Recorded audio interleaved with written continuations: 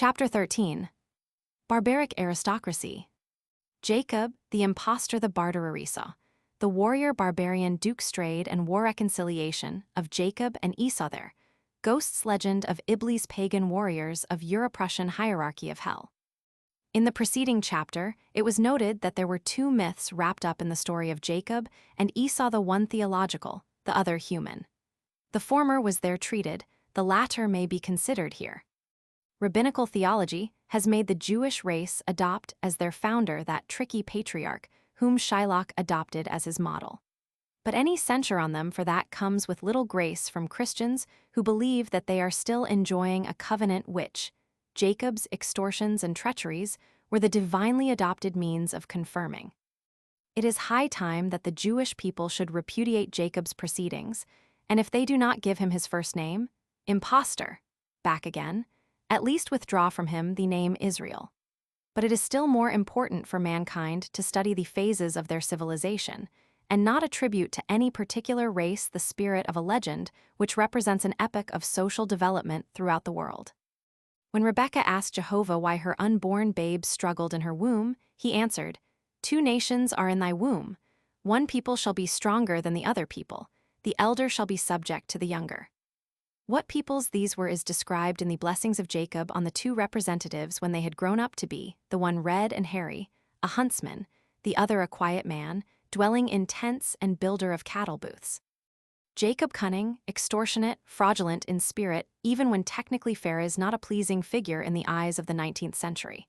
But he does not belong to the 19th century. His contest was with Esau. The very names of them belong to mythology. They are not individual men. They are conflicting tendencies and interests of a primitive period. They must be thought of as Israel and Edom historically, morally, as the barter principle and the bandit principle. High things begin low. Astronomy began as astrology, and when trade began there must have been even more trickery about it than there is now. Conceive of a world made up of nomadic tribes engaged in perpetual warfare. It is a commerce of killing.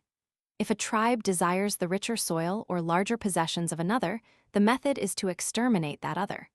But at last there rises a tribe either too weak or too peaceful to exterminate, and it proposes to barter.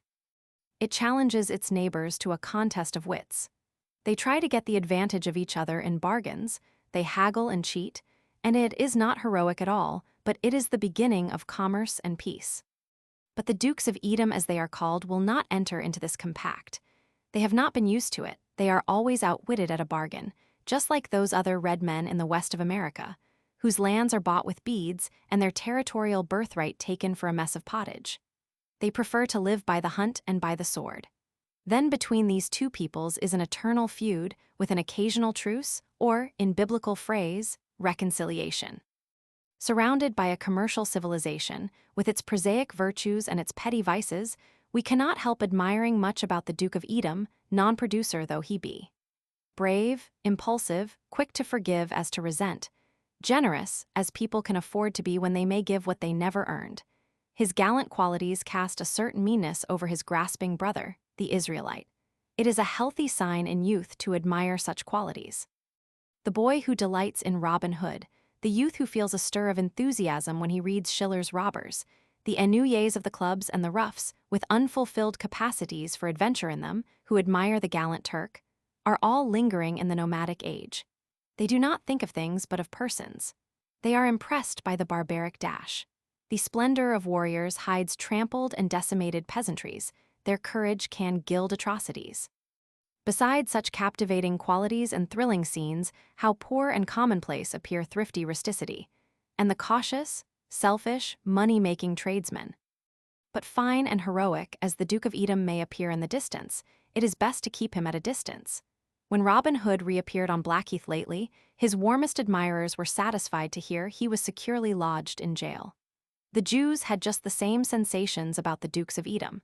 They saw that tribe near to, and lived in daily dread of them.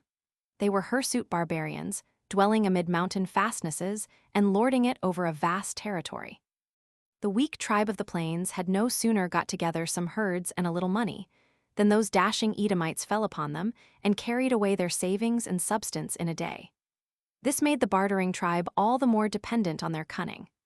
They had to match their wits against the world, and they have had to do the same to this day, when it is a chief element of their survival that their thrift is of importance to the business and finance of Europe. But in the myth it is shown that trade, timorous as it is in presence of the sword, may have a magnanimity of its own. The supplanter of Edom is haunted by the wrong he has done his elder brother and driven him to greater animosity. He resolves to seek him, offer him gifts, and crave reconciliation. It is easy to put an unfavorable construction upon his action, but it is not necessary.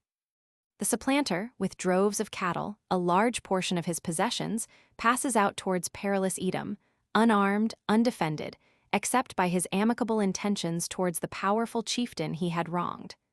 At the border of the hostile kingdom, he learns that the chieftain is coming to meet him with 400 men. He is now seized with a mighty spirit of fear. He sends on the herdsmen with the herds and remains alone. During the watches of the night, there closes upon him this phantom of fear with its presage of death. The tricky tradesman has met his conscience, and it is girt about with terror, but he feels that his nobler self is with it and that he will win. Finally has Charles Wesley told the story in his hymn, "Come, O thou traveler unknown, whom still I hold but cannot see. My company before is gone, and I am left alone with thee. With thee all night I mean to stay and wrestle till the break of day." Confident in self-despair, the supplanter conquers his fear. With the dawn, he travels onward alone to meet the man he had outraged and his armed men, and to him says, "I have appeared before thee as though I had appeared before God, that thou mightest be favorable to me." The proud duke is disarmed. The brothers embrace and weep together. The chieftain declines the presents and is only induced to accept them as proof of his forgiveness. The tradesman learns for all time that his mere cleverness may bring a demon to his side in the night, and that he never made so good a bargain as when he has restored ill-gotten gains.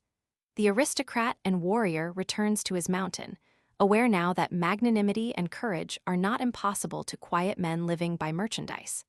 The hunting ground must make way now for the cattle breeder. The sword must yield before the balances. Whatever may have been the tribes which in primitive times had these encounters and taught each other this lesson, they were long since reconciled. But the ghosts of Israel and Edom, of barter and plunder, fought on through long tribal histories. Israel, represented by the archangel Michael, and Edom by dragon Samael, waged their war. One characteristic of the opposing power has been already considered. Samael embodied Edom as the genius of strife. He was the especial accuser of Israel, their antichrist, so to say, as Michael was their advocate. But the name Edom itself was retained as a kind of personification of the barbaric military and lordly devil. The highwayman in epaulets, the heroic spoiler, with his hairy hand which Israel itself had imitated many a time in its gloves, were summed up as Edom. This personification is the more important since it has characterized the more serious idea of Satan which prevails in the world. He is mainly a moral conception, and means the pride and pomp of the world, its natural wildness and ferocities, and the glory of them. The Mussulman fable relates that, when Allah created man and placed him in a garden, he called all the angels to worship this crowning work of his hands. Iblis alone refused to worship Adam. The very idea of a garden is hateful to the spirit of nomadism. Man the gardener receives no reverence from the proud leader of the seraphim.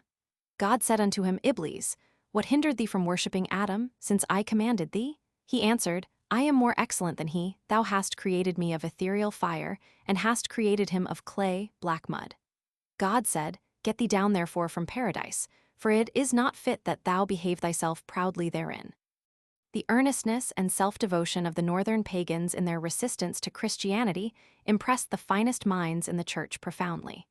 Some of the fathers even quoted the enthusiasm of those whom they regarded as devotees of the devil, to shame the apathy of Christians.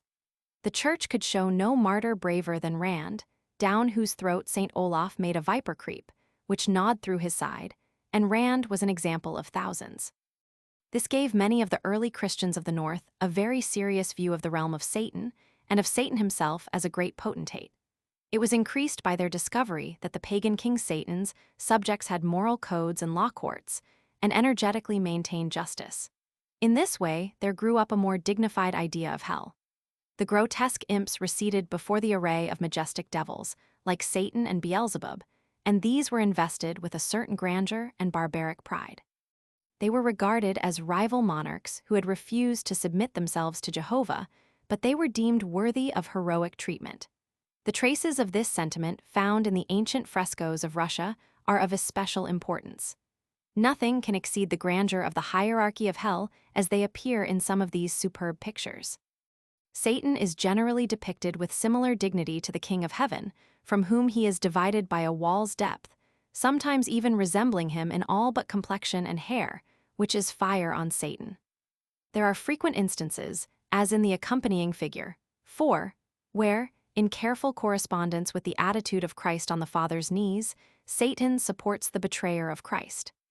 Beside the King of Hell, seated in its mouth, are personages of distinction, some probably representing those poets and sages of Greece and Rome, the prospect of whose damnation filled some of the first Christian fathers with such delight.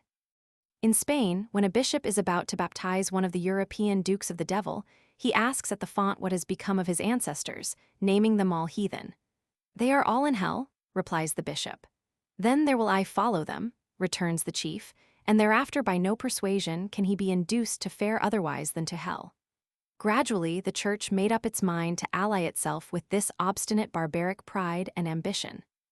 It was willing to give up anything whatever for a kingdom of this world, and to worship any number of princes of darkness, if they would give unto the bishops such kingdoms and the glory of them. They induced Esau to be baptized by promise of their aid in his oppressions, and free indulgences to all his passions. And then, by his help, they were able to lay before weaker Esau's the Christian alternatives be baptized or burnt.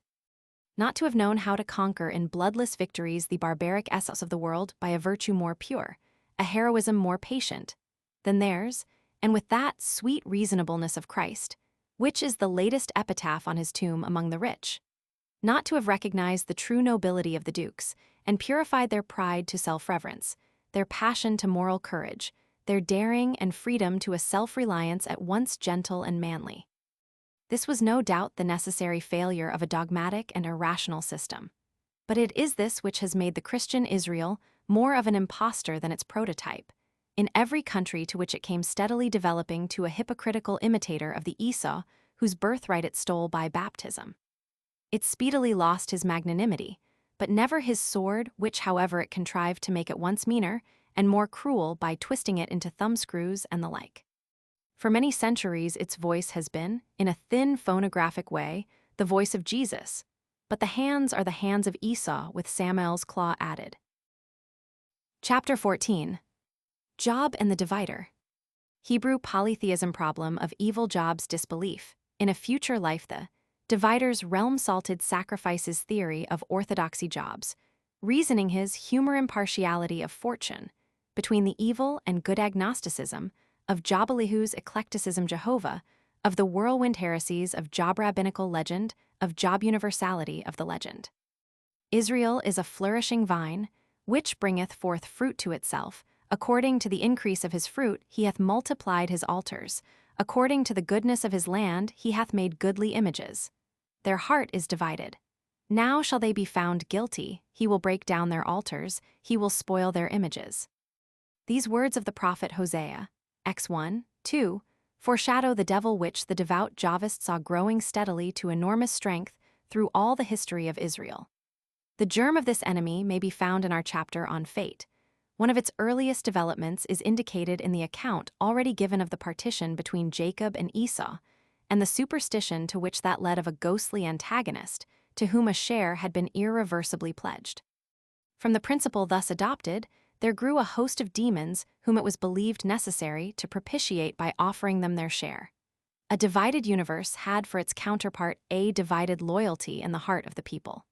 The growth of a belief in the supremacy of one God was far from being a real monotheism, as a matter of fact no primitive race has been monotheistic. In 2 Kings Romans 17. It is stated as a belief of the Jews that some Assyrians who had been imported into their territory, Samaria, were slain by lions because they knew not the manner of the God of the land. Spinoza noticed the indications given in this and other narratives that the Jews believed that gods whose worship was intolerable within their own boundaries were yet adapted to other regions, Tractatus, Roman 2. With this state of mind, it is not wonderful that, when the Jews found themselves in those alien regions, they apprehended that the gods of those countries might also employ lions on such as knew not their manner, but adhered to the worship of Jehovah too exclusively. Among the Jews grew up a more spiritual class of minds, whose feeling towards the mongrel worship around them was that of abhorrence, but these had a very difficult cause to maintain. The popular superstitions were firmly rooted in the fact that terrible evils afflicted mankind, and in the further fact that these did not spare the most pious. Nay, it had for a long time been a growing belief that the bounties and afflictions of nature, instead of following the direction promised by the patriarchs rewarding the pious, punishing the wicked, were distributed in a reverse way.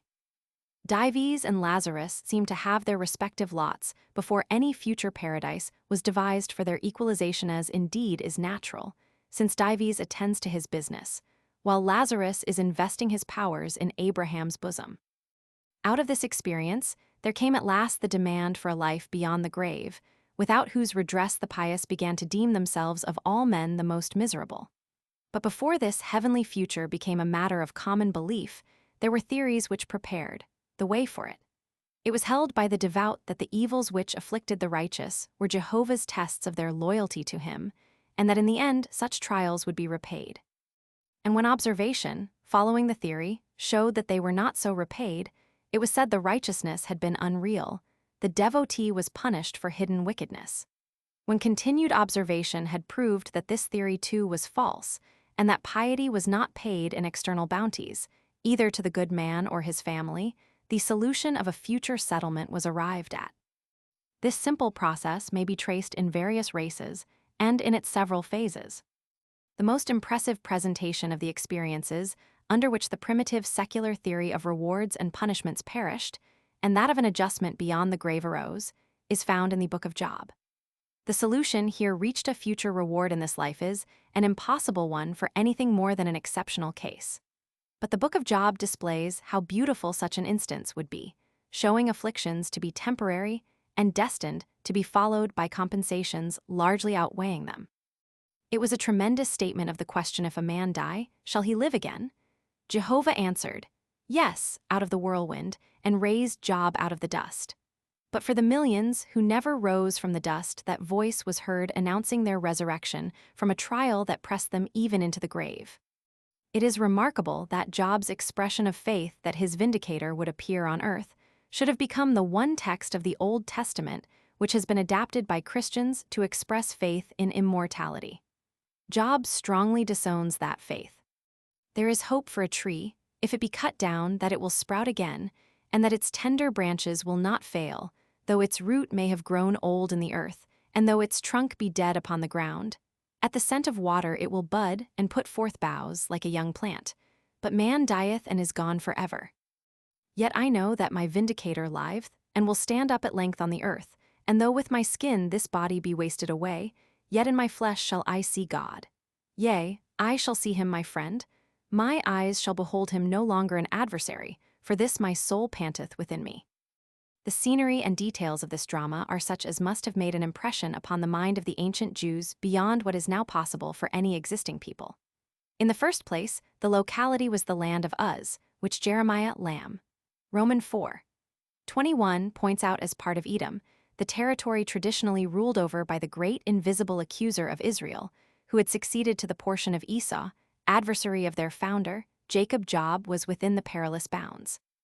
And yet here, where scapegoats were offered to deprecate Samael, and where in ordinary sacrifices some item entered for the devil's share, Job refused to pay any honor to the power of the place. He offered burnt offerings alone for himself and his sons, these being exclusively given to Jehovah. Even after his children and his possessions were destroyed by this great adversary, Job offered his sacrifice without even omitting the salt, which was the oriental seal of an inviolable compact between two, and which so especially recalled and consecrated the covenant with Jehovah. Among his 20,000 animals, Azazel's animal, the goat, is not even named. Job's distinction was an absolute and unprecedented singleness of loyalty to Jehovah. This loyalty of a disciple, even in the enemy's country, is made the subject of a sort of boast by Jehovah when the accuser enters. Postponing for the moment consideration of the character and office of the Satan, we may observe here that the trial which he challenges is merely a test of the sincerity of Job's allegiance to Jehovah.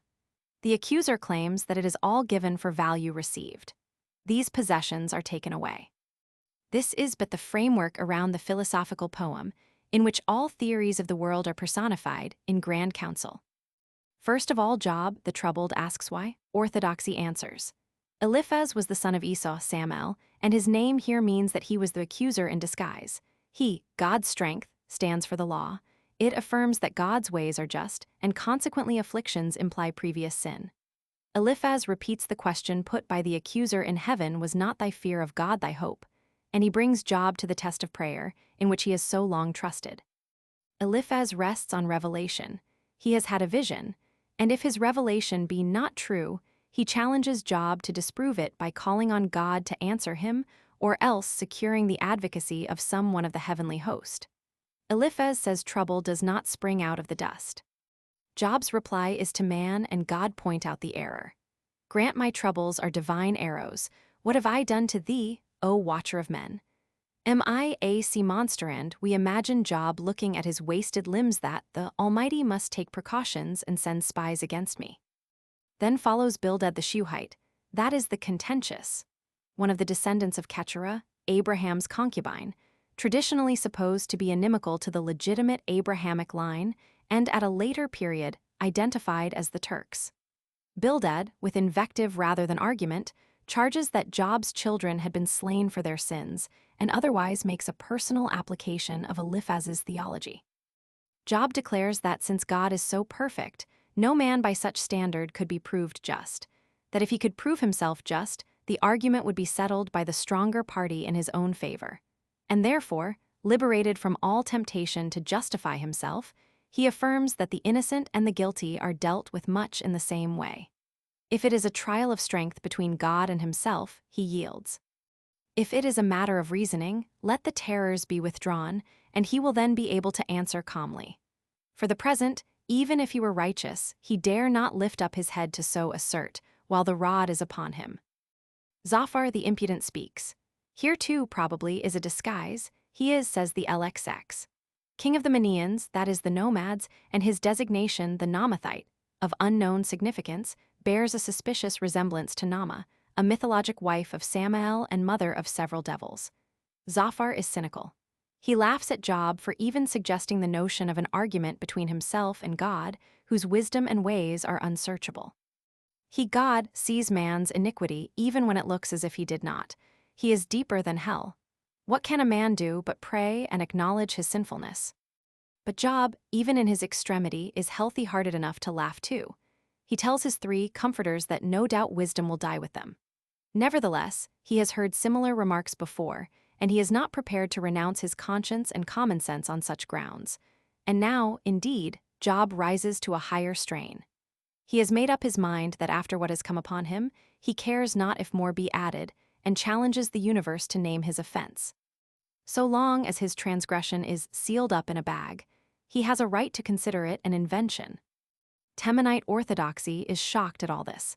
Eliphaz declares that Job's assertion that innocent and guilty suffer alike makes the fear of God a vain thing and discourages prayer. With us are the aged and hoary-headed. Job is a neologist. Eliphaz paints human nature in Calvinistic colors. Behold, God putteth no trust in his ministering spirits, and the heavens are not pure in his sight, much less abominable and polluted man, who drinketh iniquity as water. The wise have related, and they got it from the fathers to whom the land was given, and among whom no stranger was allowed to bring his strange doctrines. That affliction is the sign and punishment of wickedness. Job merely says he has heard enough of this, and finds no wise man among them. He acknowledges that such reproaches add to his sorrows. He would rather contend with God than with them, if he could. But he sees a slight indication of divine favor in the remarkable unwisdom of his revilers, and their failure to prove their point. Bildad draws a picture of what he considers would be the proper environment of a wicked man, and it closely resembles the situation of Job. But Job reminds him that he, Bildad, is not God. It is God that has brought him so low, but God has been satisfied with his flesh. He has not yet uttered any complaint as to his conduct, and so he, Job, believes that his vindicator will yet appear to confront his accusers, the men who are so glib when his afflictor is silent. Zophar harps on the old string. Pretty much as some preachers go on endlessly with their pictures of the terrors which haunted the deathbeds of Voltaire and Paine, all the more because none are present to relate the facts. Zophar recounts how men who seemed good, but were not, were overtaken by asps and vipers and fires from heaven. But Job, on the other hand, has a curious catalogue of examples in which the notoriously wicked have lived in wealth and gaiety. And if it be said God pays such off in their children, Job denies the justice of that. It is the offender, and not his child, who ought to feel it. The prosperous and the bitter in soul alike lie down in the dust at last, the good and the evil, and Job is quite content to admit that he does not understand it. One thing he does understand: your explanations are false. But Eliphaz insists on Job having a dogma. If the orthodox dogma is not true, put something in its place. Why are you afflicted? What is your theory? Is it because God was afraid of your greatness? It must be as we say, and you have been defrauding and injuring people in secret. Job, having repeated his ardent desire to meet God face to face as to his innocence, says he can only conclude that what befalls him and others is what is appointed for them. His terror indeed arises from that. The good and the evil seem to be distributed without reference to human conduct. How darkness conspires with the assassin. If God were only a man, things might be different, but as it is, what he desireth that he doeth, and who can turn him? Bildad falls back on his dogma of depravity. Man is a worm, a reptile. Job finds that for a worm, Bildad is very familiar with the divine secrets. If man is morally so weak, he should be lowly in mind also. God by his Spirit hath garnished the heavens, his hand formed the crooked serpent.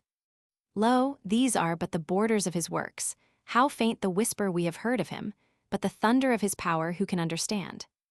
Job takes up the position of the agnostic, and the three comforters are silenced. The argument has ended where it had to end. Job then proceeds with sublime eloquence. A man may lose all outward things, but no man or God can make him utter a lie, or take from him his integrity, or his consciousness of it. Friends may reproach him, but he can see that his own heart does not. That one superiority to the wicked he can preserve. In reviewing his arguments, Job is careful to say that he does not maintain that good and evil men are on an equality. For one thing, when the wicked man is in trouble, he cannot find resource in his innocence. Can he delight himself in the Almighty? When such die, their widows do not bewail them. Men do not befriend oppressors when they come to want. Men hiss them, and with guilt in their heart they feel their sorrows to be the arrows of God, sent in anger. In all the realms of nature, therefore, amid its powers, splendors, and precious things, man cannot find the wisdom which raises him above misfortune, but only in his inward loyalty to the highest, and freedom from moral evil. Then enters a fifth character, Elihu, whose plan is to mediate between the old dogma and the new agnostic philosophy. He is orthodoxy rationalized. Elihu's name is suggestive of his ambiguity. It seems to mean one whose God is he, and he comes from the tribe of Buz, whose Hebrew meaning might almost be represented in that English word which, with an added Z, would best convey the windiness of his remarks. Buz was the son of Milcah, the moon, and his descendant so came fairly by his theologic moonshine of the kind which Carlyle has so well described in his account of Coleridgean casuistry. Elihu means to be fair to both sides. Elihu sees some truth in both sides. Eclectic Elihu. Job is perfectly right in thinking he had not done anything to merit his sufferings, but he did not know what snares were around him, and how he might have done something wicked but for his affliction. Moreover, God ruins people now and then just to show how he can lift them up again. Job ought to have taken this for granted, and then to have expressed it in the old abject phraseology, saying, I have received chastisement, I will offend no more, what I see not teach thou me. A truly Elihuic or contemptible answer to Job's sensible words. Why is light given to a man whose way is hid? Why administer the rod which enlightens as to the anger but not its cause, or as to the way of amend? In fact, the casuistic Elihu casts no light whatever on the situation. He simply overwhelms him with metaphors and generalities about the divine justice and mercy, meant to hide this new and dangerous solution which Job had discovered, namely, that the old dogmatic theories of evil were proved false by experience, and that a good man amid sorrow should admit his ignorance, but never allow terror to wring from him the voice of guilt, nor the attempt to propitiate divine wrath. When Jehovah appears on the scene, answering Job out of the whirlwind, the tone is one of wrath, but the whole utterance is merely an amplification of what Job had said. What we see and suffer are but fringes of a whole we cannot understand. The magnificence and wonder of the universe celebrated in that voice of the whirlwind had to be given the lame and impotent conclusion of Job abhorring himself and repenting in dust and ashes. The conventional Cerberus must have his sop. But none the less does the great heart of this poem reveal the soul that was not shaken or divided in prosperity or adversity. The burnt offering of his prosperous days, symbol of a worship which refused to include the supposed powers of mischief, was enjoined on Job's comforters. They must bend to him as nearer God than they. And in his high philosophy, Job found what is symbolized in the three daughters born to him: Jemima, the dove, the voice of the returning spring; Kezia, Kasha, the sweet incense; Karen-Happuch, the horn of beautiful color or decoration. From the Jewish point of view, this triumph of Job represented a tremendous heresy. The idea that afflictions could befall a man without any reference to his conduct, and consequently not to be influenced by the normal rites and sacrifices, is one fatal to a priesthood. If evil may be referred in one case to what is going on far away among gods and obscurities of the universe, and to some purpose beyond the ken of all sages, it may so be referred in all cases, and though burnt offerings may be resorted to formally, they must cease when their powerlessness is proved. Hence the rabbins have taken the side of Job's comforters. They invented a legend that Job had been a great magician in Egypt, and was one of those whose sorceries so long prevented the escape of Israel. He was converted afterwards, but it is hinted that his early wickedness required the retribution he suffered. His name was to them the troubler troubled. Heretical also was the theory that man could get along without any angelolatry or demon worship. Job, in his singleness of service, fearing God alone, defying the seraphim and cherubim from Samael down to do their worst, was a perilous figure. The priests got no part of any burnt offering. The sin offering was of almost sumptuary importance.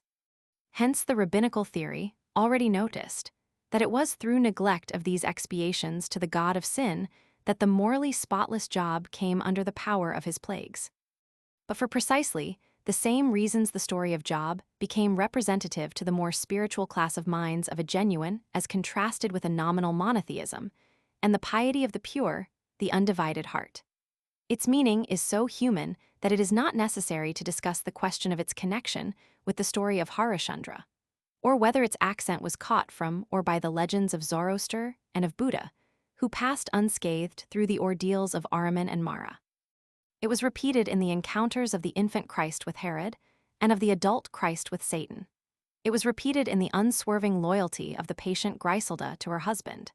It is indeed the heroic theme of many races and ages, and it everywhere points to a period when the virtues of endurance and patience rose up to match the agonies which fear and weakness had tried to propitiate, when man first learned to suffer and be strong. Chapter 15. Satan. Public prosecutor Satan as accuser English devil worshipper.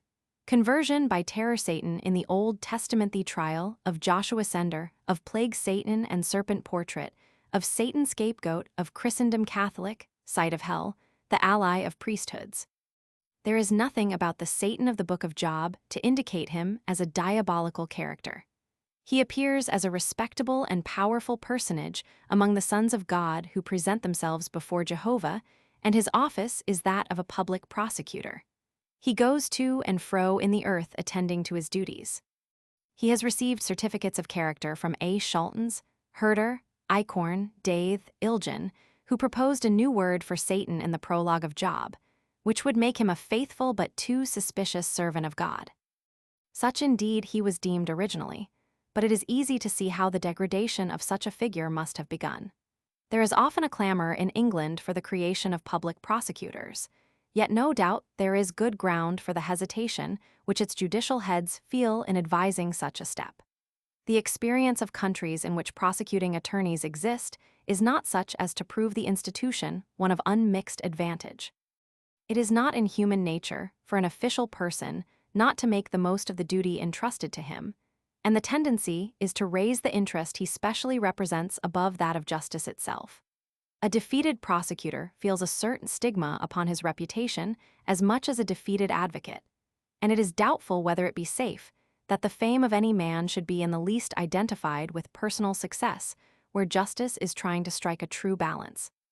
The recent performances of certain attorneys in England and America, retained by societies for the suppression of vice, strikingly illustrate the dangers here alluded to.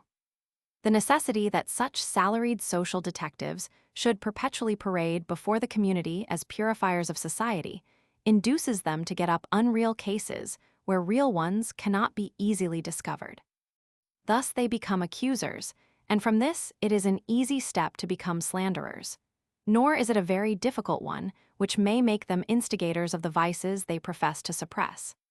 The first representations of Satan show him holding in his hand the scales, but the latter show him trying slyly with hand or foot to press down that side of the balance in which the evil deeds of a soul are being weighed against the good.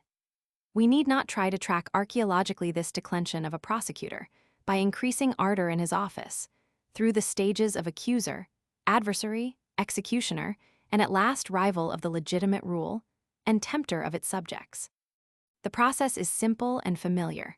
I have before me a little twopenny book, which is said to have a vast circulation, where one may trace the whole mental evolution of Satan. The ancient devil worshipper who has reappeared with such power in England tells us that he was the reputed son of a farmer, who had to support a wife and 11 children on from 7s to 9s per week, and who sent him for a short time to school. My schoolmistress reproved me for something wrong, telling me that God Almighty took notice of children's sins. This stuck to my conscience a great while, and who this God Almighty could be I could not conjecture, and how he could know my sins without asking my mother I could not conceive. At that time there was a person named Godfrey, an exciseman, in the town, a man of a stern and hard-favored countenance, whom I took notice of for having a stick covered with figures and an ink bottle hanging at the buttonhole of his coat.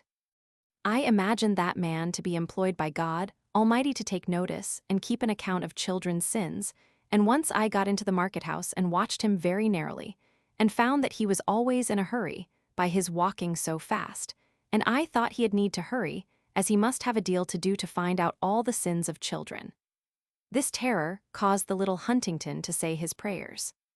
Punishment for sin I found was to be inflicted after death, therefore I hated the churchyard, and would travel any distance round rather than drag my guilty conscience over that enchanted spot. The child is father to the man. When Huntington, SS, grew up, it was to record for the thousands who listened to him as a prophet his many encounters with the devil. The Satan he believes in is an exact counterpart of the stern, hard-favored exciseman whom he had regarded as God's employee.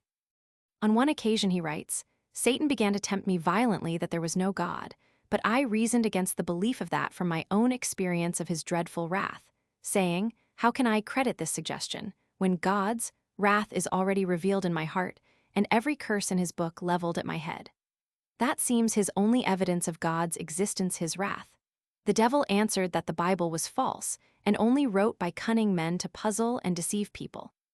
There is no God, said the adversary, nor is the Bible true. I asked, who then made the world? He replied, I did, and I made men too. Satan, perceiving my rationality almost gone, followed me up with another temptation, that as there was no God I must come back to his work again, else when he had brought me to hell he would punish me more than all the rest. I cried out, oh, what will become of me? What will become of me? He answered that there was no escape but by praying to him, and that he would show me some lenity when he took me to hell. I went and sat in my tool house halting between two opinions, whether I should petition Satan or whether I should keep praying to God, until I could ascertain the consequences. While I was thinking of bending my knees to such a cursed being as Satan, an uncommon fear of God sprung up in my heart to keep me from it. In other words, Mr. Huntington wavered between the petitions, good Lord, good devil. The question whether it were more moral, more holy, to worship the one than the other did not occur to him. He only considers which is the strongest, which could do him the most mischief, which therefore to fear the most. And when Satan has almost convinced him in his own favor, he changes round to God. Why? Not because of any superior goodness on God's part. He says, "An uncommon fear of God sprung up in my heart. The greater terror won the day, that is to say, of two demons he yielded to the stronger." Such an experience, though that of one living in our own time, represents a phase in the development of the relation between God and Satan which would have appeared primitive to an Assyrian 2,000 years ago. The ethical antagonism of the two was then much more clearly felt. But this bit of contemporary superstition may bring before us the period when Satan, from having been a nemesis or retributive agent of the divine law, had become a mere personal rival of his superior. Satan, among the Jews, was at first a generic term for an adversary lying in wait. It is probably the furtive suggestion at the root of this Hebrew word, which aided in its selection as the name for the invisible adverse powers when they were especially distinguished. But originally no special personage, much less any antagonist of Jehovah, was signified by the word. Thus we read, "And God's anger was kindled because he, Balaam, went, and the angel of the Lord stood in the way for Satan against him. And the ass saw the angel of the Lord standing in the way, and his sword drawn in his hand.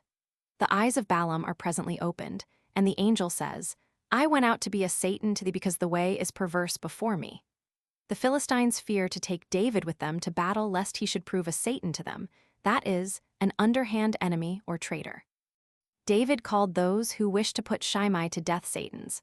But in this case, the epithet would have been more applicable to himself for affecting to protect the honest man for whose murder he treacherously provided.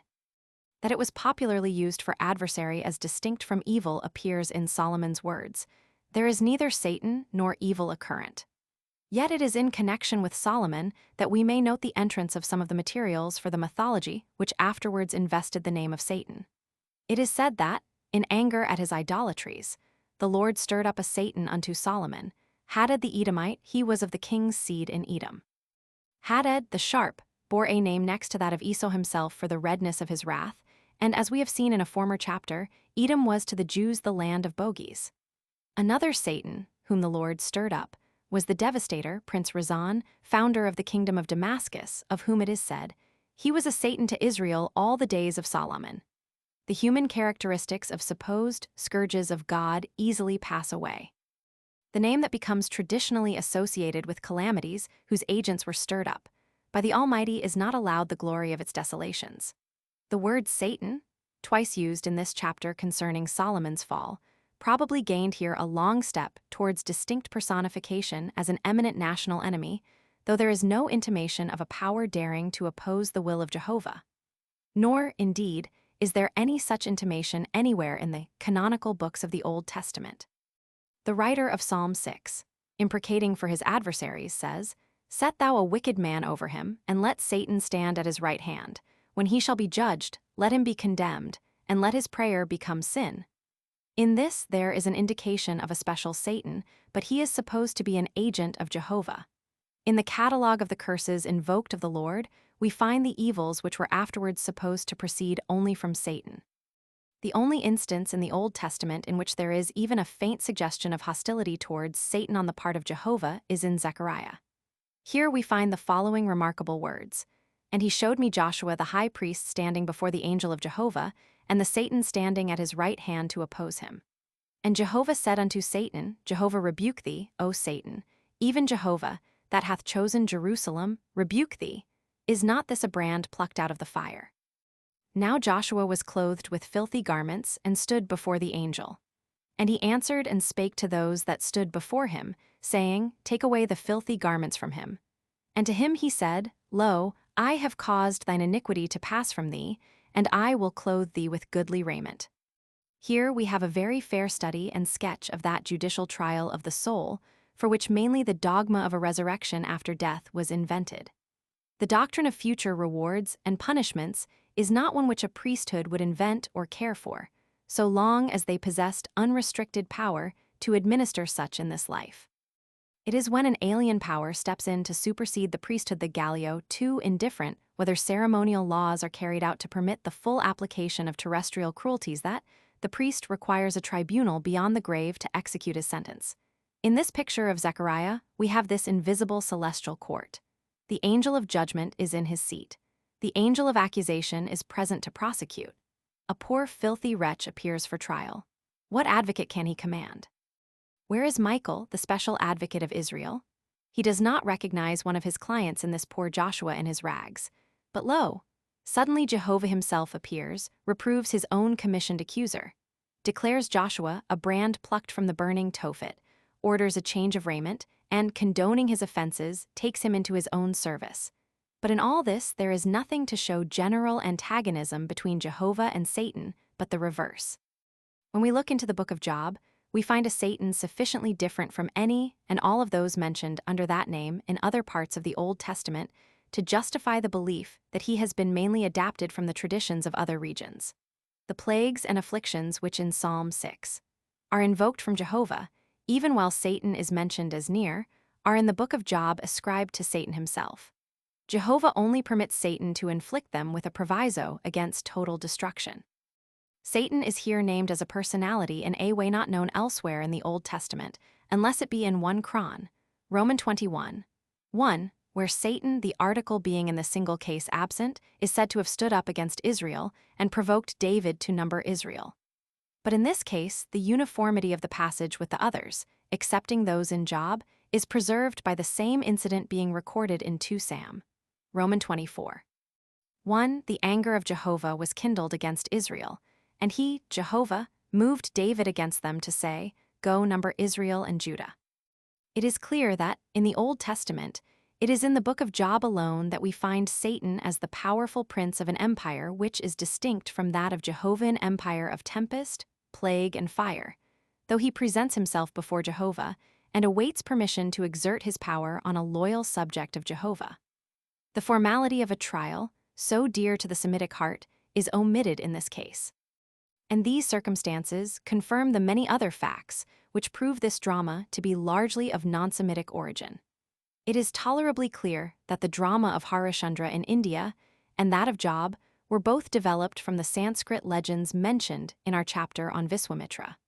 And it is certain that Aryan and Semitic elements are both represented in the figure of Satan as he has passed into the theology of Christendom. Nor indeed has Satan, since his importation into Jewish literature in this new aspect, much as the rabbins have made of him, ever been assigned the same character among that people that has been assigned him in Christendom. He has never replaced Samael as their archfiend. Rabbins have, indeed, in later times associated him with the serpent which seduced Eve in Eden. But the absence of any important reference to that story in the New Testament is significant of the slight place it had in the Jewish mind long after the belief in Satan had become popular. In fact, that essentially Aryan myth little accorded with the ideas of strife and immorality which the Jews had gradually associated with Samael. In the narrative, as it stands in Genesis, it is by no means the serpent that makes the worst appearance. It is Jehovah, whose word that death shall follow on the day the apple is eaten is falsified by the result. And while the serpent is seen telling the truth and guiding man to knowledge, Jehovah is represented as animated by jealousy or even fear of man's attainments. All of which is natural enough in an extremely primitive myth of a combat between rival gods, but by no means possesses the moral accent of the time and conditions amid which Jaivism certainly originated. It is in the same unmoral plane as the contest of the Devis and Asuras for the Amrita in Hindu mythology, a contest of physical force and wits. The real development of Satan among the Jews was from an accusing to an opposing spirit, then to an agent of punishment, a hated executioner. The fact that the figure here given Fig. 5 was identified by one so familiar with Semitic demonology as Comet as a representation of him is extremely interesting. It was found among representations of cherubim, and on the back of one somewhat like it is a formula of invocation against demons. The countenance is of that severe beauty which the Greeks ascribed to Nemesis. Nemesis has at her feet the wheel and rudder, symbols of her power to overtake the evildoer by land or sea. The feet of this figure are winged for pursuit. He has 4 hands. In one he bears the lamp which, like Lucifer, brings light on the deed of darkness. As to others, he answers Baruch's description, Ep. 13:14 of the Babylonian god, he hath a scepter in his hand like a man, like a judge of the kingdom he hath in his hand a sword and an axe. He bears nicely graduated implements of punishment, from the lash that scourges to the axe that slays, and his retributive powers are supplemented by the scorpion tail. At his knees are signets, whomsoever he seals are sealed. He has the terrible eyes, which were believed able to read on every forehead a catalogue of sins invisible to mortals, a power that made women careful of their veils, and gave meaning to the formula, "Get thee behind me." Now this figure, which Comet believed to be Satan, bears on its reverse the everlasting sun. He is a god made up of Egyptian and Magian forms, the head plumes belonging to the one, the multiplied wings to the other. Matter hist, crit, denost, reproduces it, and says that it differs so much from all else of the kind as to prove it the work of an impostor. But Professor C.W. King has a, probably 5th century, gem in his collection, evidently a rude copy of this, reproduced in his Gnostics, PL, Xi 3, on the back of which is Light of Lights. And in a note which I have from him, he says that it sufficiently proves matter wrong and that this form was primitive. In one gem of Professor King's, PL. V1, the lamp is also carried and means the light of lights. The inscription beneath, within a coiled serpent, is in corrupt cuneiform characters, long preserved by the Magi, though without understanding them. There is little doubt, therefore, that the instinct of Comet was right, and that we have here an early form of the detective and retributive Magian deity ultimately degraded to an accusing spirit, or Satan. Although the Jews did not identify Satan with their scapegoat, yet he has been veritably the scapegoat among devils for 2,000 years. All the nightmares and phantasms that ever haunted the human imagination have been packed upon him unto this day, when it is almost as common to hear his name in India and China as in Europe and America. In thus passing round the world, he has caught the varying features of many fossilized demons. He has been horned, hoofed, reptilian, quadrupedal, anthropoid, anthropomorphic, beautiful, ugly, male, female. The whites painted him black, and the blacks, with more reason, painted him white. Thus has Satan been made a miracle of incongruities. Yet through all these protean shapes there has persisted the original characteristic mentioned. He is prosecutor and executioner under the divine government, though his office has been debased by that mental confusion which, in the East, abhors the burner of corpses, and, in the West, regards the public hangman with contempt. The abhorrence, in the case of Satan, being intensified by the supposition of an overfondness for his work, carried to the extent of instigating the offenses which will bring him victims. In a well-known English Roman Catholic book of recent times, there is this account of St. Francis' visit to hell in company with the angel Gabriel. St. Francis saw that, on the other side of a certain soul, there was another devil to mock at and reproach it. He said, "Remember where you are and where you will be forever. How short the sin was, how long the punishment. It is your own fault. When you committed that mortal sin, you knew how you would be punished. What a good bargain you made to take the pains of eternity in exchange for the sin of a day, an hour, a moment. You cry now for your sin, but your crying comes too late. You liked bad company, you will find bad company enough here. Your father was a drunkard, look at him there drinking red-hot fire. You were too idle to go to Mass on Sundays, be as idle as you like now, for there is no Mass to go to. You disobeyed your father, but you dare not disobey him who is your father in hell." This devil speaks as one carrying out the divine decrees. He preaches. He utters from his chasuble of flame the sermons of Father Furnace. And no doubt, wherever belief in Satan is theological, this is pretty much the form which he assumes before the mind, or what such believers would call their mind, albeit really the mind of some Syrian dead these 2,000 years. But the Satan popularly personalized was man's effort to imagine an enthusiasm of inhumanity. He is the necessary appendage to a personalized omnipotence, whose thoughts are not as man's thoughts, but claim to coerce these. His degradation reflects the heartlessness and the ingenuity of torture, which must always represent personal government with its catalogue of fictitious crimes. Offenses against mere majesty, against iniquities framed in law, must be doubly punished, the thing to be secured being doubly weak. Under any theocratic government, law and punishment would become the types of diabolism. Satan thus has a twofold significance. He reports what powerful priesthoods found to be the obstacles to their authority, and he reports the character of the priestly despotisms which aimed to obstruct human development. Chapter 16. Religious Despotism. Pharaoh and Herod Zoroaster's, Mother Ahriman's emissaries Kansa, and Krishna emissaries of Kansastiges and Cyrus Sohakbel, and the Christian. The Jews had already, when Christ appeared, formed the theory that the hardening of Pharaoh's heart and his resistance to the departure of Israel from Egypt were due to diabolical sorcery. The belief afterwards matured that Edom, Esau, or Samael was the instigator of Roman aggression was steadily forming. The mental conditions were therefore favorable to the growth of a belief in the Jewish followers of Christ that the hostility to the religious movement of their time was another effort on the part of Samael to crush the kingdom of God. Herod was not indeed called Satan or Samael, nor was Pharaoh. But the splendor and grandeur of this Idumean, the realm of Esau, notwithstanding his oppressions and crimes, had made him a fair representative to the people of the supernatural power they dreaded. Under these circumstances, it was a powerful appeal to the sympathies of the Jewish people to invent in connection with Herod a myth exactly similar to that associated with Pharaoh, namely, a conspiracy with sorcerers, and consequent massacre of all newborn children. The myths which tell of divine babes supernaturally saved from royal hostility are veritable myths, even where they occur so late in time that historic names and places are given. For, of course, it is impossible that by any natural means either Pharaoh or Herod should be aware of the peculiar nature of any particular infant born in their dominions.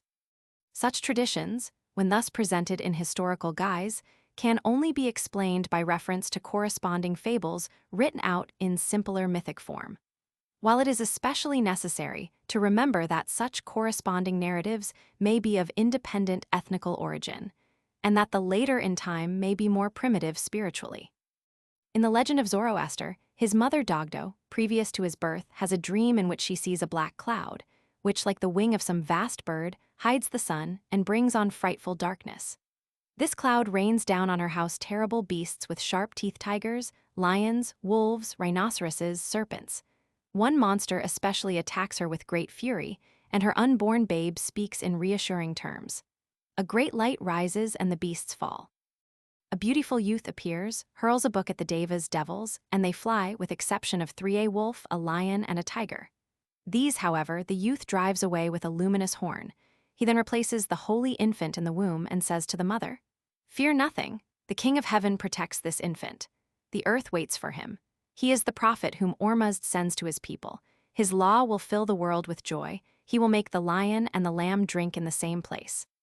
Fear not these ferocious beasts. Why should he whom Ormuzd preserves fear the enmity of the whole world?" With these words the youth vanished, and Dogdo awoke. Repairing to an interpreter, she was told that the horn meant the grandeur of Ormuzd. The book was the Avesta. The three beasts betokened three powerful enemies. Zoroaster was born laughing. This prodigy being noised abroad, the magicians became alarmed and sought to slay the child. One of them raised a sword to strike him, but his arm fell to the ground. The magicians bore the child to the desert, kindled a fire and threw him into it, but his mother afterwards found him sleeping tranquilly and unharmed in the flames. Next he was thrown in front of a drove of cows and bulls, but the fiercest of the bulls stood carefully over the child and protected him. The magicians killed all the young of a pack of wolves, and then cast the infant Zoroaster to them that they might vent their rage upon him, but the mouths of the wolves were shut. They abandoned the child on a lonely mountain, but two ewes came and suckled him. Zoroaster's father respected the ministers of the devas, magi, but his child rebuked him. Zoroaster walked on the water, crossing a great river where was no bridge on his way to Mount Iran where he was to receive the law. It was then he had the vision of the battle between the two serpent armies, the white and black adders, the former, from the south, conquering the latter, which had come from the north to destroy him. The legend of the infant Krishna is as follows. The tyrant Kansa, having given his sister Devaki in marriage to Vasudeva, as he was returning from the wedding heard a voice declare, "The eighth son of Devaki is destined to be thy destroyer." Alarmed at this, Kansa cast his sister and her husband into a prison with 7 iron doors, and whenever a son was born, he caused it to be instantly destroyed. When Devaki became pregnant the 8th time, Brahma and Siva, with attending Devis, appeared and sang, "O favored among women, in thy delivery all nature shall have cause to exult. How ardently we long to behold that face for the sake of which we have coursed round 3 worlds." When Krishna was born, a chorus of celestial spirits saluted him. The room was illumined with supernatural light. While Devaki was weeping at the fatal decree of Kansa that her son should be destroyed, a voice was heard by Vasudeva saying, "Son of Yadu, carry this child to Gokul, on the other side of the river Jumna, to Nada, whose wife has just given birth to a daughter. Leave him and bring the girl hither." At this the 7 doors swung open, deep sleep fell on the guards, and Vasudeva went forth with the holy infant in his arms. The river Jumna was swollen, but the waters, having kissed the feet of Krishna, retired on either side, opening a pathway. The great serpent of Vishnu held its hood over this new incarnation of its lord. Beside sleeping Nada and his wife, the daughter was replaced by the son, who was named Krishna, the Dark. When all this had happened, a voice came to Kansa saying, "The boy destined to destroy thee is born, and is now living." Whereupon Kansa ordered all the male children in his kingdom to be destroyed. This being ineffectual, the whereabouts of Krishna were discovered, but the messenger who was sent to destroy the child beheld its image in the water and adored it. The Rakshasas worked in the interest of Kansa. One approached the divine child in shape of a monstrous bull whose head he wrung off, and he so burned in the stomach of a crocodile which had swallowed him that the monster cast him from his mouth unharmed. Finally, as a youth, Krishna, after living some time as a herdsman, attacked the tyrant Kansa, tore the crown from his head, and dragged him by his hair a long way, with the curious result that Kansa became liberated from the 3 worlds. Such virtue had long thinking about the incarnate one, even in enmity. The divine beings represented in these legends find their complement in the fabulous history of Cyrus, and the hostile powers which sought their destruction are represented in demonology by the Persian tyrant devil Zohak. The name of Astyages, the grandfather of Cyrus, has been satisfactorily traced to Ashtahak and Agis Dahaka, the biting snake. The word thus connects him with Vedic Ahi and with Iranian Zohak, the tyrant out of whose shoulders a magician evoked 2 serpents which adhered to him and became at once his familiars and the arms of his cruelty. As Astyages, the last king of Media, he had a dream that the offspring of his daughter Mandane would reign over Asia. He gave her in marriage to Cambyses, and when she bore a child, Cyrus committed it to his minister Harpagus to be slain. Harpagus, however, moved with pity, gave it to a herdsman of Astyages, who substituted for it a stillborn child, and having so satisfied the tyrant of its death, reared Cyrus as his own son. The luminous horn of the Zoroastrian legend and the diabolism of Zohak are both recalled in the Book of Daniel, Roman 8. In the terrific struggle of the ram and the he-goat. The he-goat, ancient symbol of hairy Esau, long idealized into the invisible foe of Israel, had become associated also with Babylon and with Nimrod its founder, the Semitic Zohak. But Bel, conqueror of the dragon, was the founder of Babylon, and to Jewish eyes the dragon was his familiar. To the Jews he represented the tyranny and idolatry of Nimrod, the 2 serpents of Zohak. When Cyrus supplanted Astyages, this was the idol he found the Babylonians worshipping until Daniel destroyed it. And so, it would appear, came about the fact that to the Jews the power of Christendom came to be represented as the reign of Bel. One can hardly wonder at that. If ever there were cruelty and oppression passing beyond the limit of mere human capacities, it has been recorded in the tragical history of Jewish sufferings. The disbeliever in preternatural powers of evil can no less than others recognize in this Bel and the Christian, which the Jews substituted for Bel and the dragon, the real archfiend superstition, turning human hearts to stone when to stony gods they sacrifice their own humanity and the welfare of mankind. Chapter 17. The Prince of this World. Temptation's birth of Buddha Mara, temptation of power asceticism, and luxury Mara's menaces appearance, of the Buddha's vindicatorariman tempts, Zoroaster Satan, and Christ criticism of Strauss Jewish tradition's hunger variants. The devil, having shown Jesus all the kingdoms of this world, said, "All this power will I give thee, and the glory of them. For that is delivered unto me, and to whomsoever I will I give it." The theory thus announced is as a vast formation underlying many religions.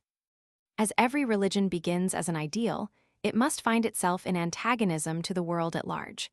And since the social and political world are themselves, so long as they last, the outcome of nature, it is inevitable that in primitive times the earth should be regarded as a satanic realm and the divine world pictured elsewhere.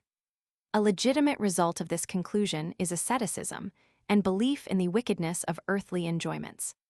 To men of great intellectual powers, generally accompanied as they are with keen susceptibilities of enjoyment and strong sympathies, the renunciation of this world must be as a living burial. To men who, amid the corruptions of the world, feel within them the power to strike in with effect, or who, seeing with how little wisdom the world is governed, are stirred by the sense of power, the struggle against the temptation to lead in the kingdoms of this world is necessarily severe. Thus simple is the sense of those temptations which make the almost invariable ordeal of the traditional founders of religions. As in earlier times the god won his spurs, so to say, by conquering some monstrous beast, the saint or savior must have overcome some potent many-headed world, with gems for scales and double tongue, coiling round the earth. And thence, like Lilith's golden hair, round the heart of all surrendered to its seductions. It is remarkable to note the contrast between the visible and invisible worlds, which surrounded the spiritual pilgrimage of Sakya Muni to Buddhahood or enlightenment. At his birth, there is no trace of political hostility. The cruel Kansa, Herod, magicians seeking to destroy, are replaced by the affectionate force of a king trying to retain his son. The universal traditions reach their happy height in the ecstatic gospels of the Siamese. The universe was illumined, all jewels shone with unwonted luster, the air was full of music, all pain ceased, the blind saw, the deaf heard, the birds paused in their flight, all trees and plants burst into bloom, and lotus flowers appeared in every place. Not under the dominion of Mara was this beautiful world. But by turning from all its youth, health, and life to think only of its decrepitude, illness, and death, the Prince Sakya Muni surrounded himself with another world in which Mara had his share of power. I condense here the accounts of his encounters with the prince, who was on his way to be a hermit. When the prince passed out at the palace gates, the king Mara, knowing that the youth was passing beyond his evil power, determined to prevent him. Descending from his abode and floating in the air, Mara cried, "Lord, thou art capable of such vast endurance, go not forth to adopt a religious life, but return to thy kingdom, and in 7 days thou shalt become an emperor of the world, ruling over the 4 great continents. Take heed, O Mara." Replied the prince, "I also know that in 7 days I might gain universal empire, but I have no desire for such possessions. I know that the pursuit of religion is better than the empire of the world. See how the world is moved and quakes with praise of this my entry on a religious life. I shall attain the glorious omniscience and shall teach the wheel of the law that all teachable beings may free themselves from transmigratory existence. You, thinking only of the lusts of the flesh, would force me to leave all beings to wander without guide into your power. Avaunt, get thee away far from me." Mara withdrew, but only to watch for another opportunity. It came when the prince had reduced himself to emaciation and agony by the severest austerities. Then Mara presented himself, and pretending compassion, said, "Beware, O grand being, your state is pitiable to look on, you are attenuated beyond measure, and your skin, that was of the color of gold, is dark and discolored. You are practicing this mortification in vain. I can see that you will not live through it. You who are a grand being had better give up this course, for be assured you will derive much more advantage from sacrifices of fire and flowers." Him the grand being indignantly answered, "Hearken, thou vile and wicked Mara, thy words suit not the time. Think not to deceive me, for I heed thee not. Thou mayest mislead those who have no understanding, but I who have virtue, endurance, and intelligence, who know what is good and what is evil, cannot be so misled. Thou, O Mara, hast 8 generals. Thy first is delight in the 5 lusts of the flesh, which are the pleasures of appearance, sound, scent, flavor, and touch. Thy second general is wrath, who takes the form of vexation, indignation, and desire to injure. Thy third is concupiscence. Thy fourth is desire. Thy fifth is impudence. Thy sixth is arrogance. Thy seventh is doubt. And thine eighth is ingratitude. These are thy generals, who cannot be escaped by those whose hearts are set on honor and wealth. But I know that he who can contend with these, thy generals, shall escape beyond all sorrow, and enjoy the most glorious happiness. Therefore I have not ceased to practice mortification, knowing that even were I to die whilst thus engaged, it would be a most excellent thing. It is added that Mara fled in confusion, but the next incident seems to show that his suggestion was not unheeded. For after he had departed, the grand being had his vision of the three-stringed guitar, one string drawn too tightly, the second too loosely, the third moderately, which last, somewhat in defiance of orchestral ideas, alone gave sweet music, and taught him that moderation was better than excess or laxity. By eating enough, he gained that pristine strength and beauty which offended the 5 Brahmins so that they left him. The third and final effort of Mara immediately preceded the prince's attainment of the order of Buddha under the boat tree. He now sent his 3 daughters, Raka, love, Arati, anger, Tanha, desire. Beautifully bedecked they approached him, and Raka said, "Lord, fearest thou not death?" But he drove her away. The 2 others also he drove away, as they had no charm of sufficient power to entice him. Then Mara assembled his generals and said, "Listen, ye Maras that know not sorrow, now shall I make war on the prince, that man without equal. I dare not attack him in face, but I will circumvent him by approaching on the north side. Assume then all manner of shapes, and use your mightiest powers, that he may flee in terror." Having taken on fearful shapes, raising awful sounds, headed by Mara himself, who had assumed immense size, and mounted his elephant Jiramaga 1,000 miles in height, they advanced. But they dare not enter beneath the shade of the holy boat tree. They frightened away, however, the Lord's guardian angels, and he was left alone. Then, seeing the army approaching from the north, he reflected, "Long have I devoted myself to a life of mortification, and now I am alone, without a friend to aid me in this contest. Yet may I escape the Maras, for the virtue of my transcendent merits will be my army. Help me," he cried, "ye 30 Barami, ye powers of accumulated merit, ye powers of almsgiving, morality, relinquishment, wisdom, fortitude, patience, truth, determination, charity, and equanimity, help me in my fight with Mara." The Lord was seated on his jeweled throne, the same that had been formed of the grass on which he sat, and Mara with his army exhausted every resource of terror-monstrous beasts, rain of missiles and burning ashes, gales that blew down mountain peaks to inspire him with fear. But all in vain. Nay, the burning ashes were changed to flowers as they fell. "Come down from thy throne," shouted the evil-formed one. "Come down, or I will cut thine heart into atoms." The Lord replied, "This jeweled throne was created by the power of my merits, for I am he who will teach all men the remedy for death, who will redeem all beings, and set them free from the sorrows of circling existence."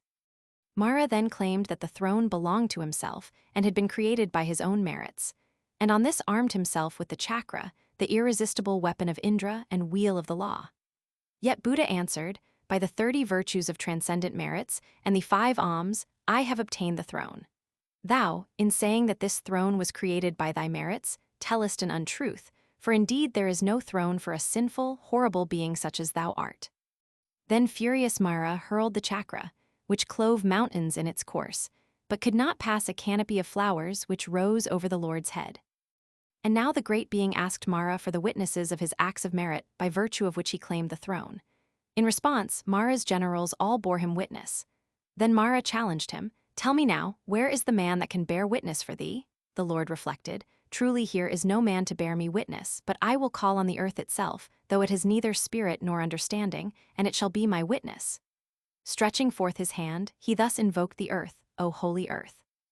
I who have attained the 30 powers of virtue, and performed the 5 great alms, each time that I have performed a great act have not failed to pour water on thee. Now that I have no other witness, I call upon thee to give thy testimony."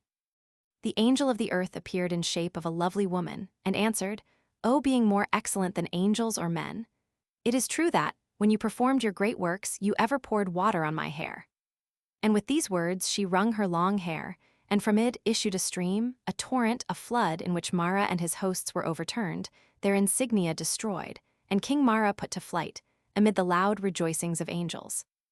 Then the evil one and his generals were conquered not only in power but in heart, and Mara, raising his 1,000 arms, paid reverence, saying, "Homage to the Lord, who has subdued his body even as a charioteer breaks his horses to his use." The Lord will become the omniscient Buddha, the teacher of angels and Brahmas and Yakas, demons and men. He will confound all Maras and rescue men from the whirl of transmigration. the menacing powers depicted as assailing Sakya Muni appear only around the infancy of Zoroaster. The interview of the latter with Ahriman hardly amounts to a severe trial, but still the accent of the chief temptation both of Buddha and Christ is in it, namely, the promise of worldly empire. It was on one of those midnight journeys through heaven and hell that Zoroaster saw Ahriman, and delivered from his power one who had done both good and evil. When Ahriman met Zoroaster's gaze, he cried, "Quit thou the pure law, cast it to the ground, thou wilt then be in the world all that thou canst desire. Be not anxious about thy end. At least do not destroy my subjects, O pure Zoroaster, son of Porosharp, who art born of her thou hast born." Zoroaster answered, "Wicked Majesty, it is for thee and thy worshippers that hell is prepared, but by the mercy of God I shall bury your work with shame and ignominy." In the account of Matthew, Satan begins his temptation of Jesus in the same way and amid similar circumstances to those we find in the Siamese legends of Buddha. It occurs in a wilderness, and the appeal is to hunger. The temptation of Buddha, in which Mara promises the empire of the world, is also repeated in the case of Satan and Jesus, Fig. 6. The menaces, however, in this case, are relegated to the infancy, and the lustful temptation is absent altogether.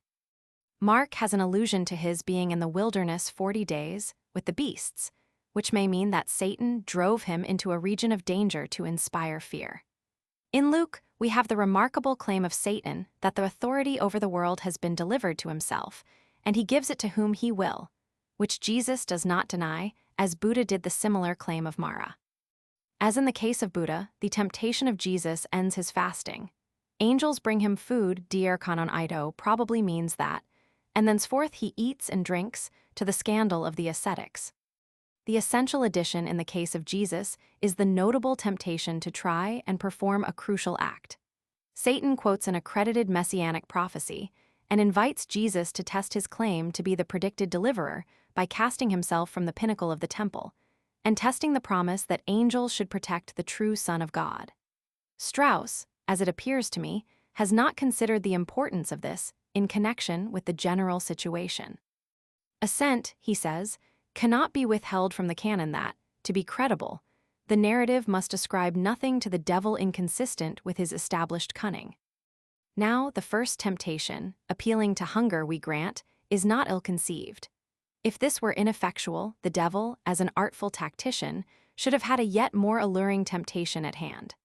But instead of this, we find him, in Matthew, proposing to Jesus the neck-breaking feat of casting himself down from the pinnacle of the temple, far less inviting miracle than the metamorphosis of the stones. This proposition finding no acceptance, there follows, as a crowning effort, a suggestion which, whatever might be the bribe, every true Israelite would instantly reject with abhorrence to fall down and worship the devil. Not so, the scapegoat was a perpetual act of worship to the devil. In this story of the temptation of Christ, there enter some characteristic elements of the temptation of Job. Uz in the one case and the wilderness in the other mean morally the same, the region ruled over by Azazel. In both cases, the trial is under divine direction. And the trial is in both cases to secure a division of worship between the good and evil powers, which was so universal in the East that it was the test of exceptional piety if one did not swerve from an unmixed sacrifice. Jesus is apparently abandoned by the God in whom he trusted. He is driven into a wilderness, and there kept with the beasts and without food. The devil alone comes to him, exhibits his own miraculous power by bearing him through the air to his own Mount Seir, and showing him the whole world in a moment of time, and now says to him, as it were, "Try your God. See if he will even turn stones into bread to save his own son, to whom I offer the kingdoms of the world." Then bearing him into the holy hill of his own God, the pinnacle of the temple, says, "Try now leap, and see if he saves from being dashed to pieces, even in his own precincts, his so trustful devotee, whom I have borne aloft so safely. Which then has the greater power to protect, enrich, advance you? He who has left you out here to starve, so that you dare not trust yourself to him, or I? Fall down then and worship me as your God, and all the world is yours. It is the world you are to reign over. Rule it in my name." When Saint Anthony is tempted by the devil in the form of a lean monk, it was easy to see that the hermit was troubled with a vision of his own emaciation. When the devil appears to Luther under guise of a holy monk, it is an obvious explanation that he was impressed by a memory of the holy brothers who still remained in the church, and who, while they implored his return, pointed out the strength and influence he had lost by secession. Equally simple are the moral elements in the story of Christ's temptation. While a member of John's ascetic community, for which, though he was rich, he became poor, hunger, and such anxiety about a living as victimizes many a young thinker now, must have assailed him. Later on, his devil meets him on the temple, quotes scripture, and warns him that his visionary God will not raise him so high in the church as the prince of this world can. And finally, when dreams of a larger union, including Jews and Gentiles, visited him, the power that might be gained by connivance with universal idolatry would be reflected in the offer of the kingdoms of the world, in payment for the purity of his aims and singleness of his worship. That these trials of self-truthfulness and fidelity, occurring at various phases of life, would be recognized is certain. A youth of high position, as Christ probably was, or even one with that great power over the people which all concede, was, in a worldly sense, throwing away his prospects. And this voice, real in its time, would naturally be conventionalized. It would put on the stock costume of devils and angels, and among Jewish Christians it would naturally be associated with the 40 days fast of Moses, Exod, Roman 34, 28, Deut, Roman 9, 9, and that of Elias 1 Kings Roman 19, 8, and the 40 years trial of Israel in the wilderness. Among Greek Christians, some traces of the legend of Heracles in his seclusion as herdsman, or at the crossroads between vice and virtue, might enter, and it is not impossible that some touches might be added from the Oriental myth which invested Buddha. However this may be, we may with certainty repair to the common source of all such myths in the higher nature of man, and recognize the power of a pure genius to overcome those temptations to a success unworthy of itself. We may interpret all such legends with a clearness proportioned to the sacrifices we have made for truth and ideal right. And the endless perplexities of commentators and theologians about the impossible outward details of the New Testament story are simple confessions that the Great Spirit so tried is now made to label with his name his own tempter, namely, a church grown powerful and wealthy, which, as the prince of this world, bribes the conscience and tempts away the talent necessary to the progress of mankind. Chapter 18. Trial of the Great. A morality at Tour. St. Anthony, of Spagnolto Bunyan's Pilgrim Milton, on Christ's temptation in Edinburgh Saint, and Unitarian Fienda, haunted Jewish conversion by fever limit of courage woman and sorcery Luther. And the devil the ink spot at Wartburg Carlyle's interpretation the cowled devil Carlyle's trialin, Rue St. Thomas, den Furthy, everlasting no devil of Vovert the latter-day conflict new, conditions the victory of man the scholar, and the world. A representation of the temptation of St. Anthony, marionettes, which I witnessed at Tours 1878, had several points of significance. It was the medieval morality as diminished by centuries, and conventionalized among those whom the centuries mold in ways and for ends they know not. Amid a scenery of grotesque devils, rudely copied from Callot, St. Anthony appeared, and was tempted in a way that recalled the old pictures. There was the same fair temptress, in this case the wife of Satan, who warns her lord that his ugly devils will be of no avail against Anthony, and that the whole affair should be confided to her. She being repelled, the rest of the performance consisted in the devils continually ringing the bell of the hermitage, and finally setting fire to it. This conflagration was the supreme torment of Anthony and, sooth to say, it was a fairly comfortable abode who utters piteous prayers, and is presently comforted by an angel bringing him wreaths of evergreen. The prayers of the saint and the response of the angel were meant to be seriously taken, but their pathos was generally met with pardonable laughter by the crowd in the booth. Yet there was a pathos about it all, if only this, that the only temptations thought of for a saint were a sound and quiet house and a mistress. The bell noise alone remained from the great picture of Spagnolto at Siena, where the unsheltered old man raises his deprecating hand against the disturber, but not his eyes from the book he reads. In Spagnolto's picture, there are 5 large books, pen, ink, and hourglass, but there is neither hermitage to be burnt nor female charms to be resisted. But Spagnolto, even in his time, was beholding the vision of exceptional men in the past, whose hunger and thirst was for knowledge, truth, and culture, and who sought these in solitude. Such men have so long left the church familiar to the French peasantry that any representation of their temptations and trials would be out of place among the marionettes. The bells which now disturb them are those that sound from steeples. Another picture loomed up before my eyes over the puppet performance at Tours, that which for Bunyan frescoed the walls of Bedford jail. There, too, the old demons, giants, and devils took on grave and vast forms, and reflected the trials of the great hearts who withstood the popes and pagans, the armed political Apollons, and the giant despairs, who could make prisons the hermitages of men born to be saviors of the people. Such were the temptations that Milton knew. From his own heart came the pigments with which he painted the trial of Christ in the wilderness. "Set women in his eye," said Belial. Women, when nothing else, beguiled the heart of wisest Solomon, and made him build, and made him bow to the gods of his wives. To whom quick answer Satan thus returned: "Belial, in much uneven scale thou waste all others by thyself. But he whom we attempt is wiser far than Solomon, of more exalted mind, made and set wholly on the accomplishment of greatest things. Therefore with manlier objects we must try his constancy, with such as have more show of worth, of honor, glory, and popular praise, rocks whereon greatest men have oftest wrecked." The progressive ideas which Milton attributed to Satan have not failed. That celestial city which Bunyan found it so hard to reach has now become a metropolis of wealth and fashion, and the trials which once beset pilgrims toiling towards it are now transferred to those who would pass beyond it to another city, seen from afar, with temples of reason and palaces of justice. The old phantasms have shrunk to puppets. The trials by personal devils are relegated to the regions of insanity and disease. It is everywhere a dance of puppets, though on a cerebral stage. A lady well known in Edinburgh related to me a terrible experience she had with the devil.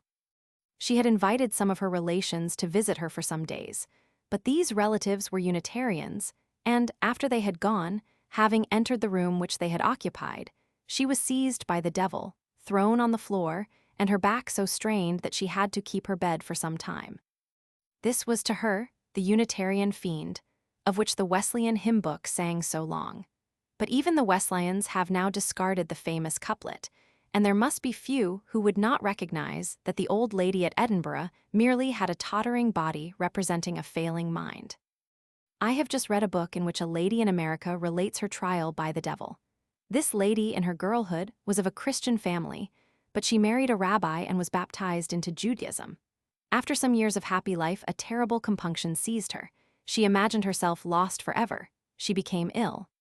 A Christian, Baptist, minister and his wife were the evil stars in her case, and with what terrors they surrounded the poor Jewess may be gathered from the following extract. "She then left me, that dear friend left me alone to my God, and to him I carried a lacerated and bleeding heart, and laid it at the foot of the cross, as an atonement for the multiplied sins I had committed, whether of ignorance or willfulness. And how shall I proceed to portray the heartfelt agonies of that night, preceding my deliverance from the shafts of Satan? Oh, this weight, this load of sin, this burden so intolerable that it crushed me to the earth. For this was a dark hour with me the darkest, and I lay calm to all appearance, but with cold perspiration drenching me, nor could I close my eyes, and these words again smote my ear, no redemption, no redemption. And the tempter came, inviting me with all his blandishment and power to follow him to his court of pleasure. My eyes were open. I certainly saw him, dressed in the most fantastic shape. This was no illusion, for he soon assumed the appearance of one of the gay throng I had mingled with in former days, and beckoned me to follow. I was awake, and seemed to lie on the brink of a chasm, and spirits were dancing around me, and I made some slight outcry, and those dear girls watching with me came to me and looked at me. They said I looked at them but could not speak, and they moistened my lips and said I was nearly gone. Then I whispered, and they came and looked at me again but would not disturb me. It was well they did not, for the power of God was over me, and angels were around me and whispering spirits near, and I whispered in sweet communion with them as they surrounded me and, pointing to the throne of grace, said, "Behold." And I felt that the glory of God was about to manifest itself. For a shout, as if a choir of angels had tuned their golden harps, burst forth in, "Glory to God on high," and died away in softest strains of melody. I lifted up my eyes to heaven, and there, so near as to be almost within my reach, the brightest vision of our Lord and Savior stood before me, enveloped with a light, ethereal mist, so bright and yet transparent that his divine figure could be seen distinctly, and my eyes were riveted upon him. For this bright vision seemed to touch my bed, standing at the foot, so near, and he stretched forth his left hand toward me, whilst with the right one he pointed to the throne of grace. And a voice came, saying, "Blessed are they who can see God. Arise, take up thy cross, and follow me. For though thy sins be as scarlet, they shall be white as wool." And with my eyes fixed on that bright vision, I saw from the hand stretched toward me great drops of blood, as if from each finger. For his blessed hand was spread open, as if in prayer, and those drops fell distinctly, as if upon the earth, and a misty light encircled me, and a voice again said, "Take up thy cross and follow me, for though thy sins be as scarlet, they shall be white as wool." And angels were all around me, and I saw the throne of heaven. And oh, the sweet calm that stole over my senses. It must have been a foretaste of heavenly bliss. How long I lay after this beautiful vision I know not, but when I opened my eyes it was early dawn, and I felt so happy and well. My young friends pressed around my bedside to know how I felt, and I said, "I am well and so happy." They then said I was whispering with someone in my dreams all night. I told them angels were with me, that I was not asleep, and I had sweet communion with them and would soon be well. That is what the temptation of Jesus in the wilderness comes to when dislocated from its time and place, and, with its gathered ages of fable, is imported at last to be an engine of torture sprung on the nerves of a devout woman. This Jewess was divorced from her husband by her Christianity. Her child died a victim to precocious piety. But what were home and affection in ruins compared with salvation from that frightful devil seen in her holy delirium? History shows that it has always required unusual courage for a human being to confront an enemy believed to be preternatural. This Jewess would probably have been able to face a tiger for the sake of her husband, but not that fantastic devil. Not long ago, an English actor was criticized because, in playing Hamlet, he cowered with fear on seeing the ghost, all his sinews and joints seeming to give way. But to me, he appeared then the perfect type of what mankind have always been when believing themselves in the presence of preternatural powers. The limit of courage in human nature was passed when the foe was one which no earthly power or weapon could reach. In old times, nearly all the sorcerers and witches were women, and it may have been, in some part, because woman had more real courage than man unarmed. Sorcery and witchcraft were but the so-called pagan rites in their last degradation, and women were the last to abandon the declining religion, just as they are the last to leave the superstition which has followed it. Their sentiment and affection were intertwined with it, and the threats of eternal torture by devils which frightened men from the old faith to the new were less powerful to shake the faith of women. When pagan priests became Christians, priestesses remained to become sorceresses. The new faith had gradually to win the love of the sex too used to martyrdom on earth to fear it much in hell. And now, again, when knowledge clears away the old terrors, and many men are growing indifferent to all religion, because no longer frightened by it, we may expect the churches to be increasingly kept up by women alone, simply because they went into them more by attraction of saintly ideals than fear of diabolical menaces. Thomas Carlyle has selected Luther's boldness in the presence of what he believed the devil to illustrate his valor. His defiance of the devils in Worms, says Carlyle, was not a mere boast, as the like might be if spoken now. It was a faith of Luther's that there were devils, spiritual denizens of the pit, continually besetting men. Many times in his writings this turns up, and a most small sneer has been grounded on it by some.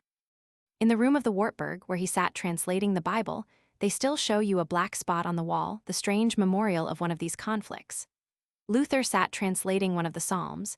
He was worn down with long labor, with sickness, abstinence from food. There rose before him some hideous, indefinable image, which he took for the evil one to forbid his work.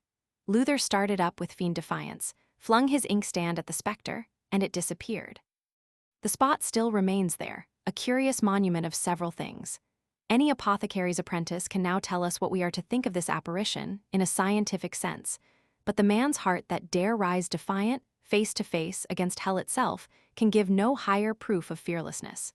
The thing he will quail before exists not on this earth nor under it fearless enough. The devil is aware, writes he on one occasion, that this does not proceed out of fear in me. I have seen and defied innumerable devils. Duke George, of Leipzig, a great enemy of his Duke George, is not equal to one devil, far short of a devil. If I had business at Leipzig, I would ride into Leipzig, though it rained Duke Georges for 9 days running. What a reservoir of dukes to ride into. Although Luther's courage certainly appears in this, it is plain that his devil was much humanized as compared with the fearful phantoms of an earlier time. Nobody would ever have tried an inkstand on the Gorgons, Furies, Lucifers of ancient belief.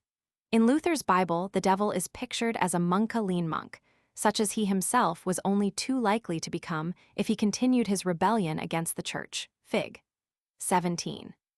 It was against a devil, liable to resistance by physical force, that he hurled his inkstand, and against whom he also hurled the contents of his inkstand in those words which Richter said were half-battles.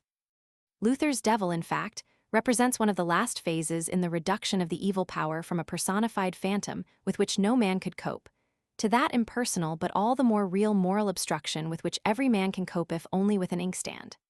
The horned monster with cowl, beads, and cross is a mere transparency, through which every brave heart may recognize the practical power of wrong around him, the established error, disguised as religion, which is able to tempt and threaten him. The temptations with menace describe those which, coming upon the weak nerves of women, vanquish their reason and heart. That which, in a healthy man, raised valor and power may be taken as sidelights for a corresponding experience in the life of a great man now living, Carlyle himself. It was at a period of youth when, amid the lonely hills of Scotland, he wandered out of harmony with the world in which he lived.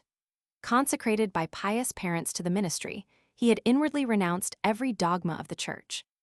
With genius and culture for high work, the world demanded of him low work. Friendless, alone, poor, he sat eating his heart, probably with little else to eat. Every Scotch parson he met unconsciously propounded to that youth the question whether he could convert his heretical stone into bread, or precipitate himself from the pinnacle of the Scotch kirk without bruises.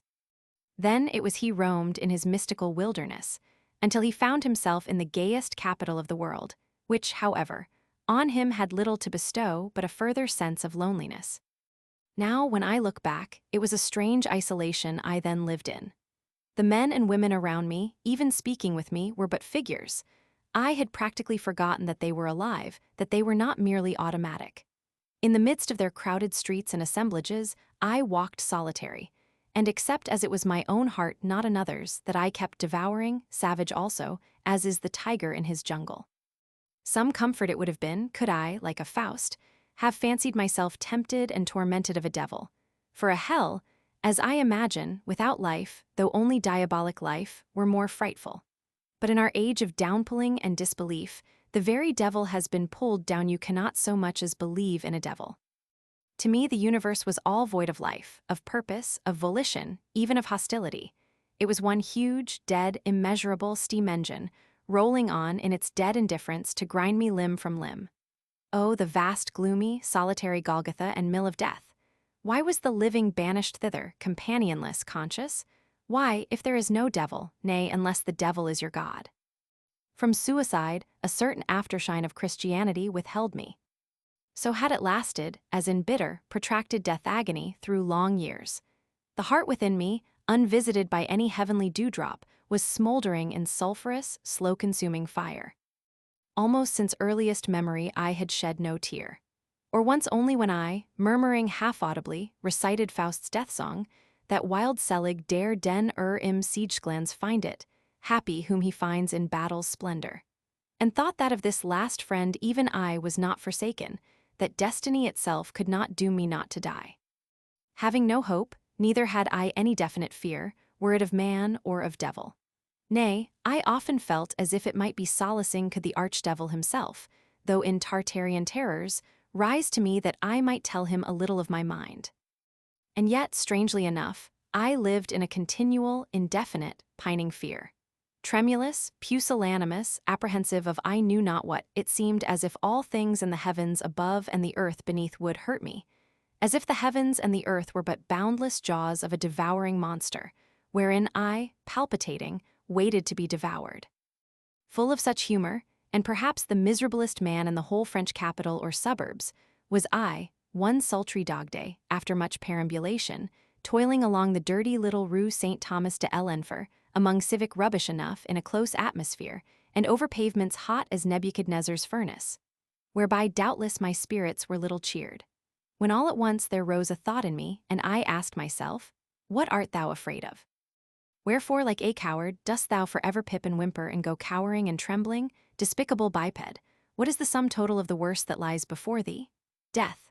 Well, death, and say the pangs of Tophet too, and all that the devil or man may, will, or can do against thee. Hast thou not a heart? Canst thou not suffer whatsoever it be, and as a child of freedom, though outcast, trample Tophet itself under thy feet, while it consumes thee? Let it come, then, I will meet it and defy it. And as I so thought, there rushed like a stream of fire over my whole soul, and I shook base fear away from me forever.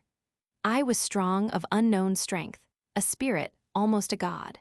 Ever from that time the temper of my misery was changed. Not fear or whining sorrow was it, but indignation and grim, fire-eyed defiance. Thus had the everlasting no pealed authoritatively through all the recesses of my being, of my me, and then was it that my whole me stood up, in native God-created majesty, and with emphasis recorded its protest. Such a protest, the most important transaction in life, may that same indignation and defiance, in a psychological point of view, be fitly called. The everlasting no had said, behold, thou art fatherless, outcast, and the universe is mine, the devil's. To which my whole me now made answer, I am not thine, but free, and forever hate thee. It is from this hour that I incline to date my spiritual new birth, or Baphometic fire baptism. Perhaps I directly thereupon began to be a man. Perhaps he who so uttered his apage Satana did not recognize amid what haunted Edom he wrestled with his phantom. Saint Louis, having invited the Carthusian monks to Paris, assigned them a habitation in the Faubourg Saint-Jacques, near the ancient chateau of Vauvert, a manor built by Robert le Diable, but for a long time then uninhabited, because infested by demons, which had perhaps been false coiners. Fearful howls had been heard there and spectres seen dragging chains, and in particular it was frequented by a fearful green monster, serpent and man in one, with a long white beard, wielding a huge club, with which he threatened all who passed that way. This demon, in common belief, passed along the road to and from the chateau in a fiery chariot, and twisted the neck of every human being met on his way. He was called the Devil of Vauvert. The Carthusians were not frightened by these stories, but asked Louis to give them the manor, which he did, with all its dependencies. After that, nothing more was heard of the Diable Vauvert or his imps. It was but fair to the demons who had assisted the friars in obtaining a valuable property so cheaply that the street should thenceforth bear the name of Rue d'Enfer, as it does. But the formidable genii of the place haunted it still, and, in the course of time, the Carthusians proved that they could use with effect all the terrors which the devils had left behind them. They represented a great money-coining Christendom with which free-thinking Michaels had to contend, even to the day when, as we have just read, one of the bravest of these there encountered his Vauvert devil and laid him low forever. I well remember that wretched street of St. Thomas leading into Hell Street, as if the Parisian authorities, remembering that Thomas was a doubter, meant to remind the wayfarer that whoso doubteth is damned. Nearby is the convent of St. Michael, who makes no war on the neighboring Rue Dragon. All names mere idle names. Among the thousands that crowd along them, how many pause to note the quaintness of the names on the street lamps, remaining there from fossil fears and phantom battles long turned to fairy lore. Yet amid them, on that sultry day in one heart was fought and won a battle which summed up all their sense and value. Every hell was conquered then, and there when fear was conquered. There, when the lower self was cast down beneath the poised spear of a free mind, St. Michael at last chained his dragon.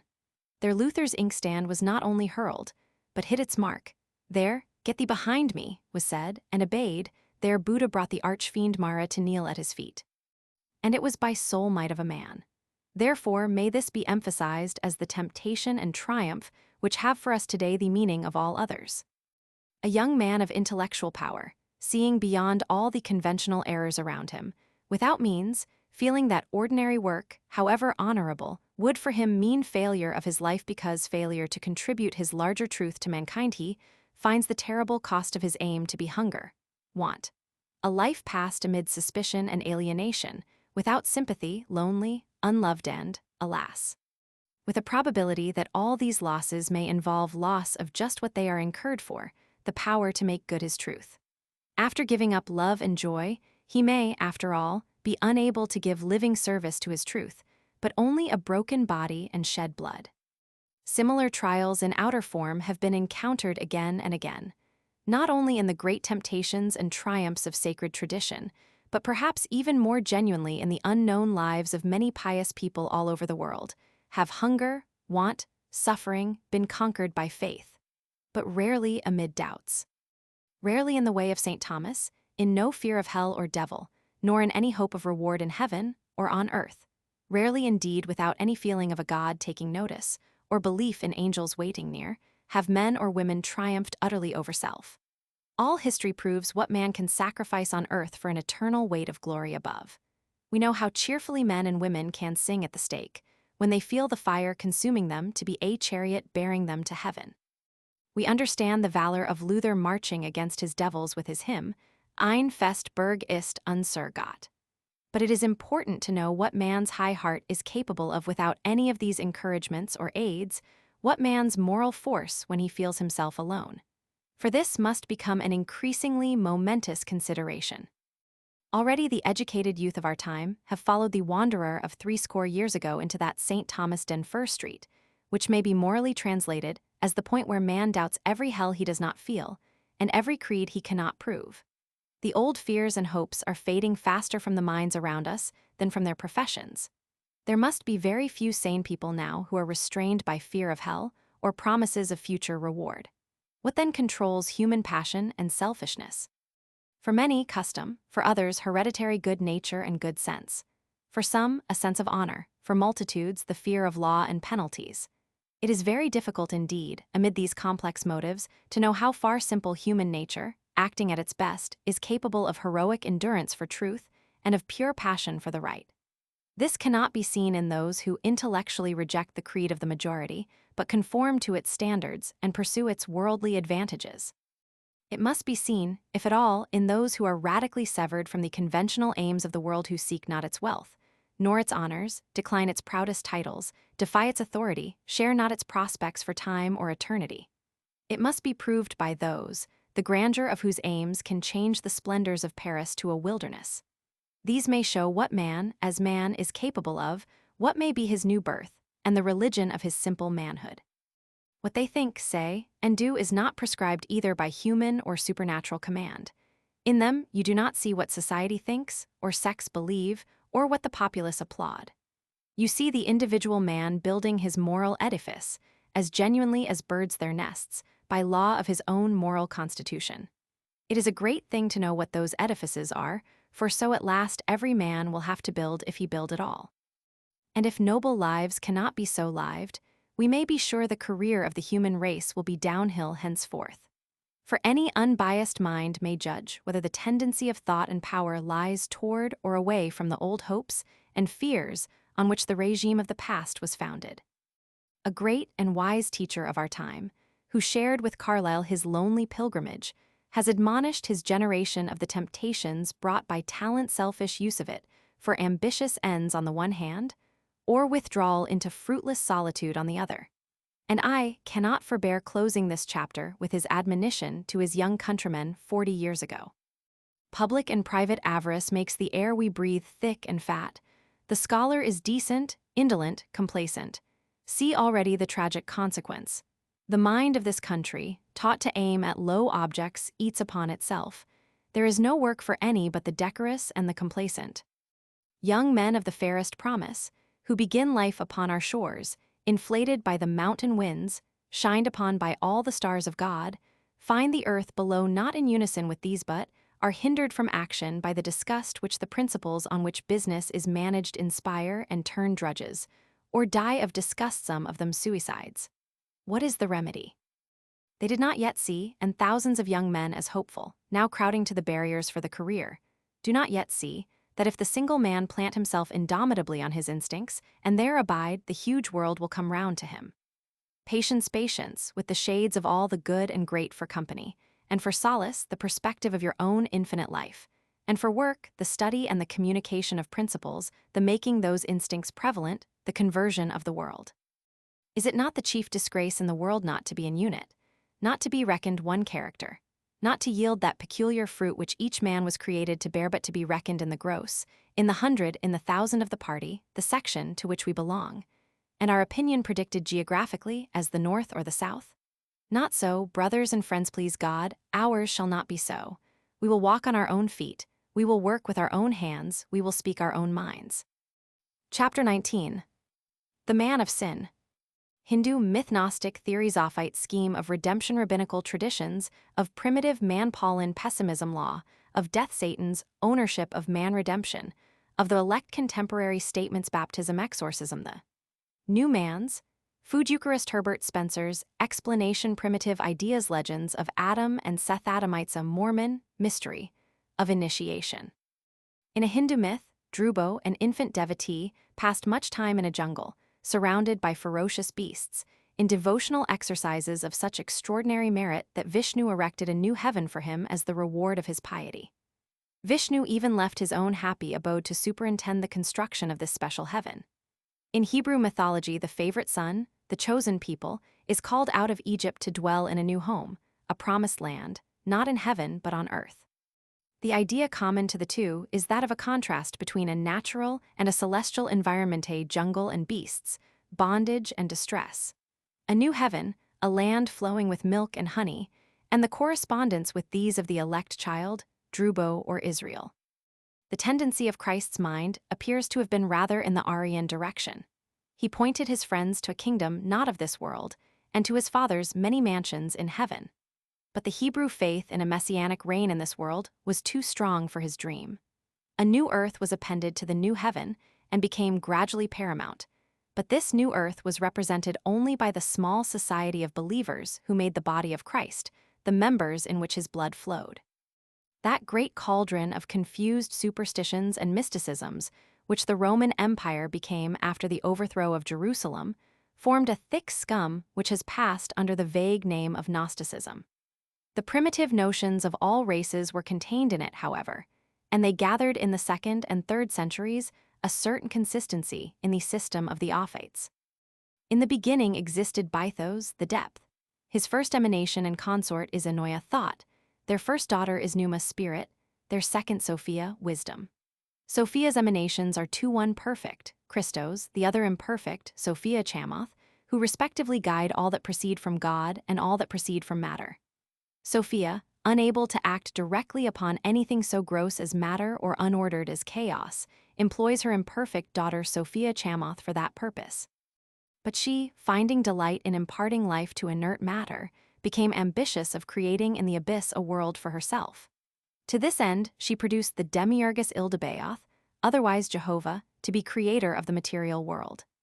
After this, Sophia Chamoth shook off matter, in which she had become entangled, but Ildebaoth, son of darkness, proceeded to produce emanations corresponding to those of Bythos in the upper universe. Among his creations was man, but his man was a soulless monster crawling on the ground. Sophia Chamoth managed to transfer to man the small ray of divine light which Ildebaoth had inherited from her. The primitive man became thus a divine being. Ildebaoth, now entirely evil, was enraged at having produced a being who had become superior to himself, and his envy took shape in a serpent-formed Satan, Ophiomorphos. He is the concentration of all that is most base in matter, conjoined with a spiritual intelligence. Their anti-Judaism led the Ophites to identify Ildebaoth as Jehovah, and this serpent son of his is Michael. They also called him Samael. Ildebaoth then also created the animal, vegetable, and mineral kingdoms with all their evils. Resolving to confine man within his own lower domain, he forbade him to eat of the tree of knowledge. To defeat his scheme, which had all been evolved out of her own temporary fall, Sophia Chamoth sent her own genius, also in form of a serpent, Ophis, to induce man to transgress the tyrant's command. Eve, supposing Ophis the same as Ophiomorphos, regarded the prohibition against the fruit as withdrawn and readily ate of it. Man thus became capable of understanding heavenly mysteries, and Ildebaoth made haste to imprison him in the dungeon of matter. He also punished Ophis by making him eat dust, and this heavenly serpent, contaminated by matter, changed from man's friend to his foe. Sophia Chamoth has always striven against these two serpents, who bind man to the body by corrupt desires. She supplied mankind with divine light, through which they became sensible of their nakedness, the misery of their condition. Ildebaoth's seductive agents gained control over all the offspring of Adam except Seth, type of the spiritual man. Sophia Chamoth moved Bythos to send down her perfect brother Christos to aid the spiritual race of Seth. Christos descended through the 7 planetary regions, assuming successively forms related to each, and entered into the man Jesus at the moment of his baptism. Ildebaoth, discovering him, stirred up the Jews to put him to death, but Christos and Sophia, abandoning the material body of Jesus on the cross, gave him one made of ether. Hence his mother and disciples could not recognize him. He ascended to the middle space, where he sits by the right hand of Ildebaoth, though unperceived by the latter, and, putting forth efforts for purification of mankind, corresponding to those put forth by Ildebaoth for evil. He is collecting all the spiritual elements of the world into the kingdom, which is to overthrow that of the enemy. Notwithstanding the animosity shown by the Ophites towards the Jews, most of the elements in their system are plagiarized from the Jews. According to ancient rabbinical traditions, Adam and Eve, by eating the fruit of the lowest region, fell through the 6 regions to the 7th and lowest.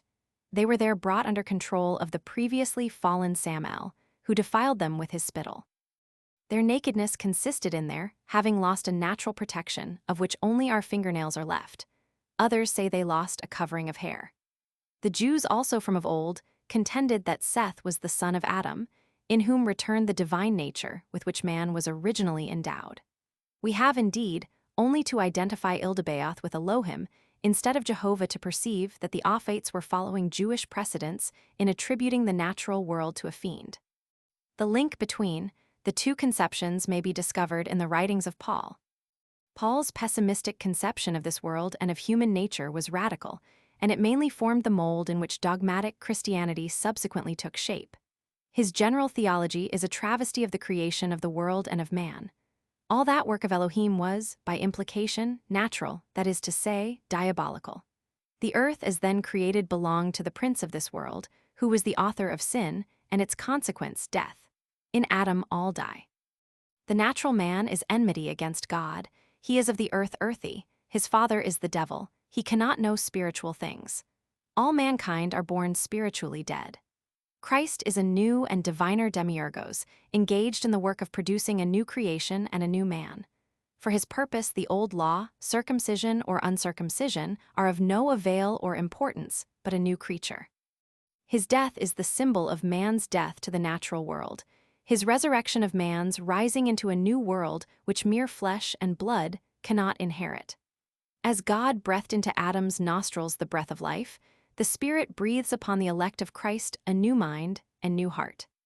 The new creature must inhale an entirely new physical atmosphere. When Paul speaks of the prince of the power of the air, it must not be supposed that he is only metaphorical. On this, however, we must dwell for a little. The air, writes Burton in his Anatomy of Melancholy, the air is not so full of flies in summer as it is at all times of invisible devils.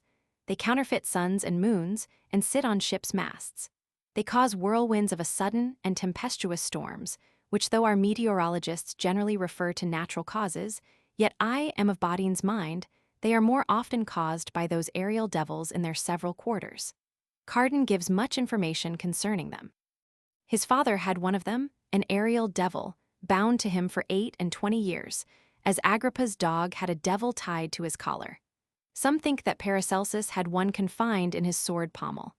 Others wear them in rings, and so the old man runs on, speculating about the mysterious cobwebs collected in the ceiling of his brain.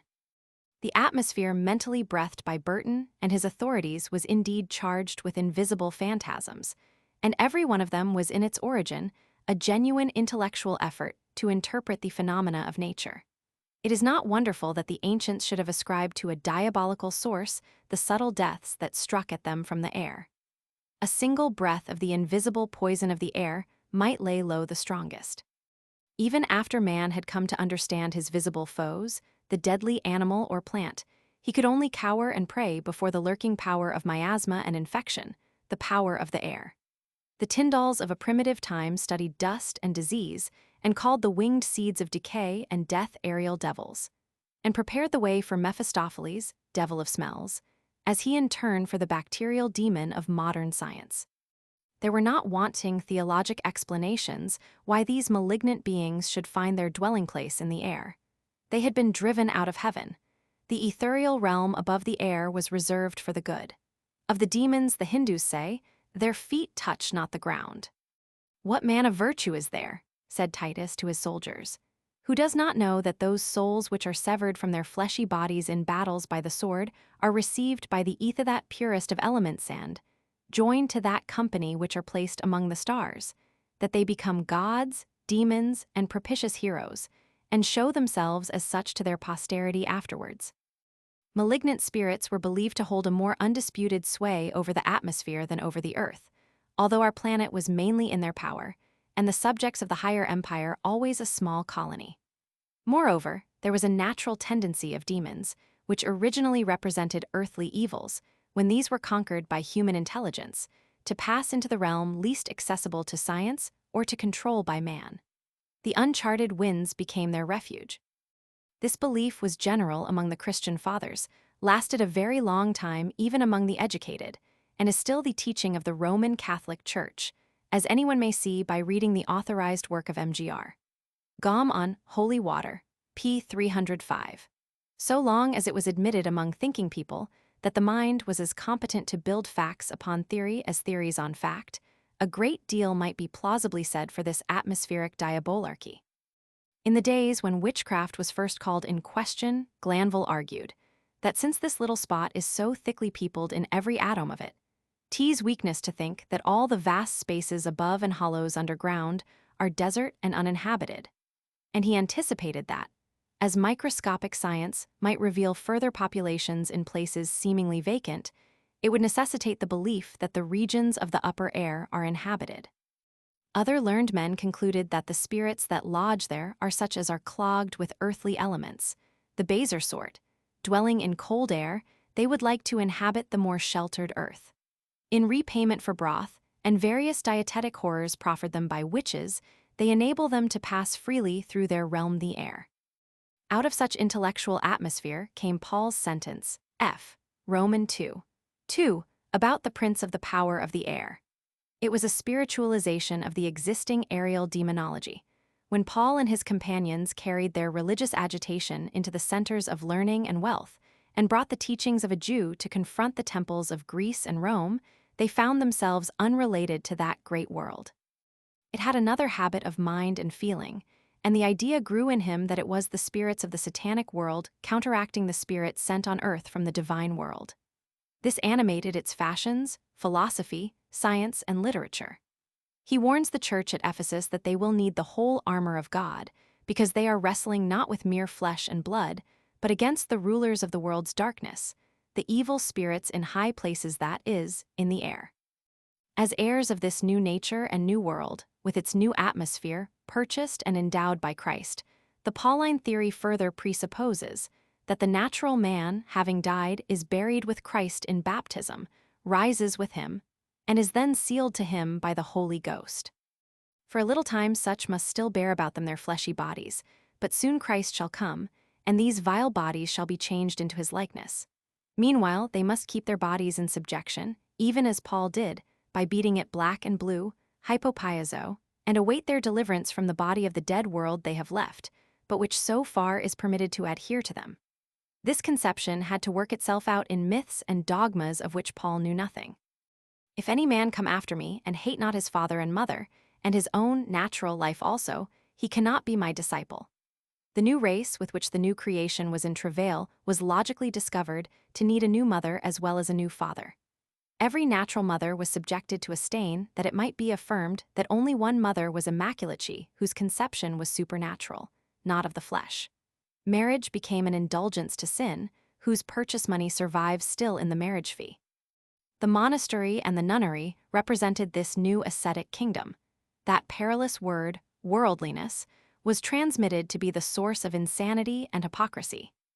Happily, the common sense and sentiment of mankind have so steadily and successfully won back the outlawed interests of life and the world, that it requires some research into ecclesiastical archaeology to comprehend the original significance of the symbols in which it survives.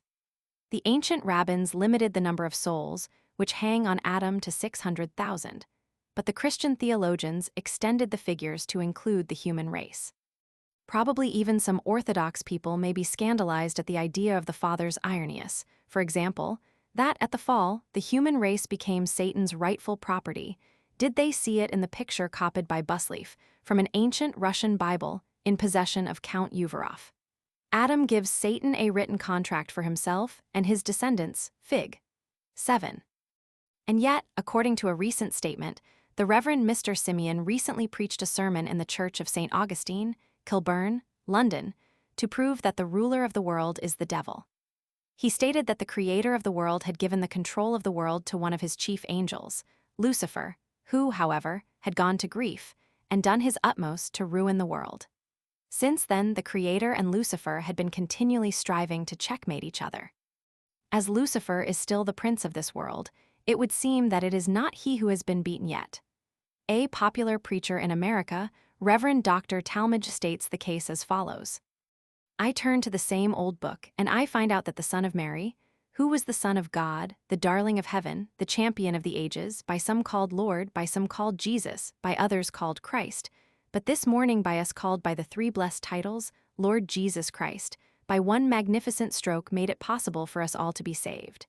He not only told us that there was a hell, but he went into it. He walked down the fiery steeps. He stepped off the bottom rung of the long ladder of despair. He descended into hell. He put his bare foot on the hottest coal of the fiercest furnace. He explored the darkest den of eternal midnight, and then he came forth lacerated and scarified, and bleeding and mauled by the hands of infernal excruciation, to cry out to all the ages, I have paid the price for all those who would make me their substitute. By my piled-up groans, by my omnipotent agony, I demand the rescue of all those who will give up sin and trust in me. Mercy, mercy, mercy, but how am I to get it? Cheap. It will not cost you as much as a loaf of bread. Only a penny.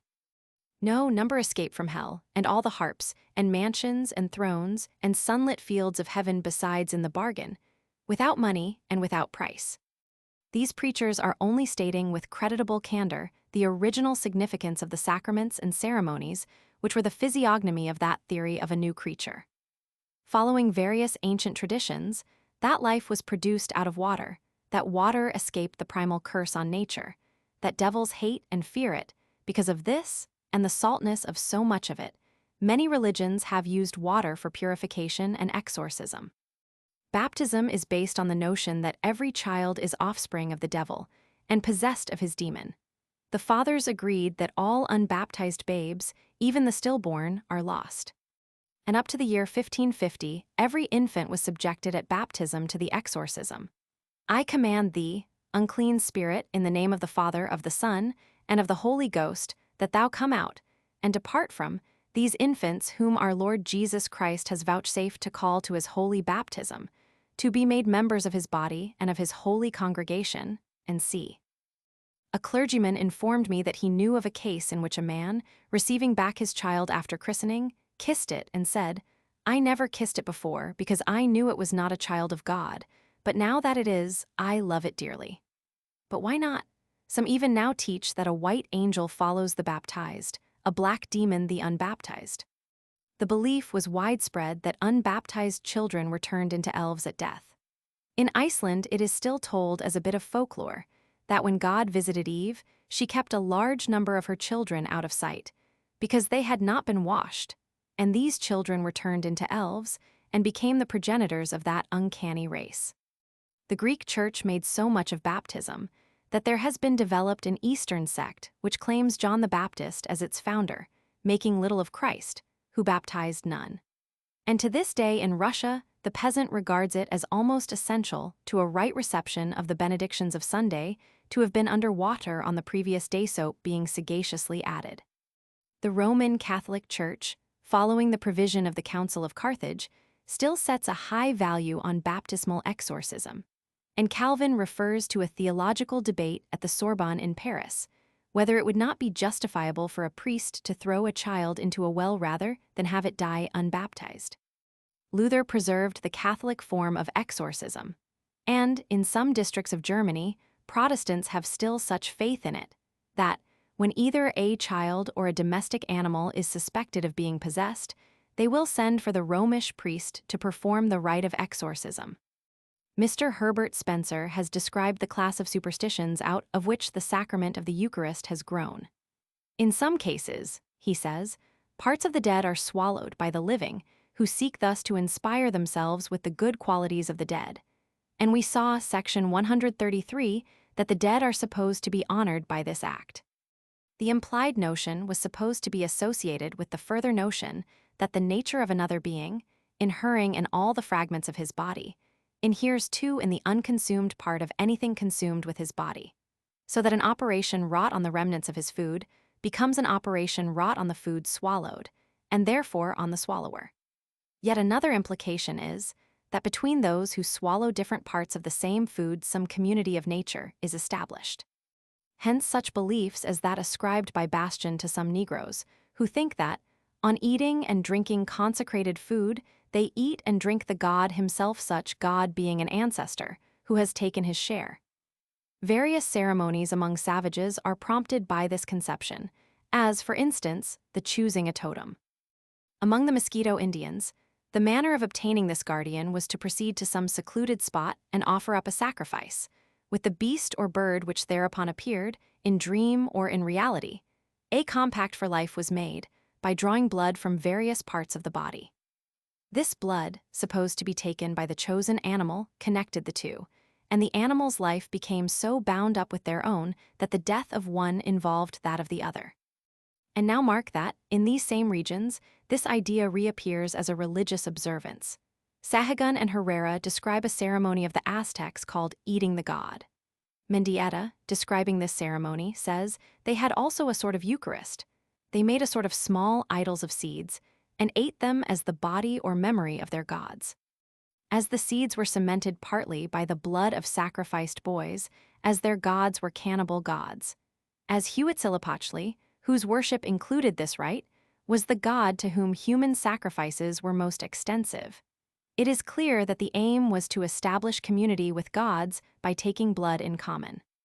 When, a little time ago, a New Zealand chief showed his high appreciation of a learned German by eating his eyes to improve his own intellectual vision, the case seemed to some to call for more and better protected missionaries.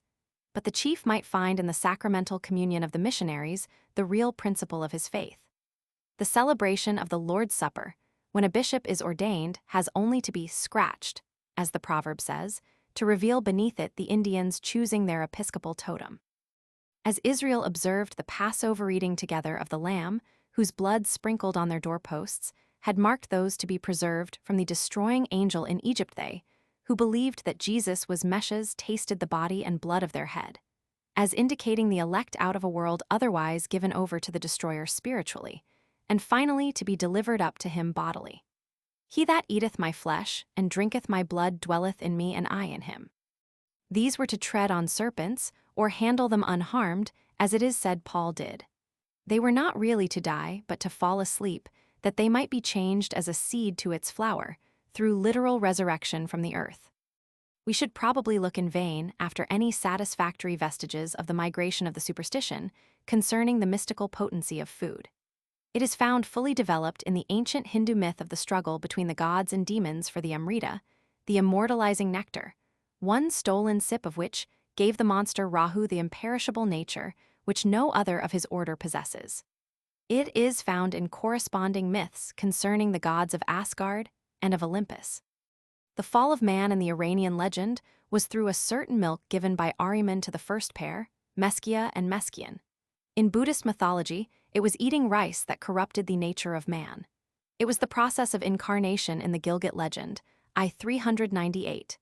The whole story of Persephone turns upon her having eaten the seed of a pomegranate in Hades, by which she was bound to that sphere. There is a myth very similar to that of Persephone in Japan. There is a legend in the Scottish Highlands that a woman was conveyed into the secret recesses of the men of Peace the Dina she, euphemistic name of uncanny beings, who carry away mortals to their subterranean apartments, where beautiful damsels tempt them to eat of magnificent banquets. This woman on her arrival was recognized by a former acquaintance, who, still retaining some portion of human benevolence, warned her that, if she tasted anything whatsoever for a certain space of time, she would be doomed to remain in that underworld forever. The woman, having taken this counsel, was ultimately restored to the society of mortals. It was added that, when the period named by her unfortunate friend had elapsed, a disenchantment of this woman's eyes took place, and the viands which had before seemed so tempting she now discovered to consist only of the refuse of the earth. The difficulty of tracing the ethnical origin of such legends as these is much greater than that of tracing their common natural origin. The effect of certain kinds of food upon the human system is very marked, even apart from the notorious effects of the drinks made from the vegetative world. The effects of mandrake, opium, tobacco, various semi-poisonous fungi. The simplicity with which differences of race might be explained by their vegetarian or carnivorous customs would be enough to suggest theories of the potency of food over the body and soul of man, such as even now have their value in scientific speculation. The Jewish opinion that Seth was the offspring of the divine part of Adam was the germ of a remarkable Christian myth. Adam, when dying, desired Seth to procure the oil of mercy for his extreme unction from the angels guarding paradise. Michael informs Seth that it can only be obtained after the lapse of the ages intervening the fall and the atonement. Seth received, however, a small branch of the tree of knowledge and was told that when it should bear fruit, Adam would recover. Returning, Seth found Adam dead and planted the branch in his grave. It grew to a tree which Solomon had hewn down for building the temple, but the workmen could not adapt it, threw it aside, and it was used as a bridge over a lake. The Queen of Sheba, about to cross this lake, beheld a vision of Christ on the cross and informed Solomon that when a certain person had been suspended on that tree, the fall of the Jewish nation would be near. Solomon, in alarm, buried the wood deep in the earth, and the spot was covered by the pool of Bethesda. Shortly before the crucifixion, the tree floated on that water, and ultimately, as the cross, bore its fruit. In our old Russian picture, Fig. 8, Seth is shown offering a branch of the tree of knowledge to his father Adam. That it should spring up to be the tree of life is simply in obedience to Magian and Gnostic theories, which generally turn on some scheme by which the good turns against the evil mind the point of his own weapon. These were the influences which gave to Christian doctrines on the subject their perilous precision. The universal tradition was that Adam was the first person liberated by Christ from hell. And this corresponded with an equally wide belief that all who were saved by the death of Christ and his descent into hell were at once raised into the moral condition of Adam and Eve before the fall to eat the food and breathe the holy air of paradise. An honest mirror was held up before this theology by the Christian Adamites. Their movement, 2nd and 3rd centuries, was a most legitimate outcome of the Pauline and Johannine gospel. The author of this so-called heresy, Prodicus, really anticipated the Methodist doctrine of sanctification. And he was only consistent in admonishing his followers that clothing was, in the Bible, the original badge of carnal guilt and shame, and was no longer necessary for those whom Christ had redeemed from the fall and raised to the original innocence of Adam and Eve. These believers, in the appropriate climate of northern Africa, had no difficulty in carrying out their doctrine practically, and having named their churches paradises, assembled in them quite naked. There is still a superstition in the East that a snake will never attack one who is naked. The same Adamite doctrina prelapsarian perfection, symbolized by nudity, was taught by John Picard in Bohemia, and a flourishing sect of Adamites arose there in the 15th century. The Slavonian Adamites of the last century, and they are known to carry on their services still in secret, not only dispense with clothing, but also with sacraments and ceremonies, which are for the imperfect, not for the perfected. Again and again has this logical result of the popular theology appeared, and with increasingly gross circumstances, as the refined and intelligent abandon, except in name, the corresponding dogmas. It is an impressive fact that Paul's central doctrine of a new creature is now adopted with most realistic orthodoxy by the Mormons of Utah, whose initiation consists of a dramatic performance on each candidate of molding the body out of clay, breathing in the nostrils. The deep sleep presentation of an Eve to each Adam, the temptation, fall, and redemption. The saints thus made, unfortunately, seem to have equally realistic ideas that the Gentiles are adherents of the prince of this world, and their sacramental bans have shown some striking imitations of those events of history which, when not labeled Christian, are pronounced barbarous.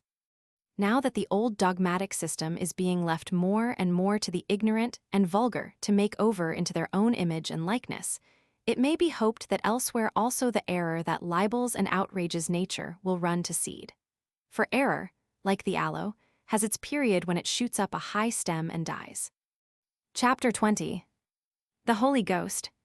A Hanover relic. Mr. Atkinson on the dove, in the Old Testament ecclesiastical symbol judicial symbol of vision, of Saint Dunstan's the witness of chastity dove, and serpent the unpardonable sin and expiable sin, among the Jews' destructive power of Jehovah potency, of the breath third persons, of Trinity's Pentecost Christian superstitions. Mr. Moody, on the sin, against the Holy Ghost mysterious fear idols of the cave. There is in the old town of Hanover, in Germany, a schoolhouse in which, above the teacher's chair, there was anciently the representation of a dove perched upon an iron branch or rod, and beneath the inscription, "This shall lead you into all truth." In the course of time, the dove fell down and was removed to the museum. But there is still left before the children the rod, with the admonition that it will lead them into all truth. This is about as much as for a long time was left in the average Christian mind of the symbolical dove, the Holy Ghost. Half of its primitive sense departed, and there remained only an emblem of mysterious terror. More spiritual minds have introduced into the modern world a conception of the Holy Ghost as a life-giving influence or a spirit of love, but the ancient view which regarded it as the iron rod of judgment and execution still survives in the notion of the sin against the Holy Ghost. Mr. Henry G. Atkinson writes as follows: "My old friend Barry Cornwall, the fine poet, once said to me, 'My dear Atkinson, can you tell me the meaning of the Holy Ghost? What can it possibly mean?' 'Well,' I said, 'I suppose it means a pigeon. We have never heard of it in any other form but that of the dove descending from heaven to the Virgin Mary. Then we have the pretty fable of the dove returning to the ark with the olive branch, so that the Christian religion may be called the religion of the pigeon. In the Greek church, the pigeon is held sacred. St. Petersburg is swarming with pigeons, but they are never killed or disturbed. I knew a lady whose life was made wretched in the belief that she had sinned the unpardonable sin against the Holy Ghost, and neither priest nor physician could persuade her out of the delusion, though in all other respects she was quite sensible. She regarded herself as such a wretch that she could not bear to see herself in the glass, and the looking-glasses had all to be removed, and when she went to an hotel, her husband had to go first and have the looking-glasses of the apartments covered over. But what is the Holy Ghost? What is its office? Sitting with Miss Martineau at her house at Ambleside one day, a German lady who spoke broken English came in. She was a neighbor and had a large house and grounds and kept fowls. "Oh," she said, quite excited, "the beast has taken off another chicken," meaning the hawk. I saw it myself. The wretch, it came down just like the Holy Ghost and snatched off the chicken. How Miss Martineau did laugh, but I don't know that this story throws much light upon the subject, since it does but bring us back to the pigeon. It would require a volume to explain fully all the problems suggested in this brief note, but the more important facts may be condensed. It is difficult to show how far the natural characteristics and habits of the dove are reflected in its widespread symbolism. Its plaintive note and fondness for solitudes are indicated in the psalmist's aspiration. "Oh, that I had the wings of a dove, then would I fly away and be at rest. Lo, then would I wander far off, and remain in the wilderness." It is not a difficult transition from this association with the wilderness to investment with a relationship with the demon of the wilderness Azazel.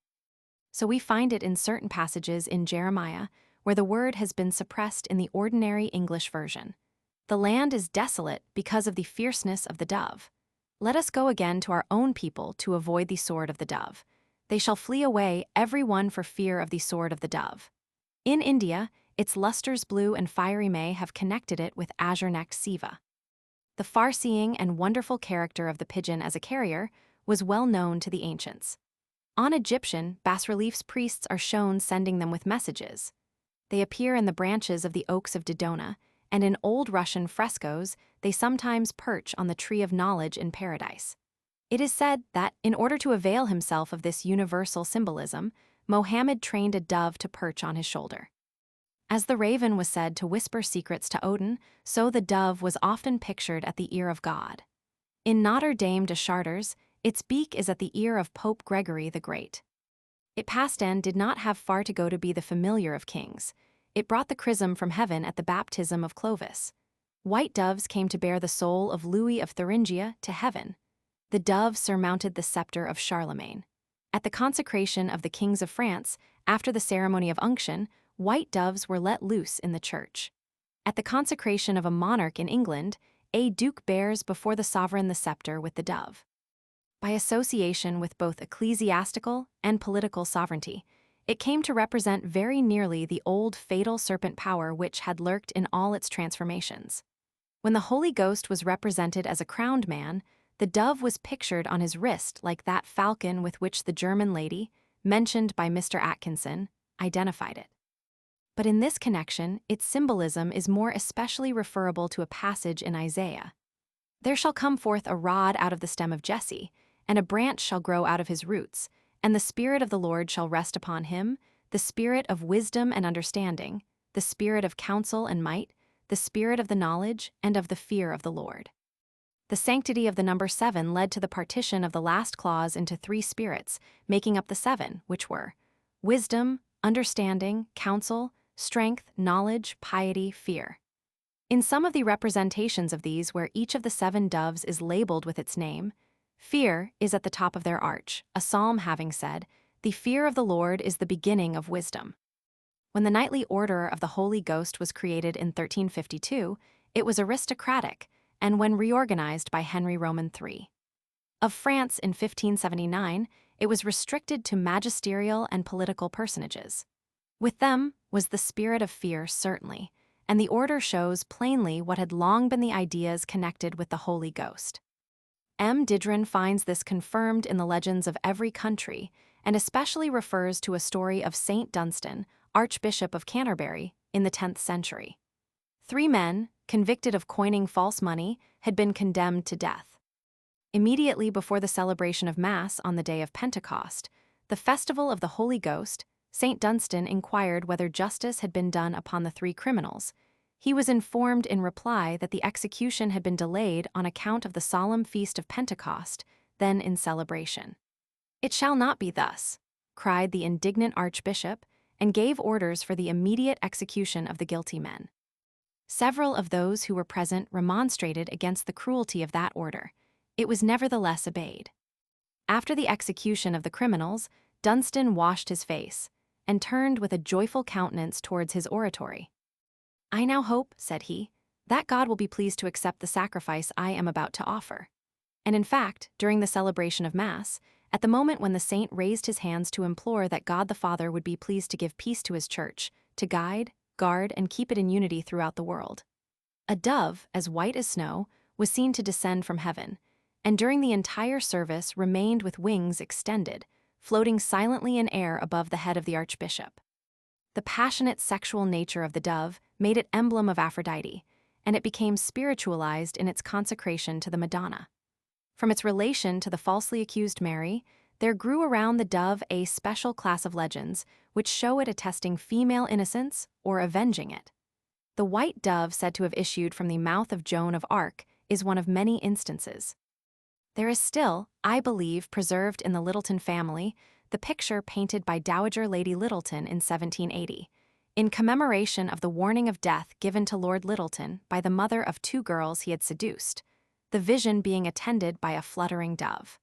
The original account of his vision or dream, attributed to Lord Littleton, mentions only a bird. When next told, it is that he heard a noise resembling the fluttering of a dove, and on looking to the window saw an unhappy female whom he had seduced. But the exigencies of orthodoxy are too strong for original narratives. As the bird attested an announcement that on the 3rd day, that too was gradually added, he would die, it must have been a dove, and as the dove attends only the innocent, it must have been the poor girl's mother that appeared. It was easy to have the woman die at the precise hour of appearance. When in Chicago in 1875, I read in one of the morning papers a very particular account of how a white dove flew into the chamber window of a young unmarried woman in a neighboring village, she having brought forth a child, and solemnly declaring that she had never lost her virginity. In this history of the symbolism of the dove, the theological development of the Holy Ghost has been outlined.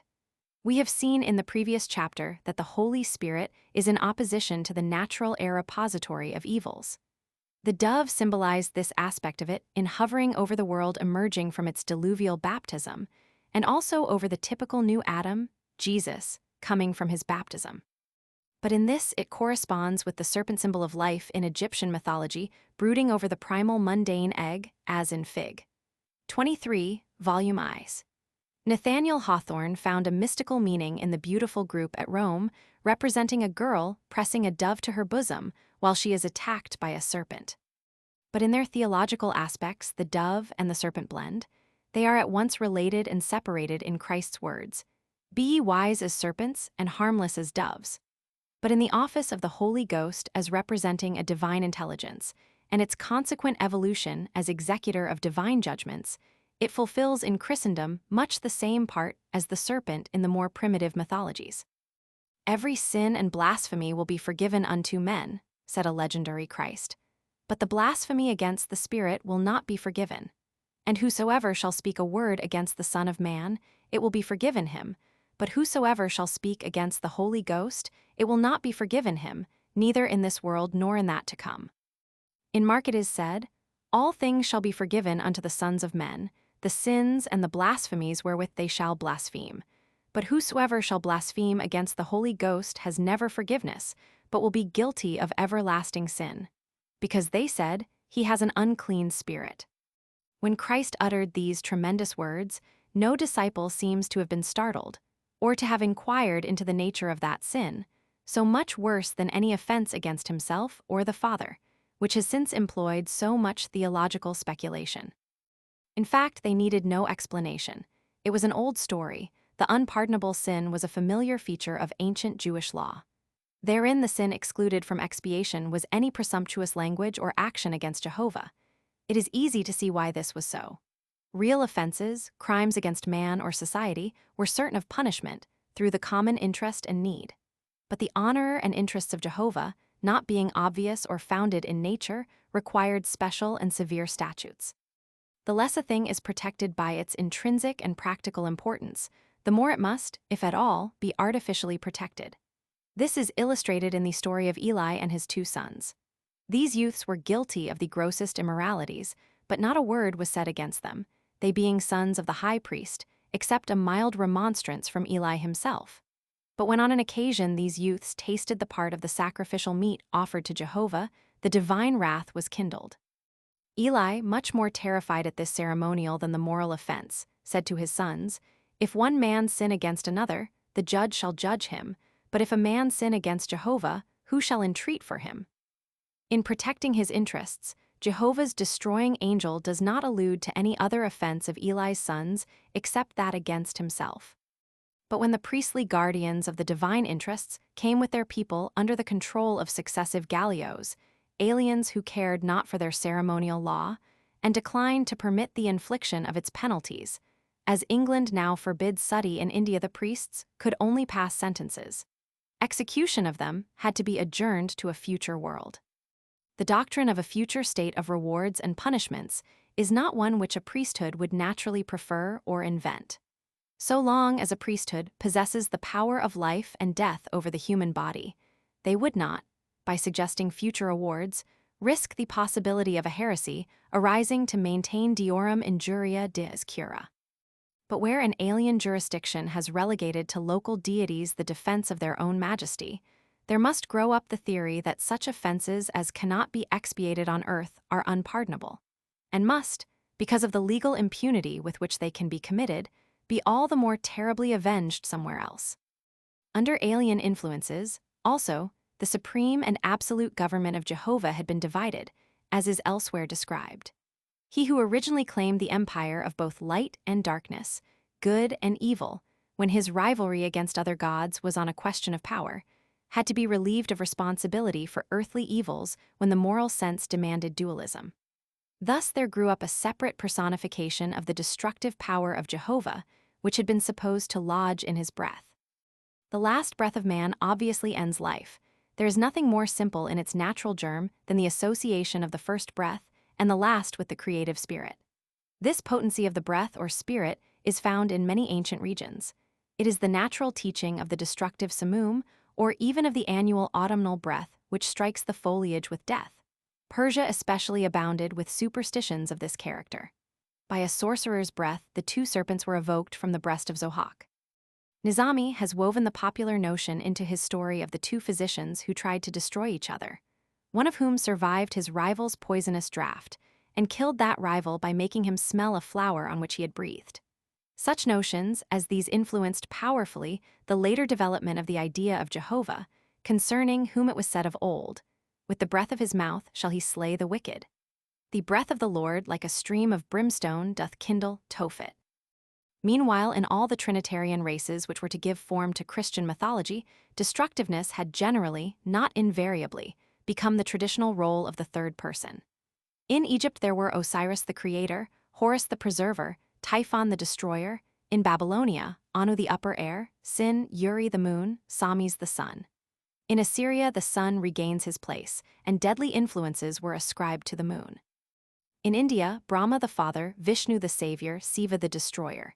In Persia, Zerawain Akrain infinite time, Ormuzd the good, Ahriman the evil. In Greece, Zeus, Poseidon, and Hades, or heaven, ocean, and hell, were the firstborn of time.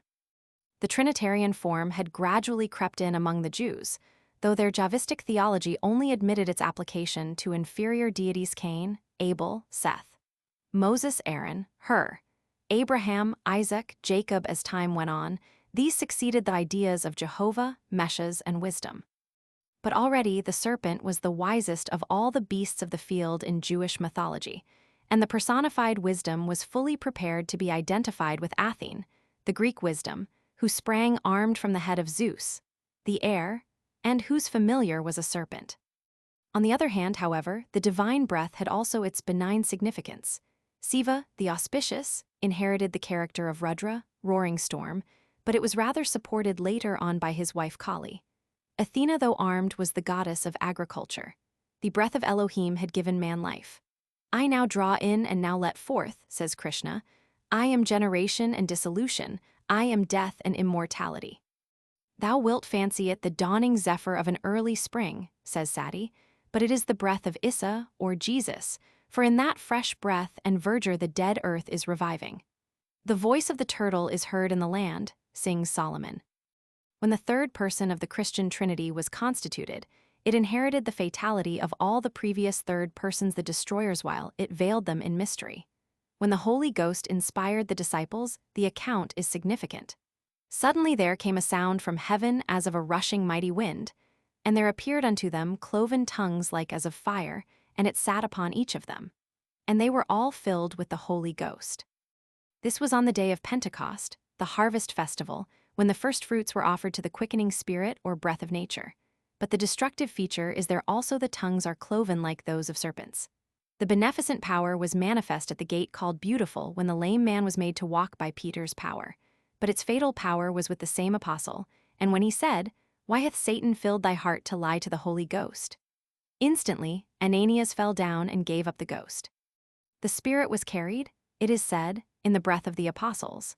Its awfulness had various illustrations. Mary offered up 2 doves in token of her conception by the Holy Ghost. Jesus is described as scourging from the temple those that sold doves, and the allegory is repeated in Peter's denunciation of Simon Magus, who offered money for the gift of the Holy Ghost. In one of his sermons, Mr. Moody said, "Nearly every day we have somebody coming into the inquiry room very much discouraged and disheartened and cast down, because they think they have committed a sin against the Holy Ghost, and that there is no hope for them." Mr. Moody said he believed the sin was nearly impossible, but he adds this remarkable statement, "I don't remember of ever hearing a man swear by the Holy Ghost except once, and then I looked upon him expecting him to fall dead, and my blood ran cold when I heard him." But it is almost as rare to hear prayers addressed to the Holy Ghost, and both phenomena for praying and swearing are radically related are no doubt survivals of the ancient notions which I have described.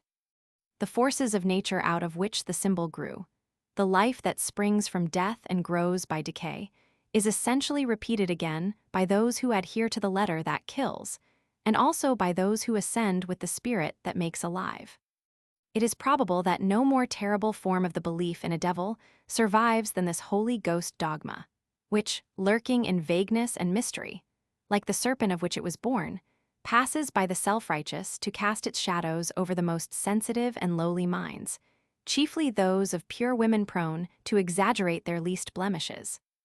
In right reason, the fatal Holy Ghost stands as the type of that fear by which priesthoods have been able to preserve their institutions after the deities around whom they grew had become unpresentable, and which could best be fostered beneath the veil of mystery.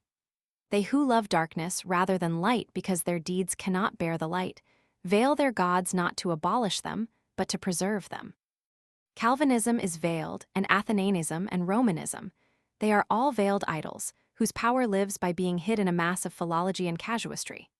So long as Christianity can persuade the Pope and Dr. Martineau, Dean Stanley and Mr. Moody, Quakers, Shakers, Jumpers, all to describe themselves alike as Christians, its real nature will be veiled, its institutions will cumber the ground, and draw away the strength and intellect due to humanity.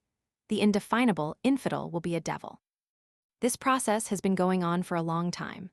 The serpent god, accursed by the human mind which grew superior to it, has crept into its ark.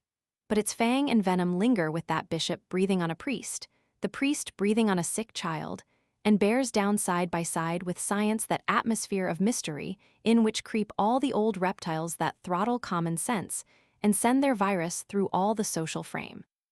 In demonology, the Holy Ghost is not a devil, but in it are reflected the diabolization of culture and progress and art. It was these devils which compelled the gods to veil themselves through successive ages and to spiritualize their idols and dogmas to save their institutions. The deities concealed have proved far more potent over the popular imagination than when visible.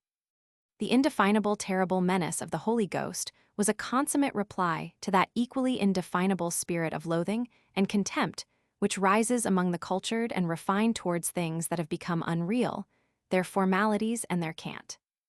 It is this ever-occurring necessity that enables clergymen to denounce belief in hell and a devil in churches which assuredly would never have been built, but for the superstitions so denounced.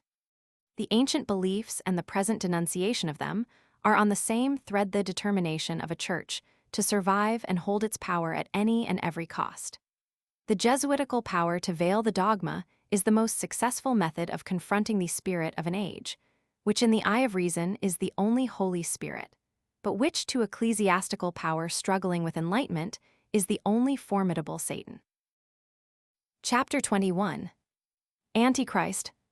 The Kali age Satan sifting Simon Satan as angel of light epithets of Antichrist the Caesar's Nero sacraments, imitated by pagan satanic signs and wonders Jerome on Antichrist Armalisal Dagel Luther, on Mohammed Mahomet Satan, God's 8 medieval notions witches, Sabbathan infernal Trinity serpent of sin's Antichrist Popes Luther, as Antichrist modern notions of Antichrist.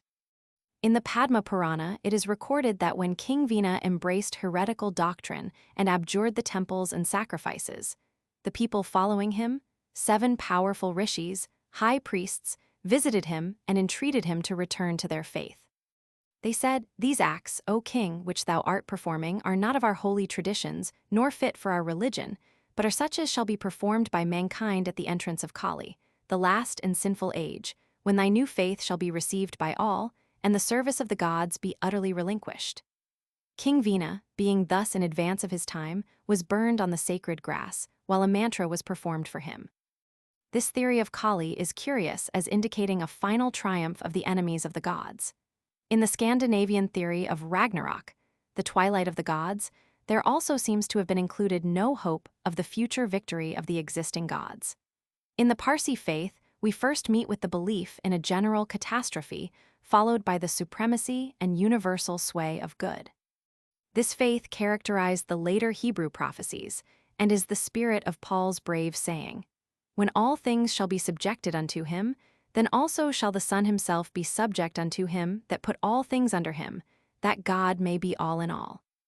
When, however, theology and metaphysics advanced and modeled this fiery lava of prophetic and apostolic ages into dogmatic shapes, evil was accorded an equal duration with good.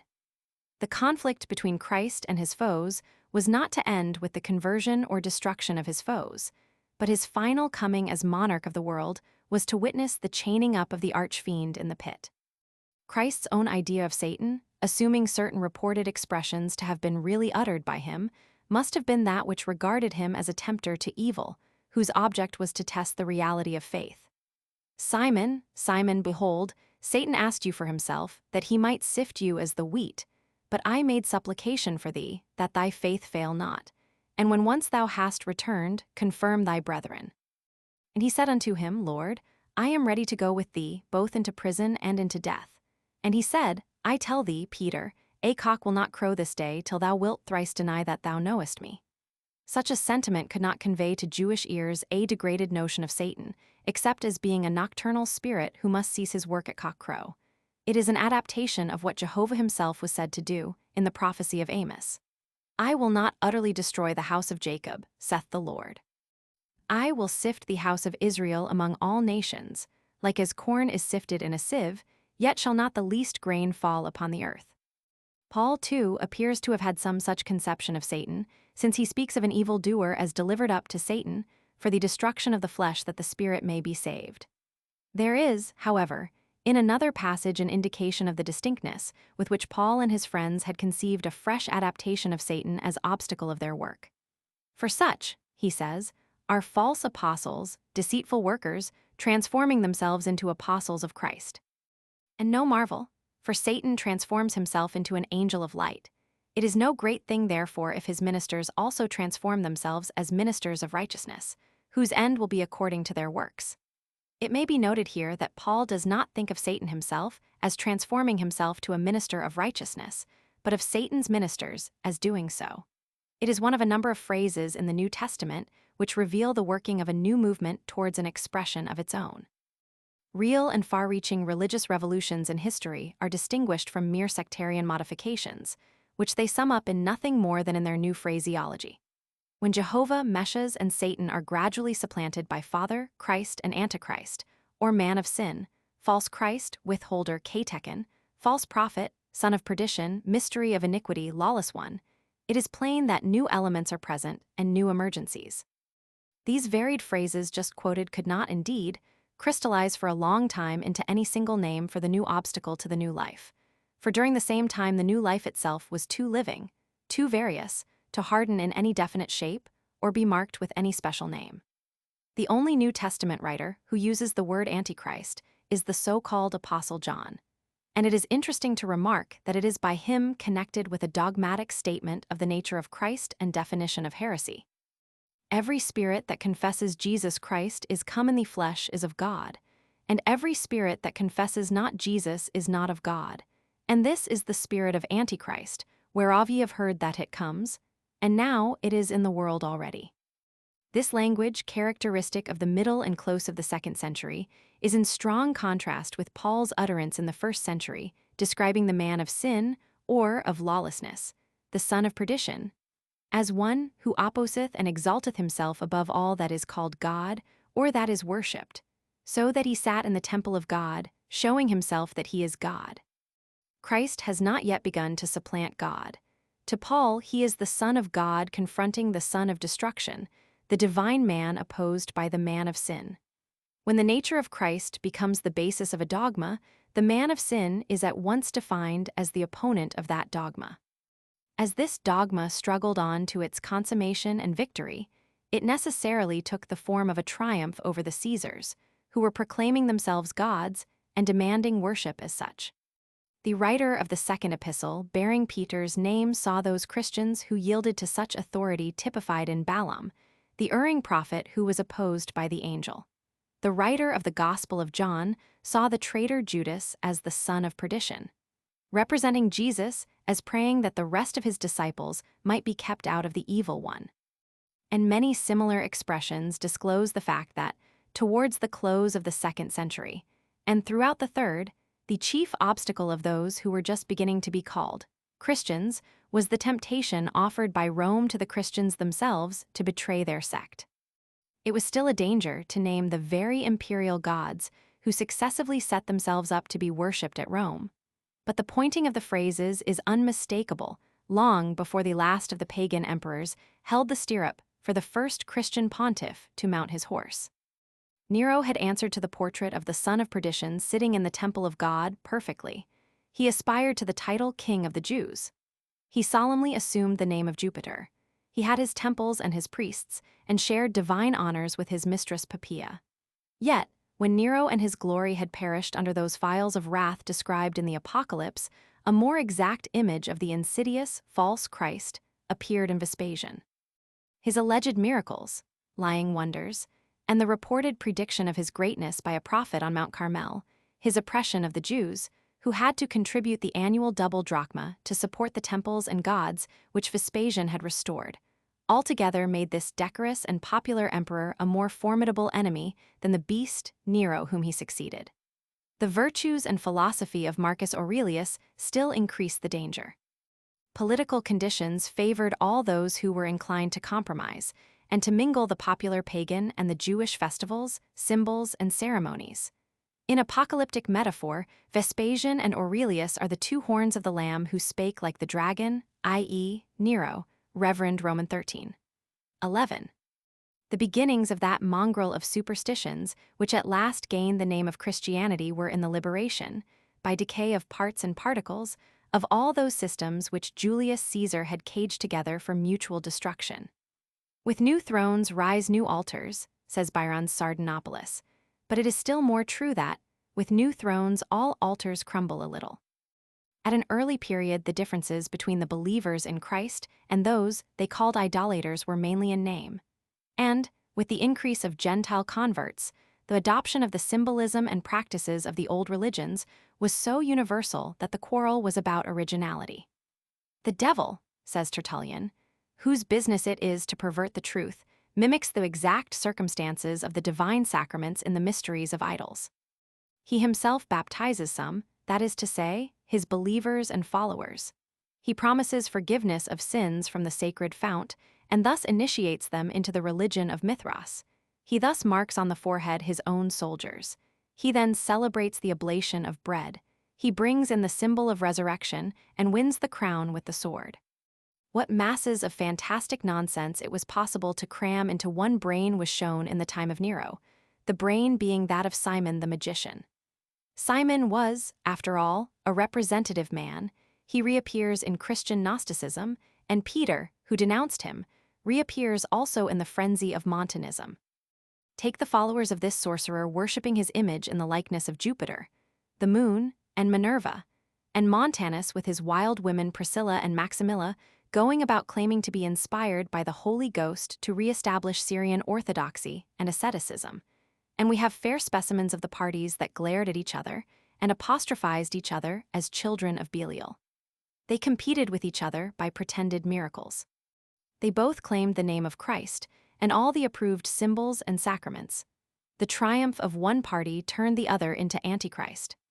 Thus, in process of time, as one Hydra head fell only to be followed by another, there was defined a spirit common to, and working through them all a new devil, whose special office was hostility to Christ, and whose operations were through those who claimed to be Christians as well as through open enemies. As usual, when the phrases, born of real struggles, had lost their meaning, they were handed up to the theologians to be made into perpetual dogmas. Out of an immeasurable mass of theories and speculations, we may regard the following passage from Jerome as showing what had become the prevailing belief at the beginning of the 5th century. Let us say that which all ecclesiastical writers have handed down, viz., that at the end of the world, when the Roman Empire is to be destroyed, there will be 10 kings who will divide the Roman world among them, and there will arise an 11th little king who will subdue 3 of the 10 kings, that is, the king of Egypt, of Africa, and of Ethiopia. And on these having been slain, the 7 other kings will submit. And behold, he says, in the ram where the eyes of a man this is that we may not suppose him to be a devil or a demon, as some have thought, but a man in whom Satan will dwell utterly, and bodily and a mouth speaking great things. For he is the man of sin, the son of perdition, who sitteth in the temple of God making himself as God. The little horn of Daniel has proved a cornucopia of antichrists. Not only the Christians, but the Jews and the Mussulmans have definite beliefs on the subject. The rabbinical name for Antichrist is Armilus, a word found in the Targum Issa. Zyphor, by the word of his mouth the wicked Armilus shall die. There will be 12 signs of the Messiah's coming appearance of 3 apostate kings: terrible heat of the sun, dew of blood, healing dew, the sun darkened for 30 days, universal power of Rome with affliction for Jews, and the appearance of the first Meshes, Joseph's tribe, Nehemiah. The next and 7th sign will be the appearance of Armilus, born of a marble statue in a church at Rome. The Romans will accept him as their god, and the whole world be subject to him. Nehemiah alone will refuse to worship him, and for this will be slain, and the Jews suffer terrible things. The 8th sign will be the appearance of the angel Michael with 3 blasts of his trumpet, which shall call forth Elias, the forerunner, and the true Meshes, Ben David, and bring on the war with Armilus, who shall perish, and all Christians with him. The 10 tribes shall be gathered into paradise. Meshes shall wed the fairest daughter of their race, and when he dies his sons shall succeed him, and reign in unbroken line over a beatified Israel. The Mussulman modification of the notion of Antichrist is very remarkable. They call him al-Dajjal, that is, the impostor. They say that Mohammed told his follower Tamisri al-Dari that at the end of the world Antichrist would enter Jerusalem seated on an ass, but that Jesus will then make his second coming to encounter him. The beast of the apocalypse will aid Antichrist, but Jesus will be joined by Imam Mahdi, who has never died. Together they will subdue Antichrist, and thereafter the Mussulmans and Christians will forever be united in one religion. The Jews, however, will regard Antichrist as their expected Meshes. Antichrist will be blind of one eye and deaf of one ear. Unbeliever will be written on his forehead. In that day the sun will rise in the west. The Christians poorly requited this amicable theory of the Mussulmans by very extensively identifying Mohammed as Antichrist at one period. From that period came the English word Mahomet, idol, and mummery, idolatry, both of which probably are derived from the name of the Arabian prophet. Daniel's little horn betokens, according to Martin Luther, Mohammed. But what are the little horn's eyes? The little horn's eyes, says he, mean Mohammed's Alcoran or law, wherewith he ruleth. In the which law there is naught but sheer human reason, idle menschlich Vernunft. For his law, he reiterates, teaches nothing but that which human understanding and reason may well like. Wherefore Christ will come upon him with fire and brimstone. When he wrote this in his army sermon against the Turks in 1529, he had never seen a Quran. Brother Richard's Predijordan's Confutatio Alcoran, dated 1300, formed the exclusive basis of his argument.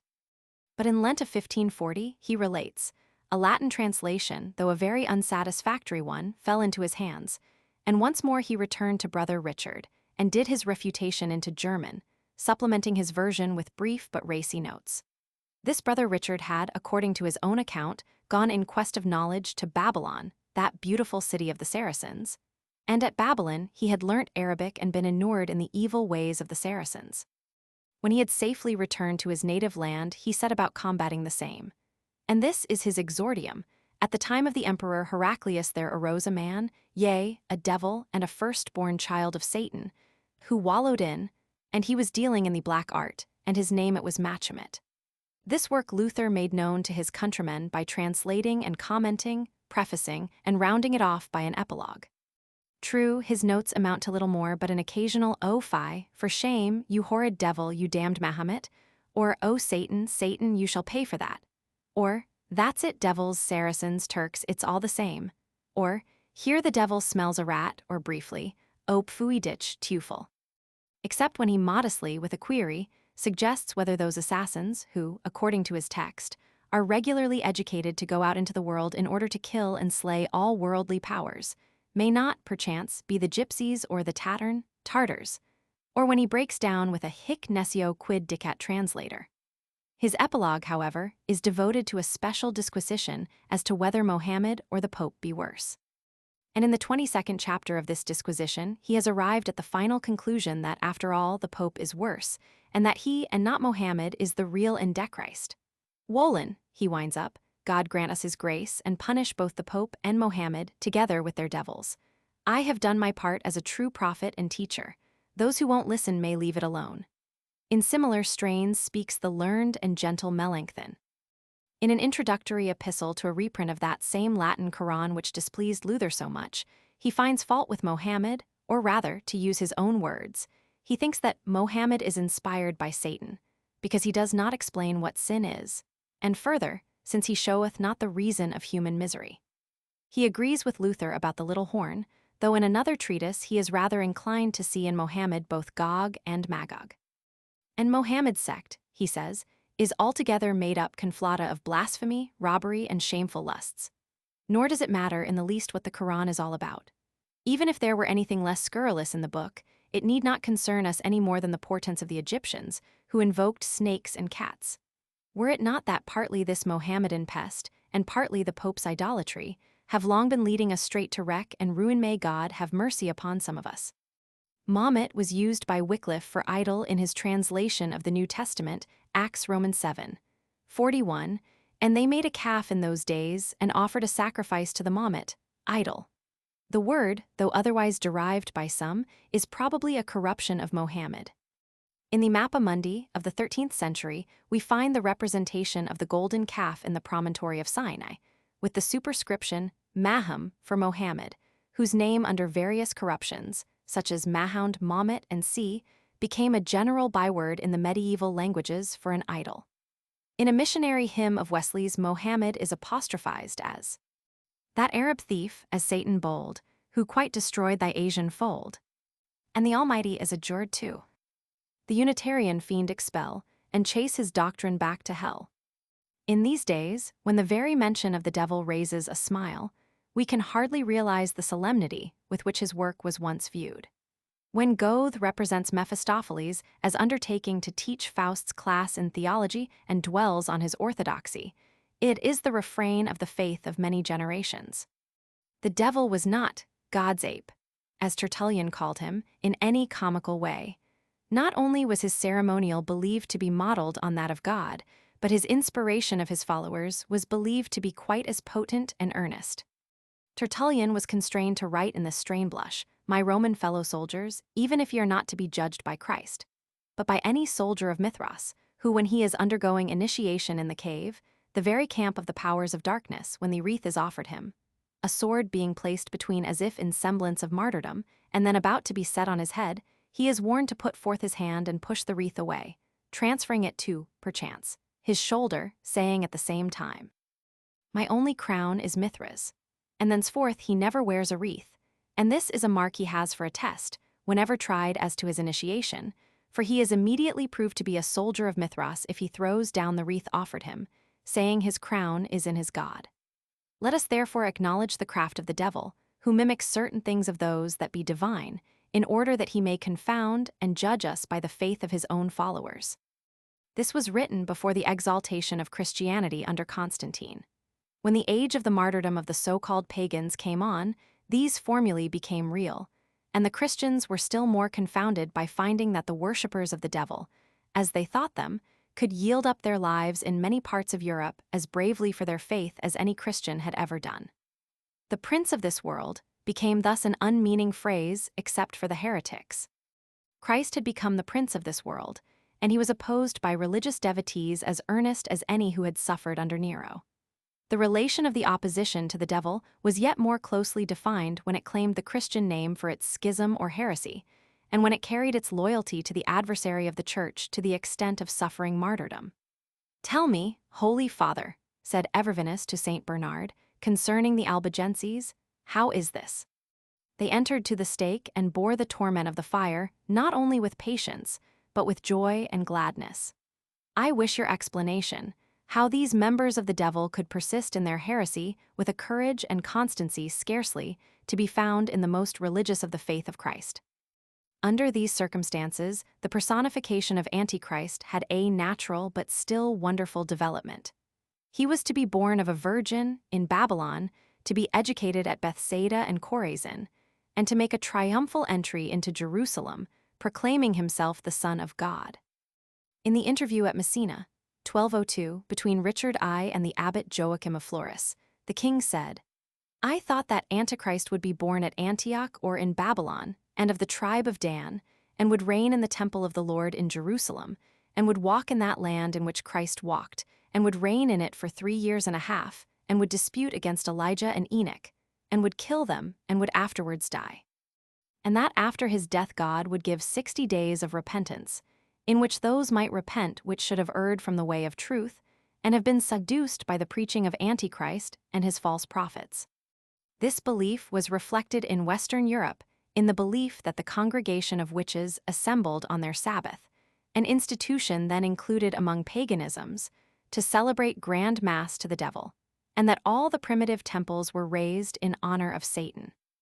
In the Russian Church, the correspondence between the good and evil powers, following their primitive faith in the conflict between Beelzebub and Tchernibog, white god and black god, went to the curious extent of picturing in hell a sort of infernal trinity.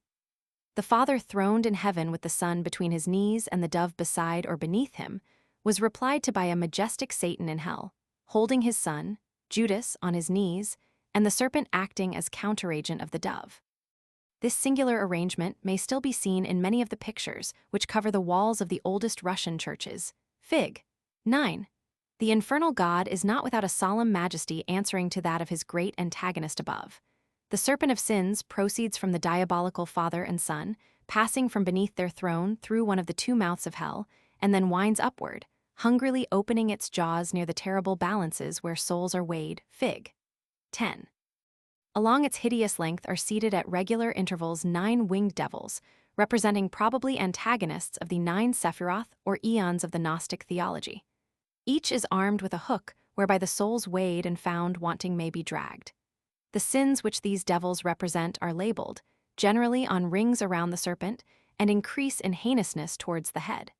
It is a curious fact that the sin nearest the head is marked unmercifulness.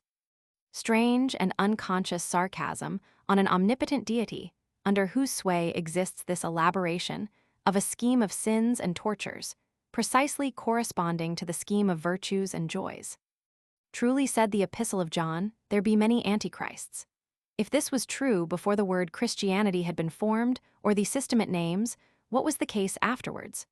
For centuries we find vast systems denouncing each other as Antichrist. And ultimately, as a subtle, hardly conscious heresy spread abroad, the great excommunicator of Antichrists itself, Rome, acquired that title, which it has never shaken off since. The See of Rome did not first receive that appellation from Protestants, but from its own chiefs.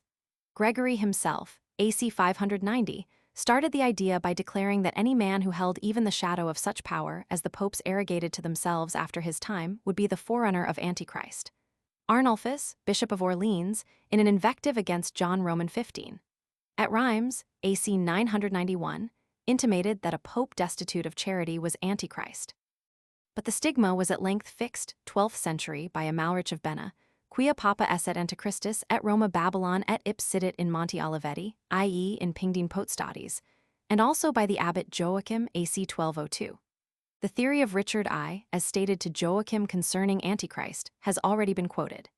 It was in the presence of the archbishops of Rouen and Auxerre and the bishop of Bayonne, and represented their opinion and the common belief of the time. But Joachim said the second apocalyptic beast represented some great prelate who will be like Simon Magus, and, as it were, universal pontiff, and that very Antichrist of whom St. Paul speaks. Hildebrand was the first pope to whom this ugly label was affixed, but the career of Alexander Roman VI. Roderick Borgia made it forever irremovable for the Protestant mind. There is in the British Museum a volume of caricatures, dated 1545, in which occurs an ingenious representation of Alexander Roman VI. The pope is first seen in his ceremonial robes, but a leaf being raised, another figure is joined to the lower part of the former, and there appears the papal devil, the cross in his hand being changed to a pitchfork. Fig. 11. Attached to it is an explanation in German giving the legend of the Pope's death. He was poisoned, 1503, by the cup he had prepared for another man. It was afterwards said that he had secured the papacy by aid of the devil. Having asked how long he would reign, the devil returned an equivocal answer, and though Alexander understood that it was to be 15 years, it proved to be only 11. When in 1520 Pope Leo X issued his formal bull against Luther, the reformer termed it the execrable bull of Antichrist. An Italian poem of the time having represented Luther as the offspring of Megara, the Germans returned the invective in a form more likely to impress the popular mind, namely, in a caricature, Fig. 12, representing the said Fury as nursing the Pope. This caricature is also of date 1545, and with it were others showing Alecto and Tisiphone acting in other capacities for the papal babe. The Lutherans had made the discovery that the number of the apocalyptic beast, 666, put into Hebrew numeral letters, contained the words Aberin Kecha Papa, our Holy Father the Pope. The downfall of this Antichrist was a favorite theme of pulpit eloquence, and also with artists.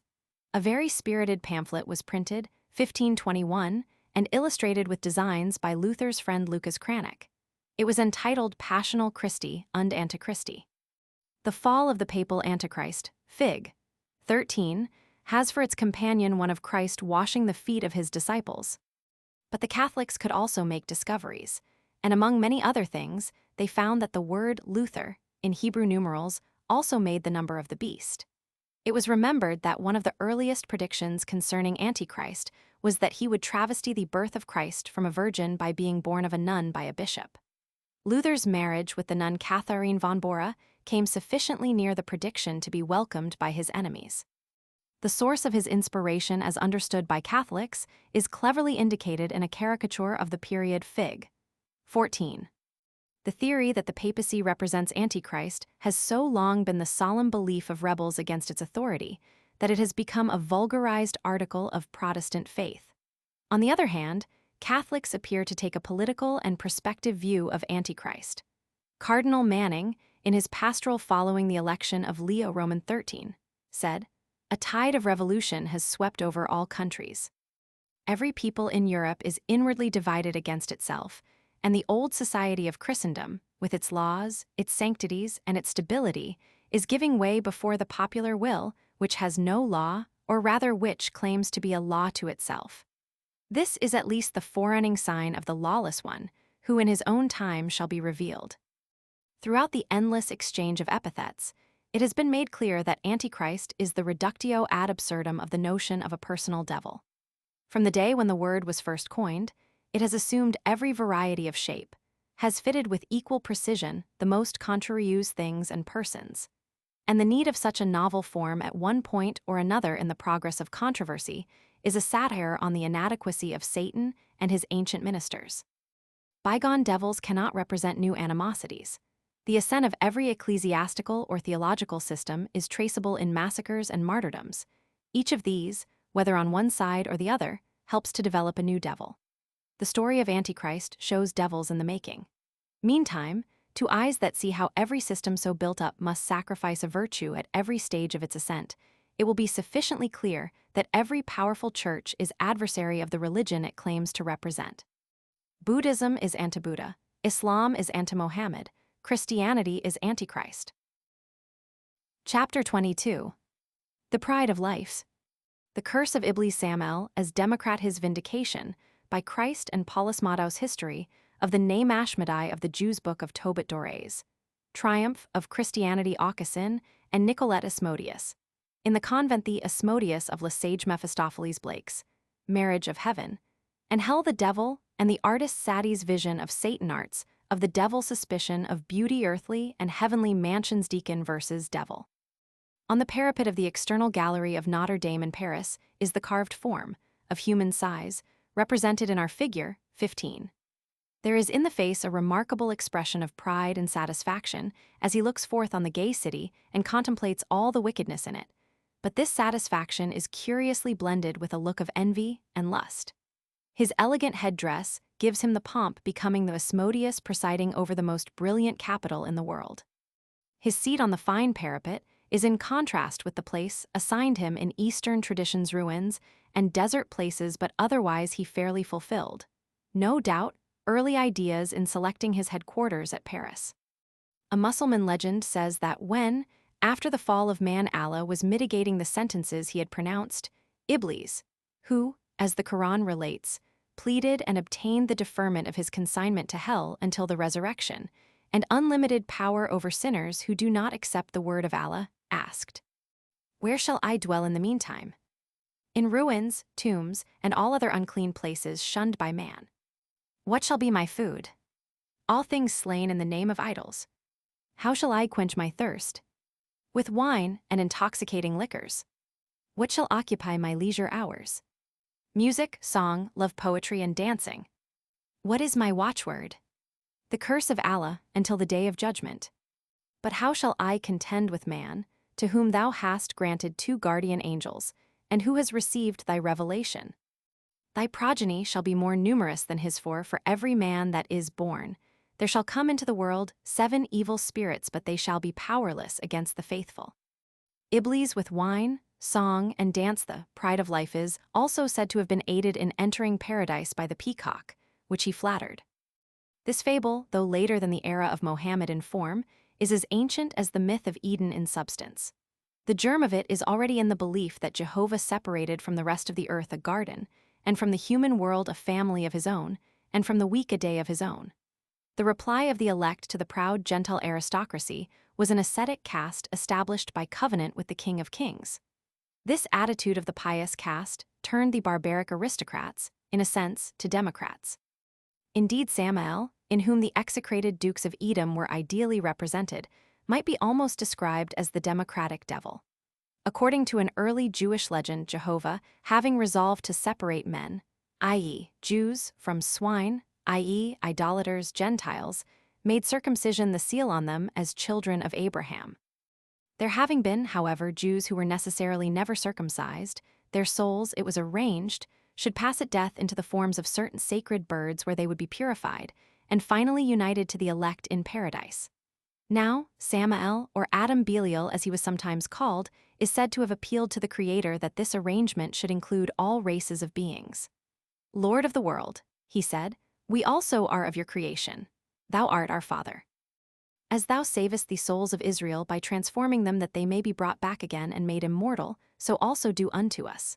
Why shouldst thou regard the seed of Abraham before us?" Jehovah answered, "Have you done the same that Abraham did, who recognized me from his childhood and went into Chaldean fire for love of me? You have seen that I rescued him from your hands, and from the fiery oven which had no power over him, and yet you have not loved and worshipped me. Henceforth speak no more of good or evil." The old rabbinical books which record this conversation do not report Samael's answer, nor is it necessary. That answer was given by Jesus and Paul breaking down the partitions between Jew and Gentile. It was quite another thing, however, to include the world morally. Jesus, it would seem, aimed at this also. He came eating and drinking, and the Orthodox said Samael was in him. Personally, he declined to substitute even the cosmopolitan rite of baptism for the discredited national rite of circumcision. But Paul was of another mind. His Pharisaism was spiritualized and intensified in his new faith, to which the great world was all an adversary. It was a tremendous concession, this giving up of the gay and beautiful world, with its mirth and amusements, its fine arts and romance to the devil. Unswerving nemesis has followed that wild theorem in many forms, of which the most significant is Asmodeus. Asmodeus, or Ayershmaderva of the Zen texts, the modern Persian cosm, is etymologically what Carlyle might call the god wish, Ayersha meaning wish, from the Sanskrit root ish, to desire. An almost standing epithet of Ayershma is Kervidra, meaning apparently having a hurtful weapon or lance. He is occasionally mentioned immediately after Anromanius Ahriman, sometimes is expressly named as one of his most prominent supporters. In the remarkable combat between Ahura Mazda, Ormuzd, and Anromanius, described in Zam, Y46, the good deity summons to his aid Vohumano, Ashavahista, and fire, while the evil one is aided by Akamano, Ayershma, and Ajidahaka. Here, therefore, Ayershma appears as opposed to Ashavahista, supreme purity of the Lord of Fire. Ayershma is the spirit of the lower or impure fire, lust, and wrath. A Sanskrit text styles him Kasadeva, the god of wrath. In Yajna 27:35, Esrayasha, Ayershma's opponent, is invoked to shield the faithful in both worlds from death the violent, from Ayershma the violent, from the hosts of violence that raise aloft the terrible banner from the assaults of Ayershma that he makes along with Vidadu, divider, destroyer, the demon created. He is thus the leading representative of dissolution, the fatal power of Ahriman. Ormuzd is said to have created Esrayasha to be the destroyer of Aershma of the fatal lance. Esrayasha, the hearer, is the moral vanquisher of Aershma, in distinction from Hauma, who is his chief opponent in the physical domain.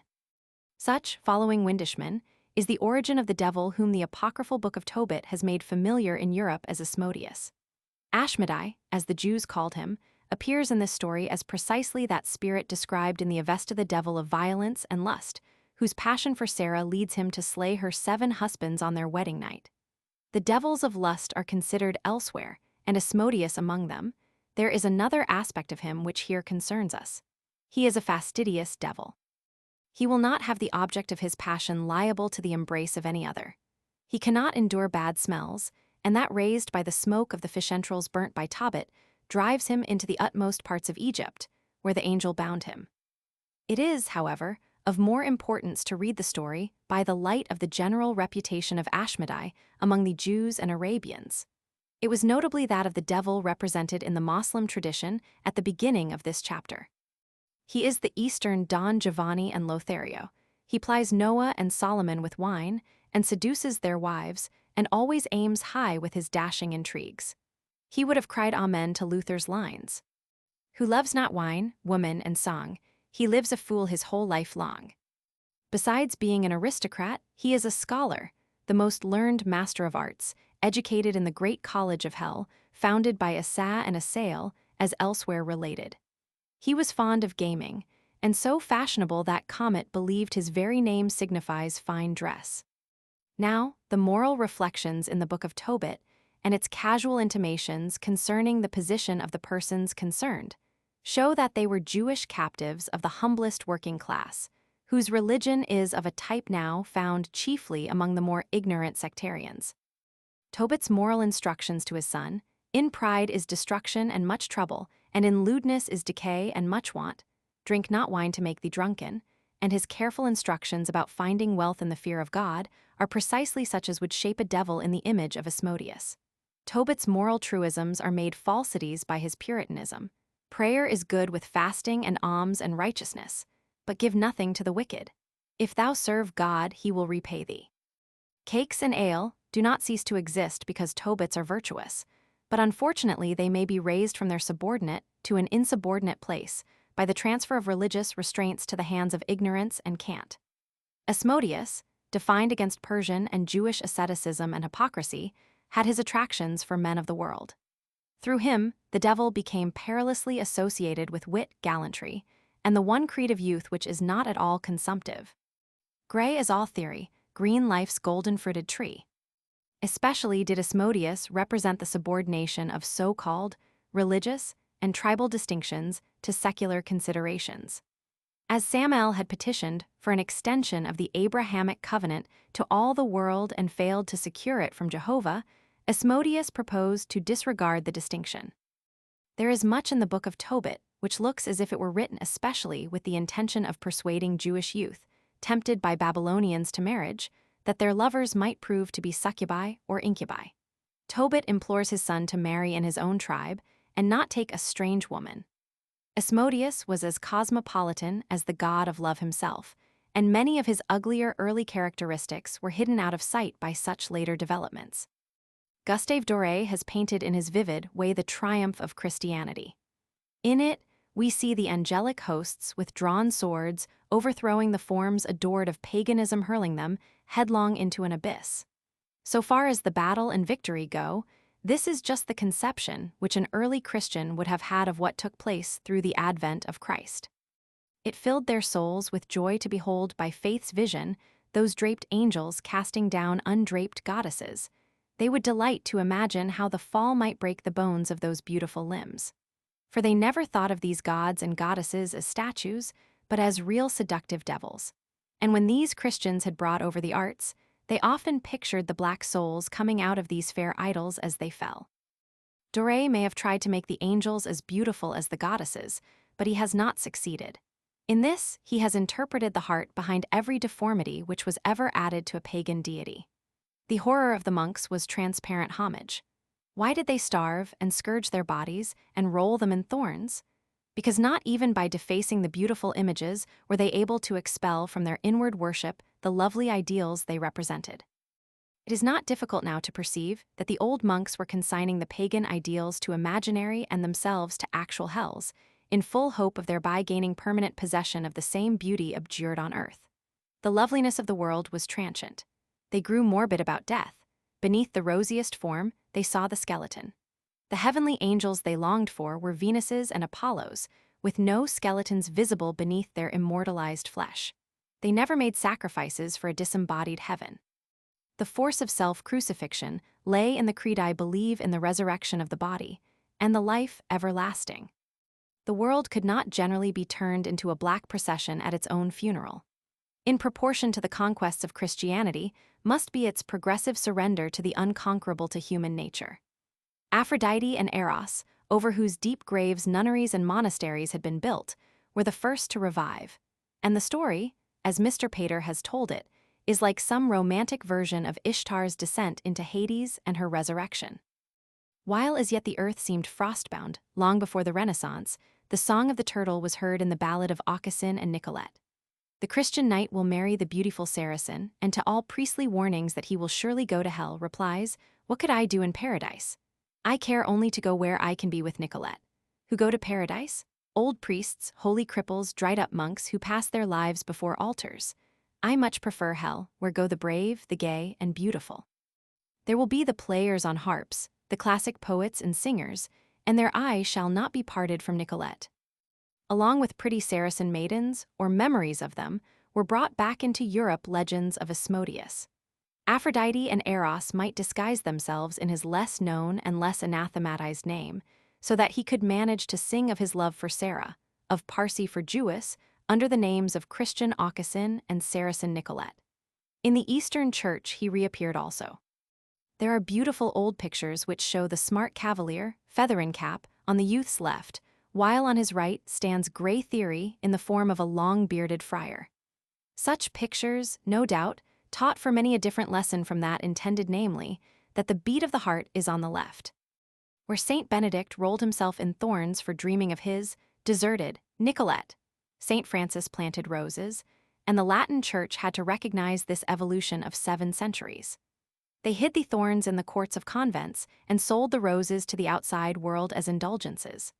But as Asmodeus had not respected the line between Jew and Gentile in Nineveh, so he passed over that between priest, nun, and worldling in the West. In the days of witchcraft, the Church was scandalized by the rumor that the nuns of the Franciscan convent of Louviers had largely taken to sorcery, and were attending the terrible witches' Sabbaths. The nun most prominent in this affair was one Madeleine Bavent. The priests announced that she had confessed that she was borne away to the orgies by the demon Asmodeus, and that he had induced her to profane the sacred host. It turned out that the nuns had engaged in intrigues with the priests who had charge of them, especially with Fathers David, Picard, and Boulay, but Asmodeus was credited with the crime, and the nuns were punished for it.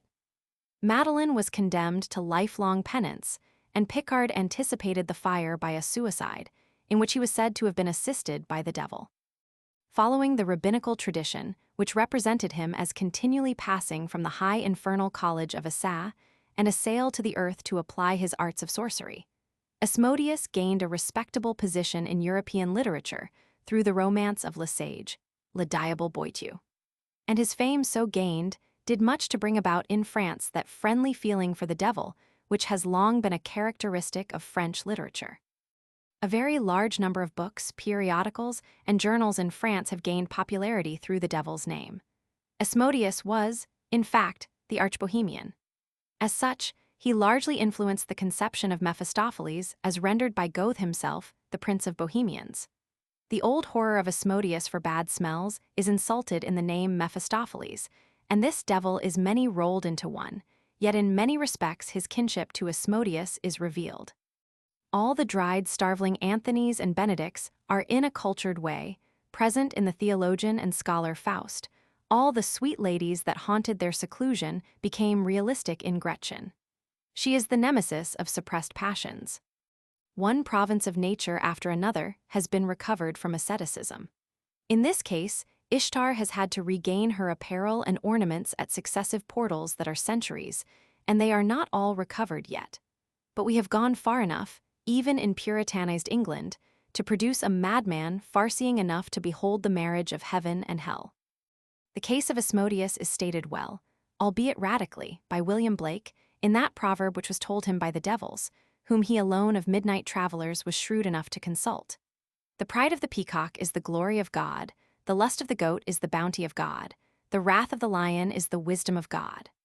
When that statement is improved, as it well may be, it will be when those who represent religion shall have learned that human like other nature is commanded by obedience. In this connection may be mentioned a class of legends indicating the devil's sensitiveness with regard to his personal appearance. The anxiety of the priests and hermits to have him represented as hideous was said to have been warmly resented by Satan, one of the most striking being the legend of many versions concerning a sacristan, who was also an artist, who ornamented an abbey with a devil so ugly that none could behold it without terror. It was believed he had by inspiration secured an exact portrait of the archfiend. The devil appeared to the sacristan, reproached him with having made him so ugly, and threatened to punish him grievously if he did not make him better looking. Although this menace was thrice repeated, the sacristan refused to comply. The devil then tempted him into an intrigue with a lady of the neighborhood, and they eloped after robbing the abbey of its treasure. But they were caught, and the sacristan imprisoned. The devil then appears and offers to get him out of his trouble if he will only destroy the ugly likeness and make another and handsomer. The sacristan consented, and suddenly found himself in bed as if nothing had happened, while the devil in his image lay in chains. The devil, when discovered, vanished. The sacristan got off on the theory that crimes and all had been satanic juggles. But the sacristan took care to substitute a handsome devil for the ugly one. In another version, the sacristan remained faithful to his original portraiture of the devil, despite all menaces of the latter, who resolved to take a dire revenge. While the artist was completing his ornamentation of the abbey with an image of the Virgin, made as beautiful as the fiend near it was ugly, the devil broke the ladder on which he was working, and a fatal fall was only prevented by the hand of the Madonna he had just made, which was outstretched to sustain him. The accompanying picture of this scene, Fig. 16, is from Queen Mary's Psalter in the British Museum. Vasari relates that when Spinello of Arezzo, in his famous fresco of the fall of the rebellious angels, had painted the hideous devil with 7 faces about his body, the fiend appeared to him in the same form and asked the artist where he had seen him in so frightful an aspect, and why he had treated him so ignominiously. When Spinello awoke in horror, he fell into a state of gloom and soon after died. The Persian poet Sati has a remarkable passage conceived in the spirit of these legends, but more kindly. I saw the demon in a dream, but how unlike he seemed to be to all of horrible we dream and all of fearful that we see. His shape was like a cypress bough, his eyes like those that houris wear, his face as beautiful as though the rays of paradise were there. I near him came, and spoke, art thou? I said, indeed the evil one, no angel has so bright a brow, such yet no eye has looked upon. Why should mankind make thee a jest, when thou canst show a face like this? Fair as the moon in splendor dressed, an eye of joy, a smile of bliss. The painter draws thee vile to sight, our baths thy frightful form display. They told me thou wert black as night, behold, thou art as fair as day. The lovely vision's ire awoke, his voice was loud and proud his mien. Believe not, friend. 'Twas thus he spoke, that thou my likeness yet hast seen. The pencil that my portrait made was guided by an envious foe. In paradise I man betrayed, and he from hatred paints me so. Bohum relates that when Satan was asked the cause of God's enmity to him and his consequent downfall, he replied, I wish to be an artist. There is in this quaint sentence a very true intimation of the allurements which, in ancient times, the arts of the Gentile possessed for the Jews and Christian Judaizers. Indeed, a similar feeling towards the sensuous attractions of the Catholic and ritualistic churches is not uncommon among the prosaic and puritanical sects, whose younger members are often thus charmed away from them. Dr. Donne preached a sermon before Oliver Cromwell at Whitehall, in which he affirmed that the Muses were damned spirits of devils, and the discussion on the drama which occurred at Sheffield Church Congress, 1878, following Dr. Bickersteth's opening discourse on the devil and his wiles, shows that the Low Church wing cherishes much the same opinion as that of Dr. Don. The dread of the theater among some sects amounts to terror. The writer remembers the horror that spread through a large Wesleyan circle with which he was connected when a distinguished minister of that body, just returned from Europe, casually remarked that the theater at Rome seemed to be poorly supported. The fearful confessions spread through the denomination, and it was understood that the observant traveler had made shipwreck of faith. The Methodist instinct told true. The preacher became an accomplished Gentile. Music made its way but slowly in the church, and the suspicion of it still lingers among many sects. The Quakers took up the burthen of Epiphanius, who wrote against the flute players. After the pattern of the serpent's form, has the flute been invented for the deceiving of mankind? Observe the figure that the player makes in blowing his flute. Does he not bend himself up and down to the right hand and to the left like unto the serpent? These forms hath the devil used to manifest his blasphemy against things heavenly, to destroy things upon earth, to encompass the world, capturing right and left such as lend an ear to his seductions. The unregenerate birds that carol all day, be it Sabbath or fast, have taught the composer that his best inspiration is from the Prince of the Air. Tartini wrote over 100 sonatas and as many concertos, but he rightly valued above them all his Sonata del Diavolo. Concerning this, he wrote to the astronomer Lalande, "One night, in the year 1713, I dreamed that I had made a compact with his satanic majesty, by which he was received into my service. Everything succeeded to the utmost of my desires, and my every wish was anticipated by my new domestic. I thought that, in taking up my violin to practice, I jocosely asked him if he could play on this instrument. He answered that he believed he was able to pick out a tune, when, to my astonishment, he began a sonata so strange, and yet so beautiful and executed in so masterly a manner, that in the whole course of my life I had never heard anything so exquisite. So great was my amazement that I could scarcely breathe. Awakened by the violence of my feelings, I instantly seized my violin, in the hope of being able to catch some part of the ravishing melody which I had just heard, but all in vain. The piece which I composed according to my scattered recollections is, it is true, the best I ever produced. I have entitled it Sonata del Diavolo, but it is so far inferior to that which had made so forcible an impression on me, that I should have dashed my violin into 1,000 pieces and given up music forever in despair, had it been possible to deprive myself of the enjoyments which I receive from it.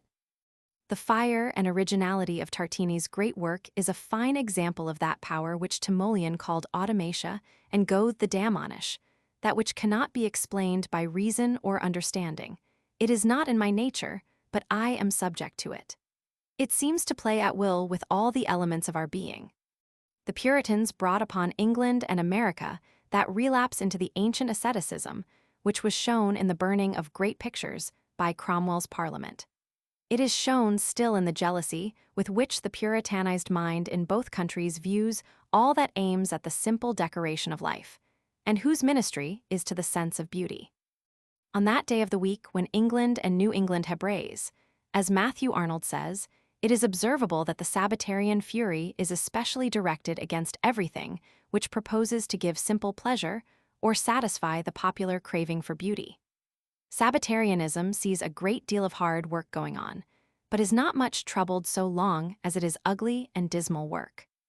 It utters no cry at the thousands of hands employed on Sunday railways, but is beside itself if one of the trains takes excursionists to the seaside, and is frantic at the thought of a comparatively few persons being employed on that day in museums and art galleries. It is a survival of the old feeling that the devil lurks about all beauty and pleasure. A money-making age has measurably dispersed the superstitions which once connected the devil with all great fortunes. For a long time, and in many regions of the world, the Jews suffered grievously by being supposed to get their wealth by the devil's help. Their wealth, largely the result of their not exchanging it for worldly enjoyments, so often proved their misfortune, that it was easy to illustrate by their case the monkish theory that devil's gifts turn to ashes. Princes were indefatigable in relieving the Jews of such ashes, however. The lords of Trier, who possessed the mines of Glucksbrunn, were believed to have been guided to them by a gold stag, which often appeared to them of course the devil. It is related that when Saint Wolfram went to convert the Frieslanders, their king, Radbot, was prevented from submitting to baptism by a diabolical deception. The devil appeared to him as an angel clothed in a garment woven of gold, on his head a jeweled diadem, and said, "Bravest of men, what has led thee to depart from the prince of thy gods? Do it not. Be steadfast to thy religion, and thou shalt dwell in a house of gold which I will give into thy possession to all eternity. Go to Wolfram tomorrow, ask him about those bright dwellings he promises thee. If he cannot show them, let both parties choose an ambassador. I will be their leader and will show them the gold house I promise thee." Saint Wolfram being unable to show Radbot the bright dwellings of paradise, one of his deacons was sent along with a representative of the king, and the devil, disguised as a traveler, took them to the house of gold, which was of incredible size and splendor. The deacon exclaimed, "If this house be made by God, it will stand forever. If by the devil, it must vanish speedily." Whereupon he crossed himself, the house vanished, and the deacon found himself with the Frislander in a swamp. It took them 3 days to extricate themselves and return to King Radbot, whom they found dead. The ascetic principle, which branded the arts, interests, pursuits, and pleasures of the world as belonging to the domain of Satan, involved the fatal extreme of including among the outlawed realms all secular learning. The scholar and man of science were also declared to be inspired by the pride of life. But this part of our subject requires a separate chapter. Chapter 23. The Curse on Knowledge.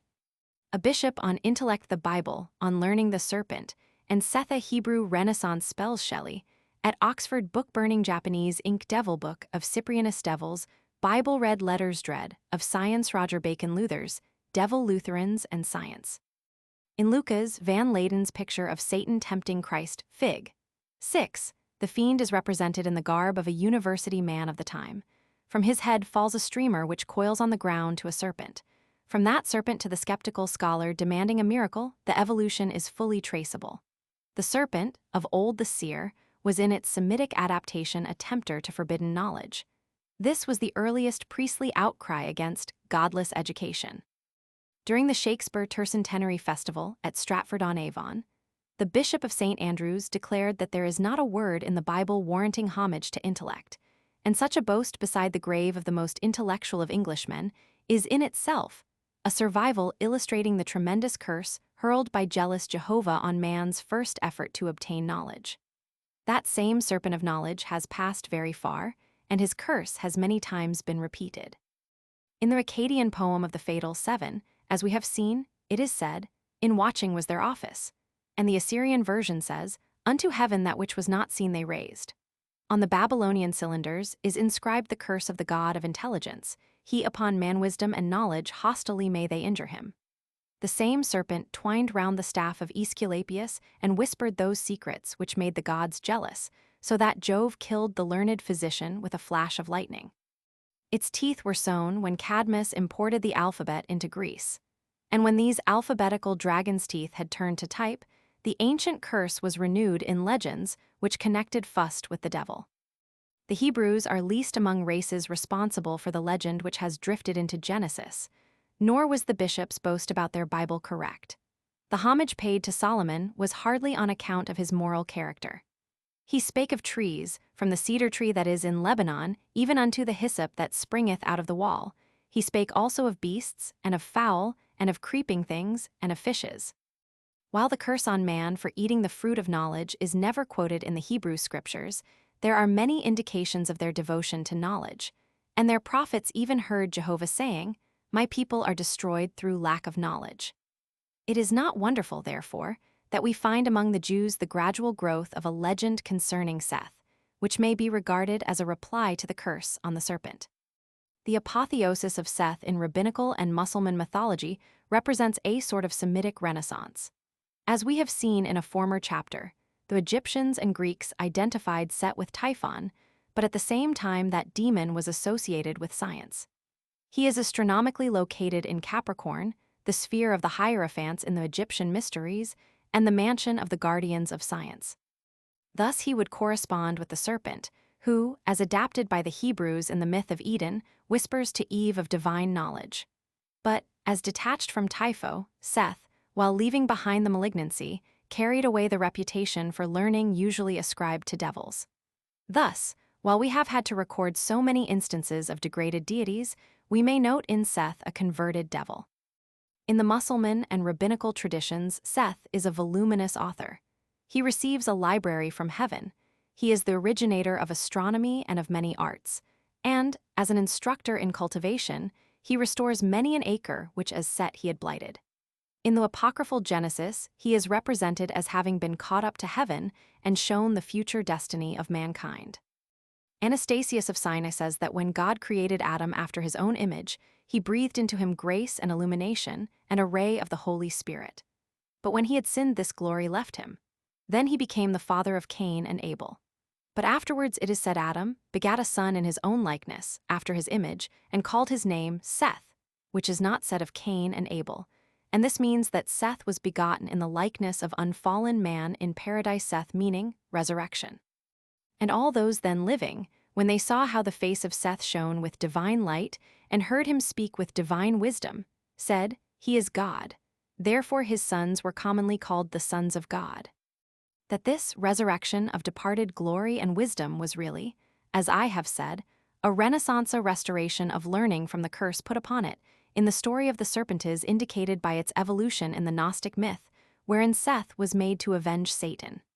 He took under his special care the tree of the knowledge of good and evil, and planted it in his father's grave, Fig. 8.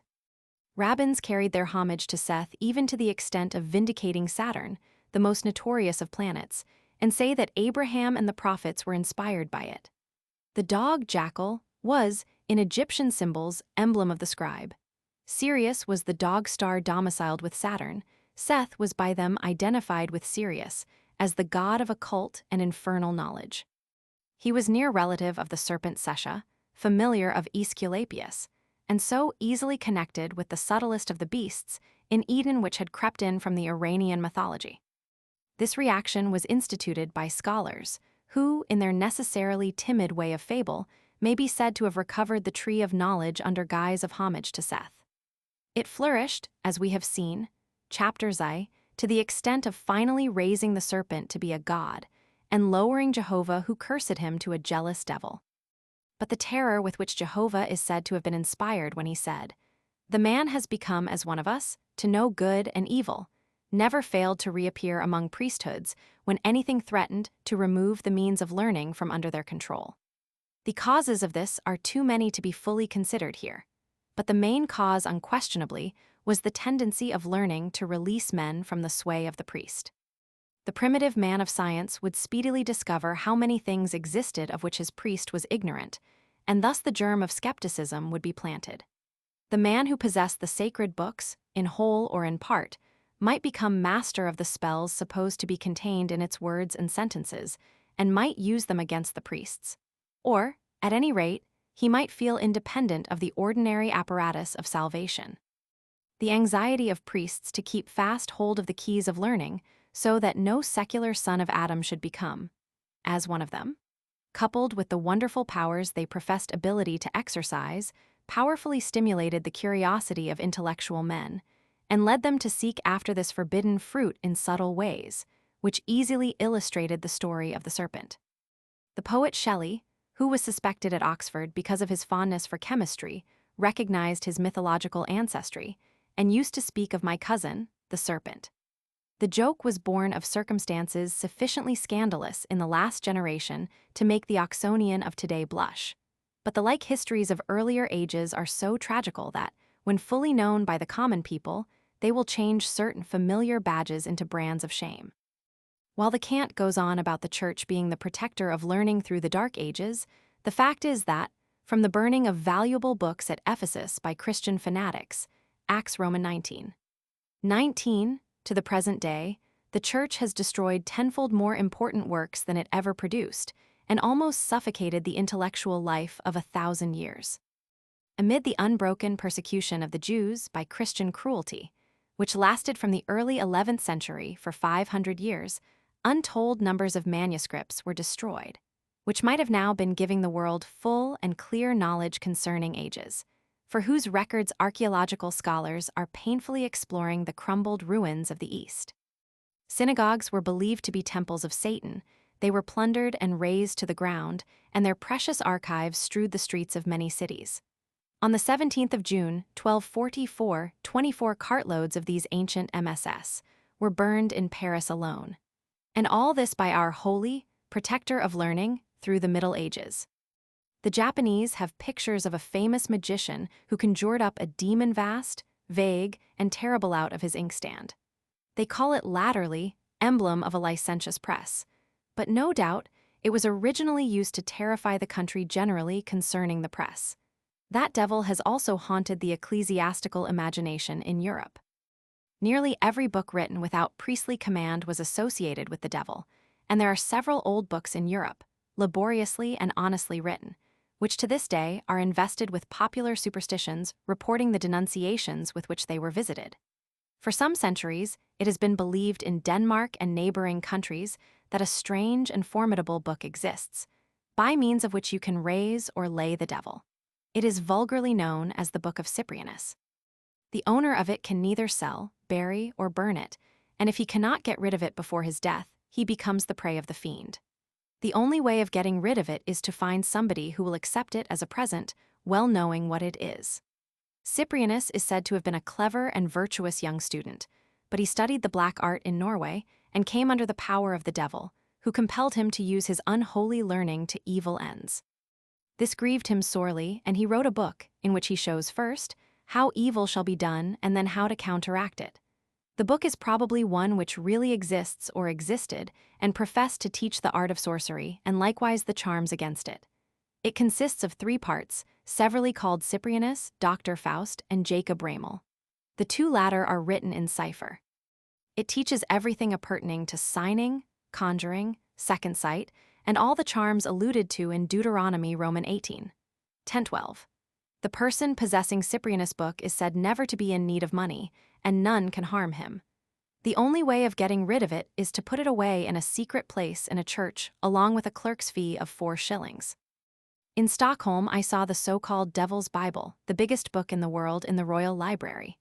It is literally as they describe it, gigas librorum. No single man can lift it from the floor.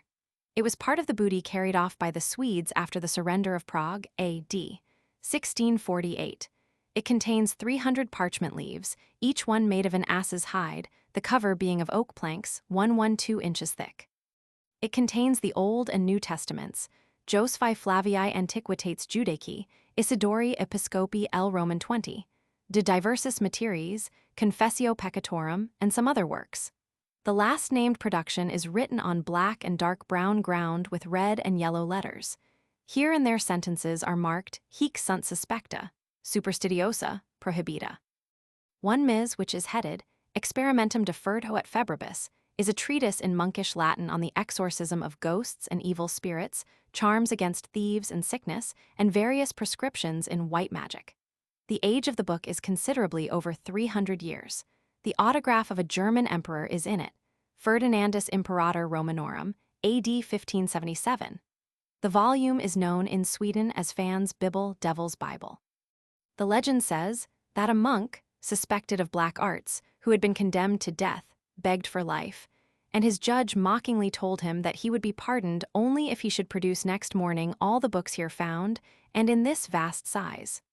The monk invoked the devil's assistance, and the ponderous volume was written in a single night. This devil must have been one who prided himself more on his literary powers than his personal appearance, for the face and form said to be his portrait, frontispiece of the volume, represent a most hideous ape, green and hairy, with horrible curled tusks. It is, no doubt, the ape Anarhan of the Wagner legends, Burns's Tosy Tyke, black, grim, and large. I noticed particularly in this old work the recurrence of deep red letters and sentences similar to the ink, which Fust used at the close of his earliest printed volumes to give his name, with the place and date of printing. Now red is sacred in one direction as symbolizing the blood of Christ, but it is also the color of Judas, who betrayed that blood. Hence, while red letters might denote sacred days and sentences in priestly calendars, they might be supposed mimicry of such sanctities by God's ape, if occurring in secular works or books of magic. It is said that these red letters were especially noted in Paris as indications of the diabolical origin of the works so easily produced by Fust. And though it is uncertain whether he suffered imprisonment, the red lines with his name appear to have been regarded as his signature in blood. For a long time, every successive discovery of science, every invention of material benefit to man, was believed by pre-stricken peoples to have been secured by compact with the devil.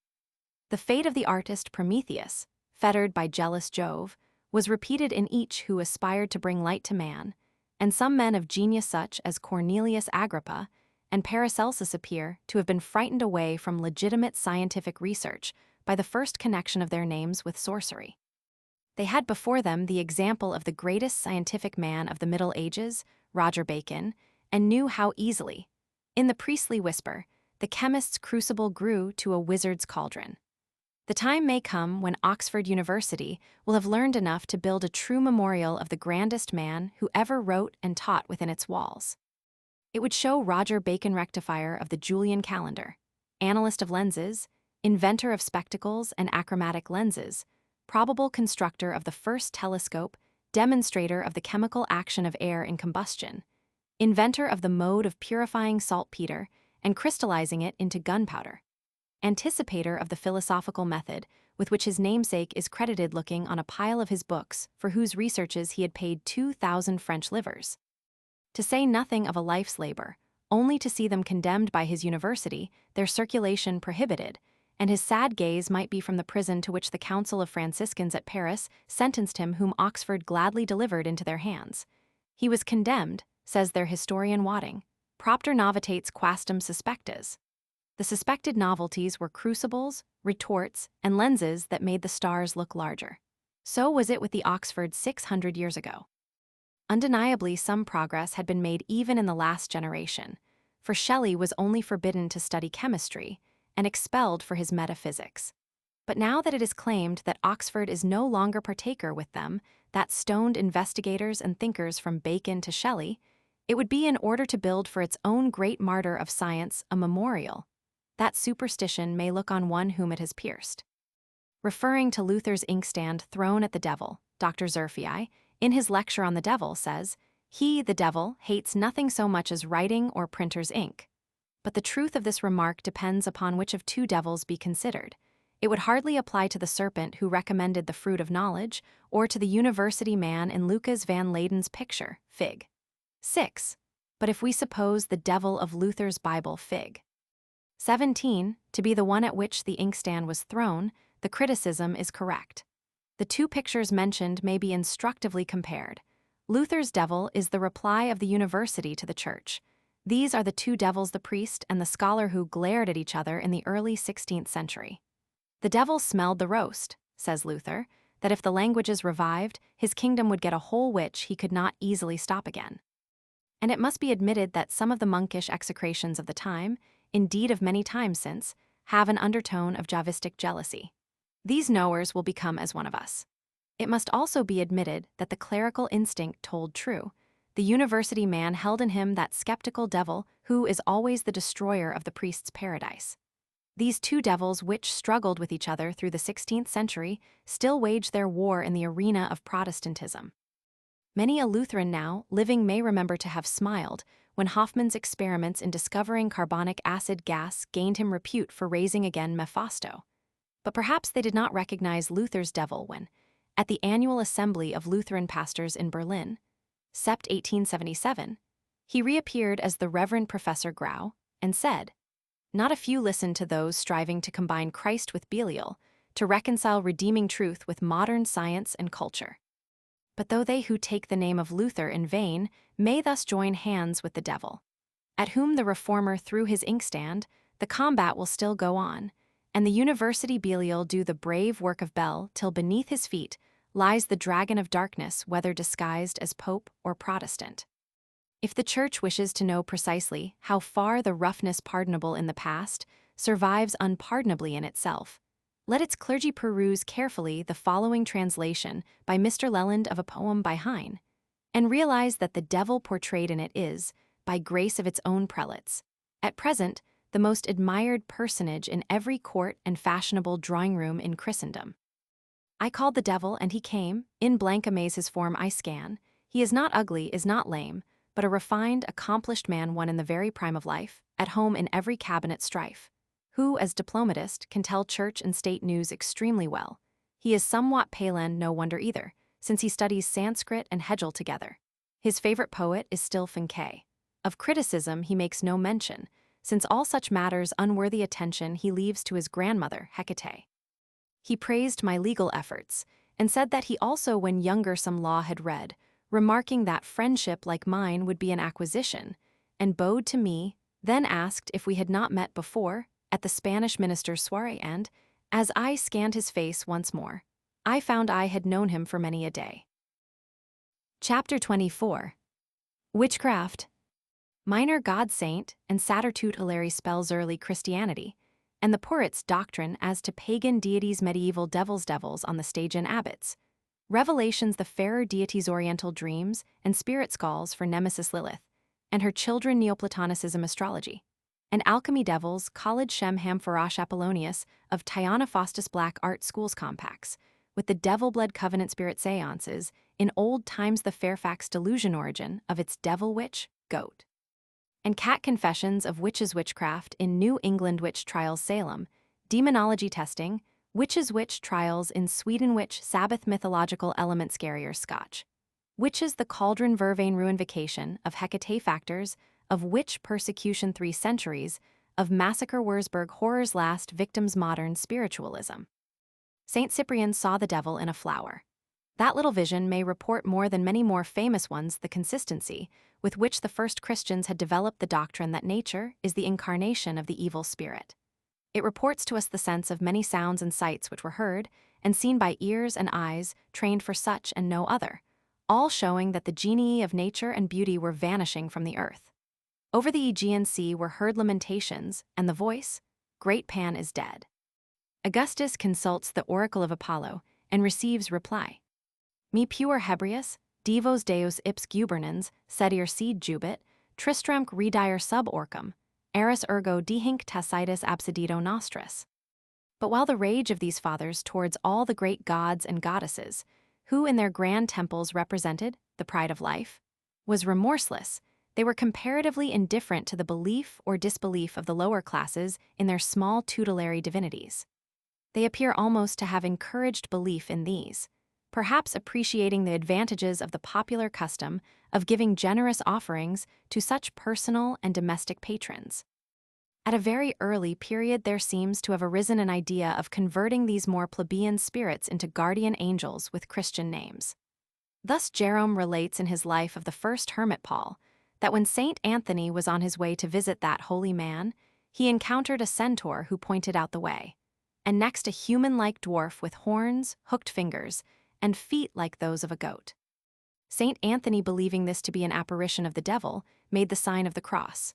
But the little man, nowise troubled by this, respectfully approached the monk, and having been asked who he was, answered, "I am a mortal, and one of those inhabitants of the desert whom the Gentiles in their error worship under the names of fauns, satyrs, and incubi. I am delegated by my people to ask of thee to pray for us to our common God, who we know has descended for the salvation of the world, and whose praises resound in all the earth." At this glorification of Christ, Saint Anthony was transported with joy, and turning towards Alexandria he cried, "Woe to thee, adulterous city, which adorest animals as gods."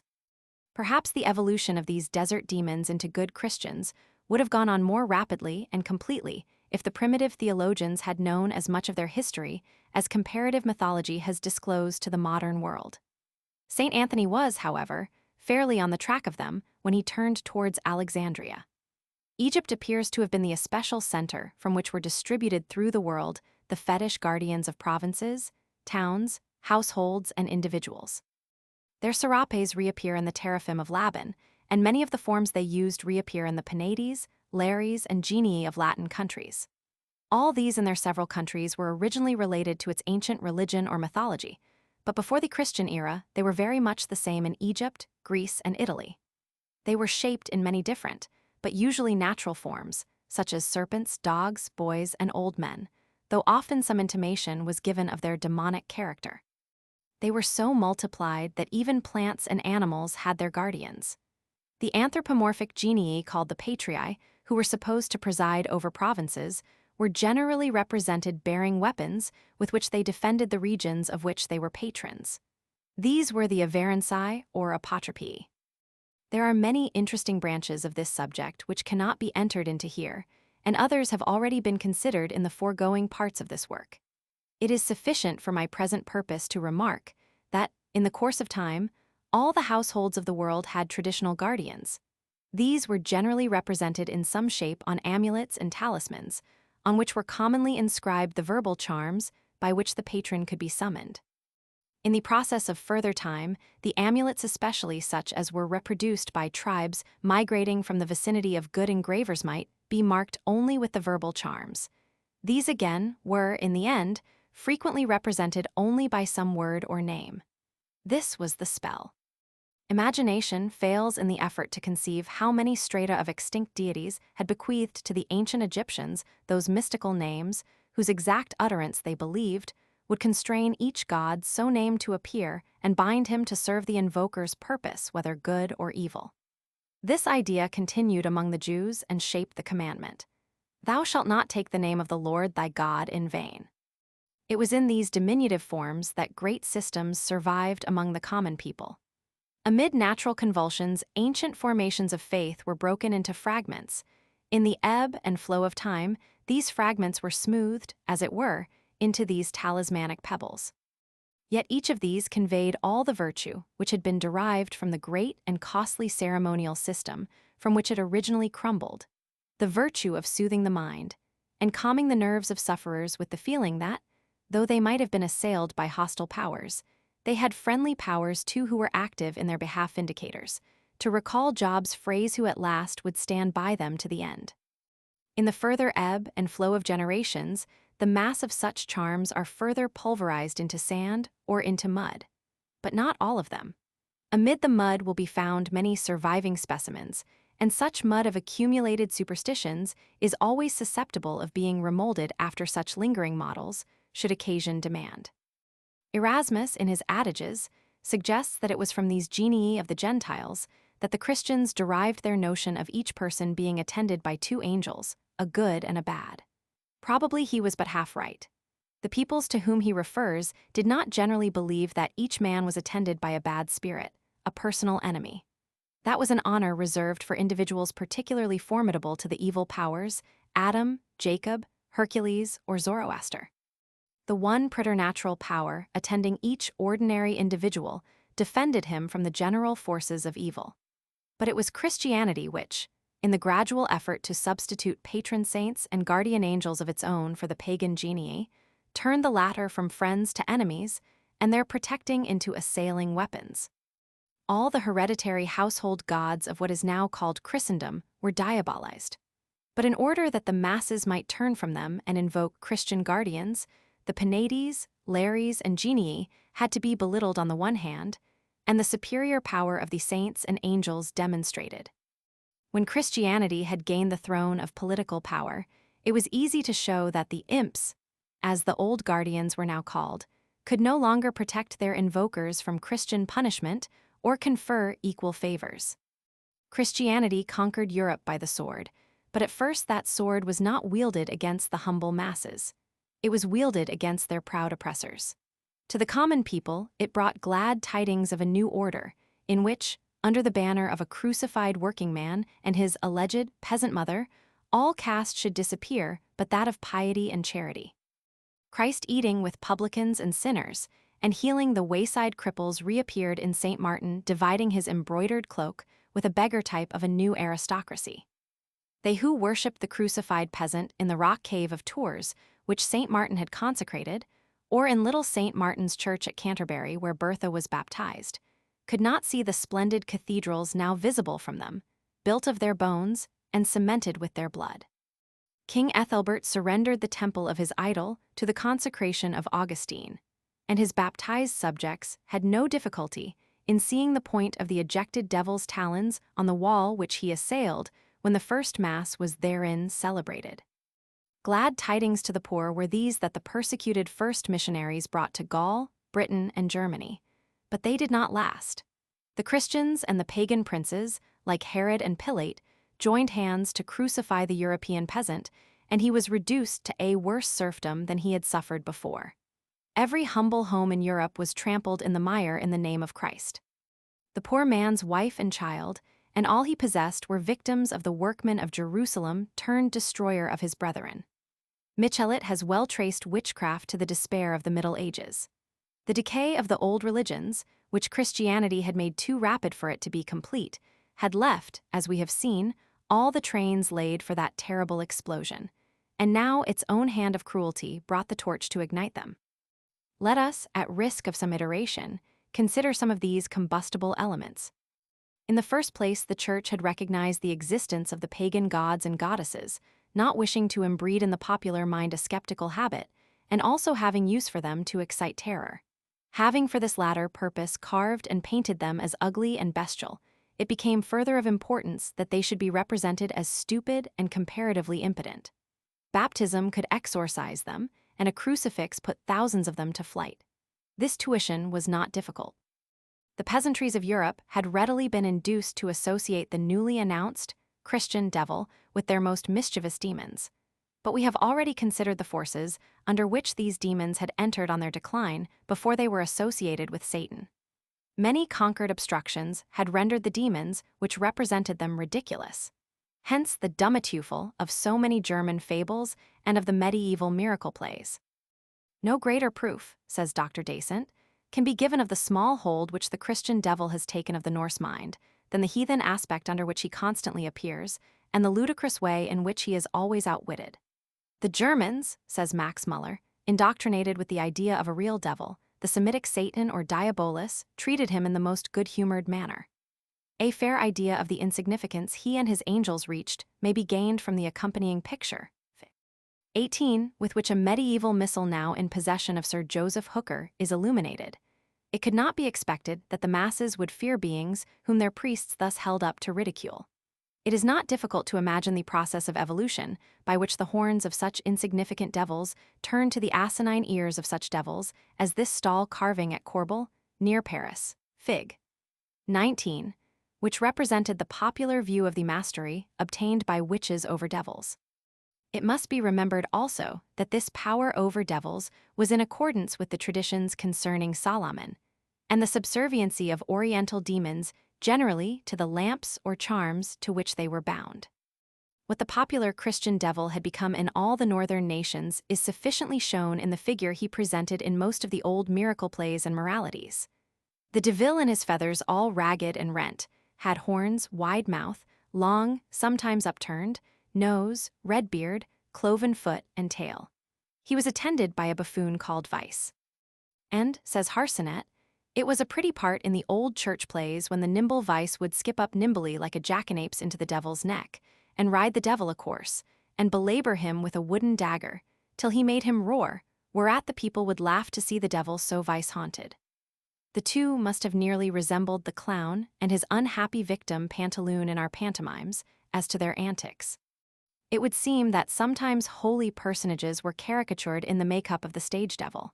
Thus, in Gammer Gurton's Needle, we have this conversation. Gammer, but Hodge had he no horns to push.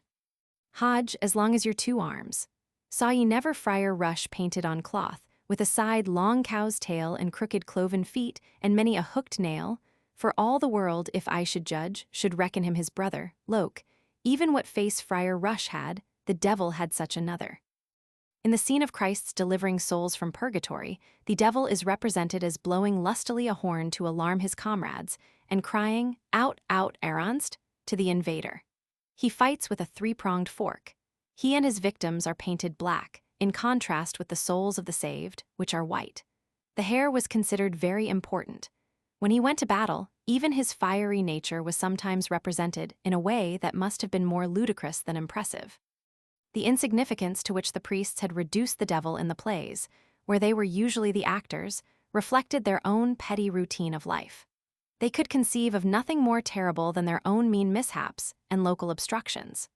One great office of the devil was to tempt some friar to sleep when he should be at prayer, make another drink too much, or a third cast warm glances at a village beauty. The revelations of the abbot Richelmus, written 700 years ago, shows the devil already far gone in his process of diminution. The devil here concentrates the energies which once made the earth tremble on causing nausea to the abbot and making the choir cough while he is preaching. When I sit down to holy studies, he says, the devils make me heavy with sleep. Then I stretch my hands beyond my cuffs to give them a chill. Forthwith the spirits prick me under my clothes like so many fleas, which causes me to put my hands on them, and so they get warm again, and my reading grows careless. Come, just look at my lip. For 20 years has an imp clung to it just to make it hang down. It is ludicrous to find that ancient characteristic of the gods of death already adverted to their hatred of salt. The agent of preservation descended from being the sign of Job's constancy to Jehovah into a mere item of the abbot's appetite. When I am at dinner, and the devil has taken away my appetite, as soon as I have tasted a little salt it comes back to me, and if, shortly afterwards, I lose it again, I take some more salt, and am once more anhungered. One dangerous element was the contempt into which, by many causes, the infernal powers had been brought. But a more dangerous one lay in another direction. Though the current phrases of the New Testament and of the Fathers of the Church, declaring this world, its wealth, loves, and pleasures, to be all the kingdom of Satan, had become cant in the mouths of priests ruling over Europe, it had never been cant to the humble peasantries. Although they had degraded many devils imported by the priests, it had been in connection with the declining terrors of their native demonologies. But above these degraded and hated gnomes and elves, whose paternity had been transferred from Soter to Satan, there was an array of beautiful deities, gentle gods and goddesses, traditionally revered and loved as protectors of the home, and the family which had never really lost their hold on the common people. They might have shrunk before the aggressive victories of the saints into little fairies, but their continued love for the poor and the oppressed was the romance of every household. What did these good fairies do? They sometimes loaded the lowly with wealth, if summoned in just the right way. They sang secrets to them from trees as little birds, they smoothed the course of love, clothed ash maidens in fine clothes, transported people through the air, enabled them to render themselves invulnerable or invisible to get out of prisons, to vanquish the powers that be, whether ordained of God or not. Now all these were benefits which, by Christian theory, could only be conferred by that prince of this world who ministered to the pride of life. Into homes, which the priest and his noble had stripped of happiness, and hope whose loving brides were for baptized bluebeards, whose hard earnings were taken as the price of salvation from devils, whose awfulness was departing there, came from afar rumors of great wealth and splendor conferred upon their worshippers by Eastern gods and goddesses. The priests said all those were devils who would torture their devotees eternally after death. Yet it could not be denied that the Moors had the secret of lustres and ornamentation, that the heathen East was gorgeous, that all Christendom was dreaming of the wealth of Ormus and of Ind. Granted that Satan had come westward and northward, joined the scurvy crew of Loki, and become of little importance. But what of Baal or Beelzebub, of Asmodeus, of the genii who built Solomon's temple, of rich Pluto, of august Ahriman? Along with stories of oriental magnificence, there spread through Christendom names of many deities and demons, many of them beautiful names. 2. Euphemism having generally managed to bestow melodious epithets alike on deities feared and loved. In Faust's miraculous art and Book of Marvels, or the Black Raven, 1469, the infernal hierarchy are thus named: King, Lucifer; Viceroy, Belial; Gubernators, Satan, Beelzebub, Astaroth, Pluto; Chief princes, Aziel, Mephistopheles, Marbule, Ariel, Anigal, Anisil, Barphil. Seductive meanings, too, corresponding to these names, had filtered in some way from the high places they once occupied into the minds of the people.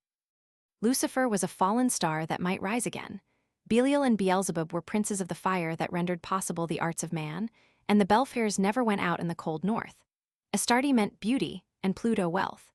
Aziel, Asael, was president of the great college of occult arts, from whom Solomon learned the secrets by which he made the jinni his slaves.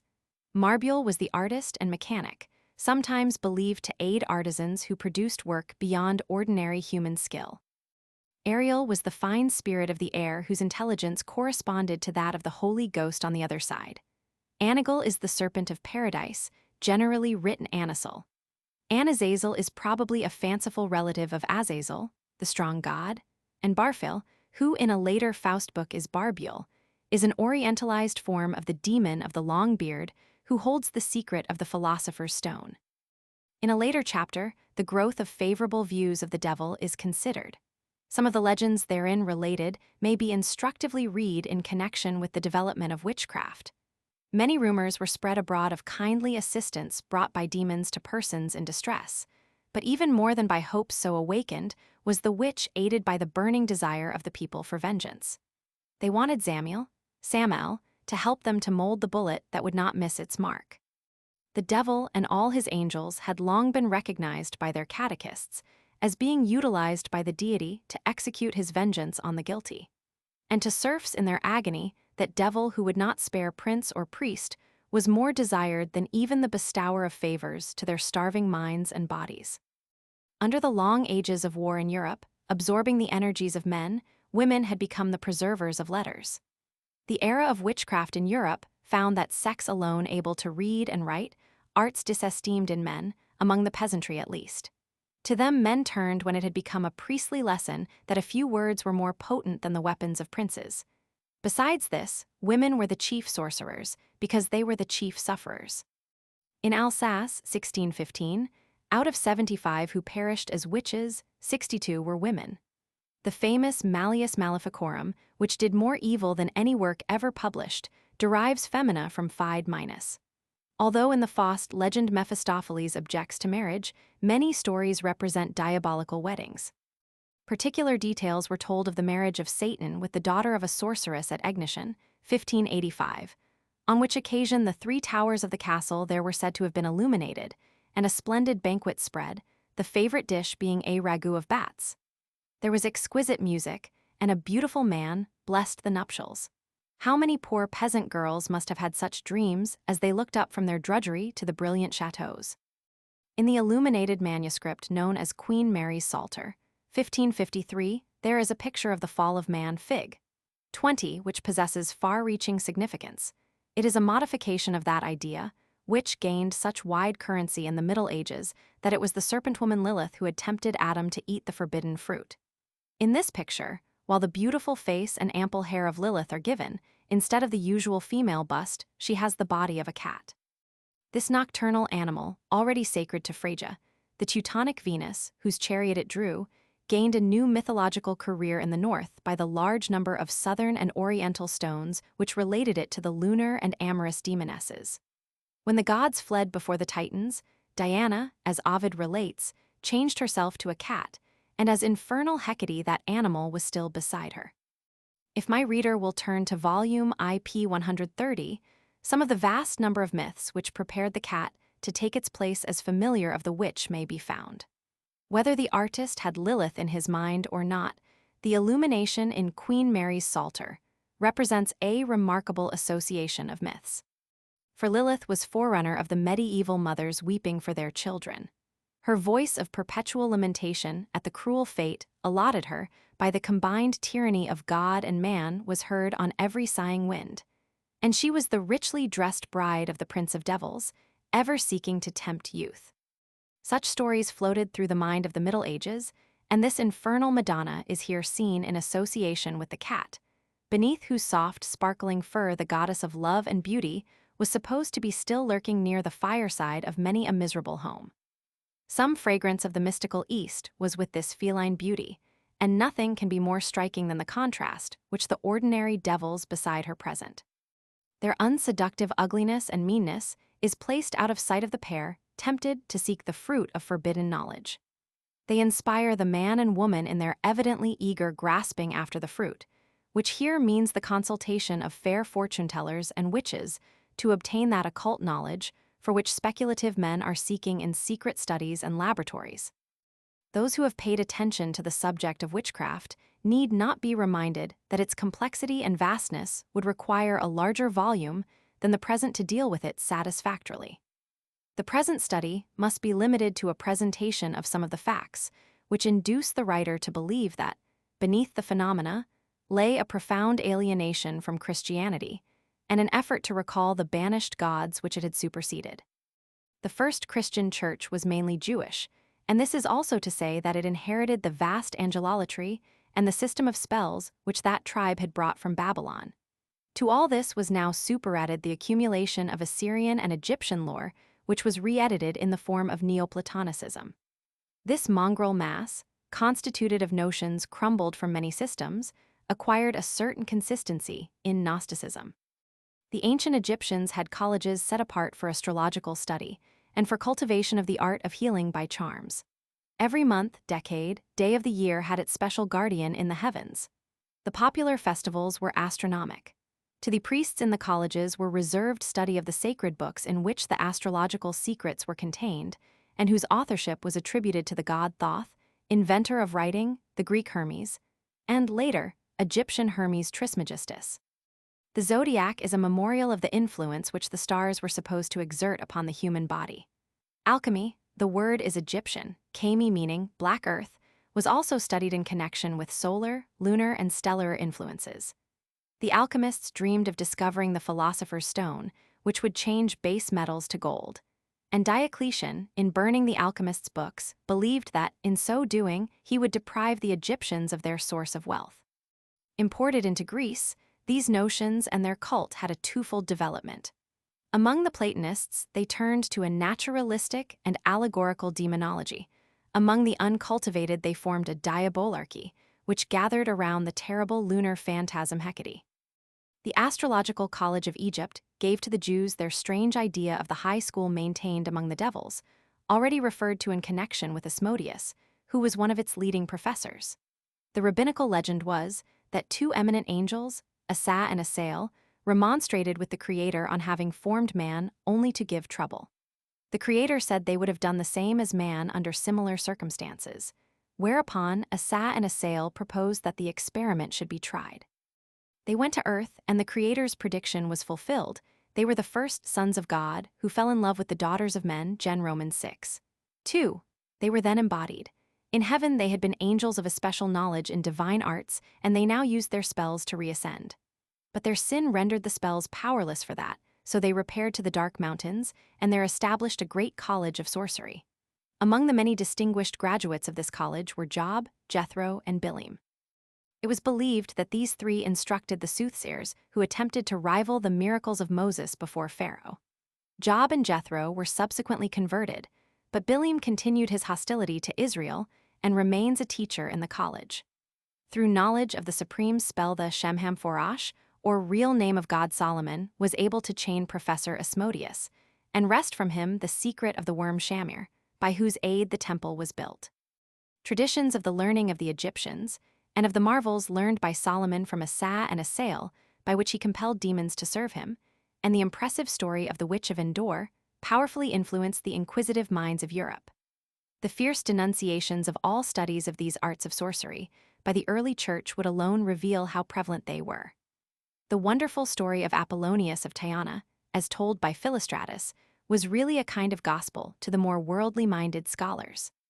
Some rabbins, following the outcry against Jesus, "He casteth out devils by Beelzebub," circulated at an early date the story that Jesus had derived his power to work miracles from the spell Shemham-Forash, which he found on one of the stones of the temple where Solomon had left it. Though Eusebius cast doubt upon them, the Christians generally do not appear to have denied the miracles of Apollonius, which precisely copy those of Jesus from the miraculous birth to the ascension, but even to have quoted them as an evidence of the possibility of miracles. Celsus, having attributed the miracles of Jesus to sorcery, and said that magic influenced only the ignorant and immoral, Origen replies that, in order to convince himself of the contrary, he has only to read the memoirs of Apollonius by Marigenes, who speaks of him as a philosopher and magician who repeatedly exercised his powers on philosophers. Arnobius and the fathers of the 4th century generally believed in the Apollonian thaumaturgy and attributed it to magic. Aldus Manutius published the Book of Philostratus in the 15th century, and the degree to which the fascinating and marvelous stories concerning Apollonius fired the European imagination, just awaking under the breath of the Renaissance, may be estimated by the fury with which the magician was anathematized by Pico della Mirandola, Jean Bodin, and Baronius. The book and the controversy attracted much attention, and while the priests still continued to charge Apollonius with being a magician, they appear to have perceived that it would have been more to the point, so far as their real peril was concerned, to have proved him an impostor. Failing that, Dr. Faustus and his fellow professors in the black art were left masters of the situation. The people had to digest the facts admitted that a pagan had learned, by initiations into the astrological schools of Egypt and India, the means of healing the sick, raising the dead, flying through the air, throwing off chains, opening locks, rendering himself invisible, and discerning the future. There was a call for some kind of Apollonius, and Faustus arose. Side by side flourished Luther and Faustus. To Roman Catholic eyes, they were twin sons of the devil. That they were characteristic products of one moral age and force appears to me certain, even as today the negations of science and the revival of spiritualism have a common root in radical disbelief of the hereditary dogmas and forms of so-called religion. It is, however, not surprising that Protestantism felt as much horror of its bastard brother as science has of the ghostly seances. Through the early 16th century, we can trace this strange Dr. Faustus, auspicious. He had chosen that name, going about Germany, not omitting Erfurth, and talking in taverns about his magic arts and powers. More is said of him in the following chapter. It is sufficient to observe here, and it is the conclusion of Professor Morley, who has sifted the history with his usual care, that about him, as a center of crystallization, tales ascribed in the first place to other conjurers arranged themselves, until he became the popular ideal of one who sought to sound the depths of this world's knowledge and enjoyments without help from the Church or its God. The priests did not doubt that this could be done, nor did the Protestants. They generally agreed that it could be accomplished at cost of the soul. As angels of the good God must answer to the formulas of invocation to those who had made a sacramental compact with their chief, so was it possible to share a sacrament of Satan, and by certain invocations summon his infernal angels to obtain the pleasures of this world of which he is prince. 1,000 years' experience of the Church had left the poor ready to sign the compact if they could secure some little earthly joy. As for heaven, if it were anything like what its ministers had provided for the poor on earth, hell might be preferable after all. Dr. Wuttke, while writing his recent work on German superstitions, was surprised to learn that there still exist in France and in Württemberg schools for teaching the black art. A priest in the last-named country wrote him that a boy had confessed to having passed the lower grade of such a school, but, scared by the horrid ceremonies, had pronounced some holy words which destroyed the effect of the wicked practices and struck the assembled devil worshippers with consternation. The boy said he had barely escaped with his life. I have myself passed an evening at a school in London for the development of spirit mediums, and possibly Dr. Wuttke's correspondent would describe these also as devil worshippers. No doubt all such circles might be traced archaeologically to that sorcerer's college said by the rabbins to have been kept by a Sa and a Sale. But what moral force preserved them? They do but represent a turning of methods made familiar by the Church to coax benefits from other supernatural powers in the hope that they would be less dilatory than the Trinity in bestowing their gifts. What is the difference between St. Wolfram's God and King Radbot's devil? The one offers a golden mansion on earth warranted to last through eternity, the other a like mansion in the skies receivable after death. The saint agrees that if Radbot's devil can build him such a house, the king would be quite right to worship the architect. The question of the comparative moral merits of the two invisible powers is not mentioned. This legend, related in a preceding chapter, is characteristic of the motives to which the priesthood appealed through the Middle Ages. It is no wonder that the people began to appeal to the gods of their traditional Radbots, nor that they should have used the ceremonial and sacramental formulas around them. But to these were added other formulas borrowed from different sources. The compact with the devil had in it various elements. It appears to have been a custom of the Odinistic religion for men to sign acts of self-dedication to trusted deities, somewhat corresponding to the votive tablets of Southern religion. It was a legend of Odin that when dying he marked his arm with the point of a spear, and this may have been imitated. In the mysteries of pagan and Christian systems, blood played an important part, the human blood of earlier times being symbolized by that of animals, and ultimately, among Christians, in wine of the Eucharist. The primitive history of this blood covenant is given in another chapter. Some astrological formulas, and many of the deities invoked, spread through Europe with the Jews. The actual, and quite as often fabulous, wealth of that anti-Christian race was ascribed to Antichrist, and while Christian princes thought of such gold as legitimate spoil, the honest peasants sought from their astrologers the transmitted Key of Solomon, in virtue of which the demons served him. The famous compact, therefore, was largely of Christian Judaic origin, and only meant conveyance of the soul in consideration of precisely the same treasures as those promised by the Church to all whose names were written in the Lamb's Book, the only difference being in the period when redemption of the respective issues of priest and astrologer should fall due. One was payable during this life, the other after death. The ceremonial performances of witchcraft have also always existed in some form. What we are familiar with of late as spirit seances are by no means new. More than 100 years ago, Mr. Wesley and various clergymen were sitting at a table in Cock Lane, asking the spirit Fanny to rap twice if she were in a state of progressive happiness. Nay, 100 years before that, 1661, Sir Thomas Chamberlain and others, sitting in a haunted house at Tedworth, Wilts, asked Satan, "If the drummer set thee to work, give 3 knocks, and no more," which it did very distinctly and stopped. We also learn that in another town and case, 1654, a naked arm and hand appeared and beat the floor. It would not be difficult to go further back and find that the dark circle of our spiritualists with much of its apparatus has existed continuously through the Middle Ages. The dark séance, which Goethe has represented in Faust, Part 2, at which the spirits of Helen and Paris are evoked, is a very accurate picture of the materializations now exhibited by mediums more than 40 years after its publication.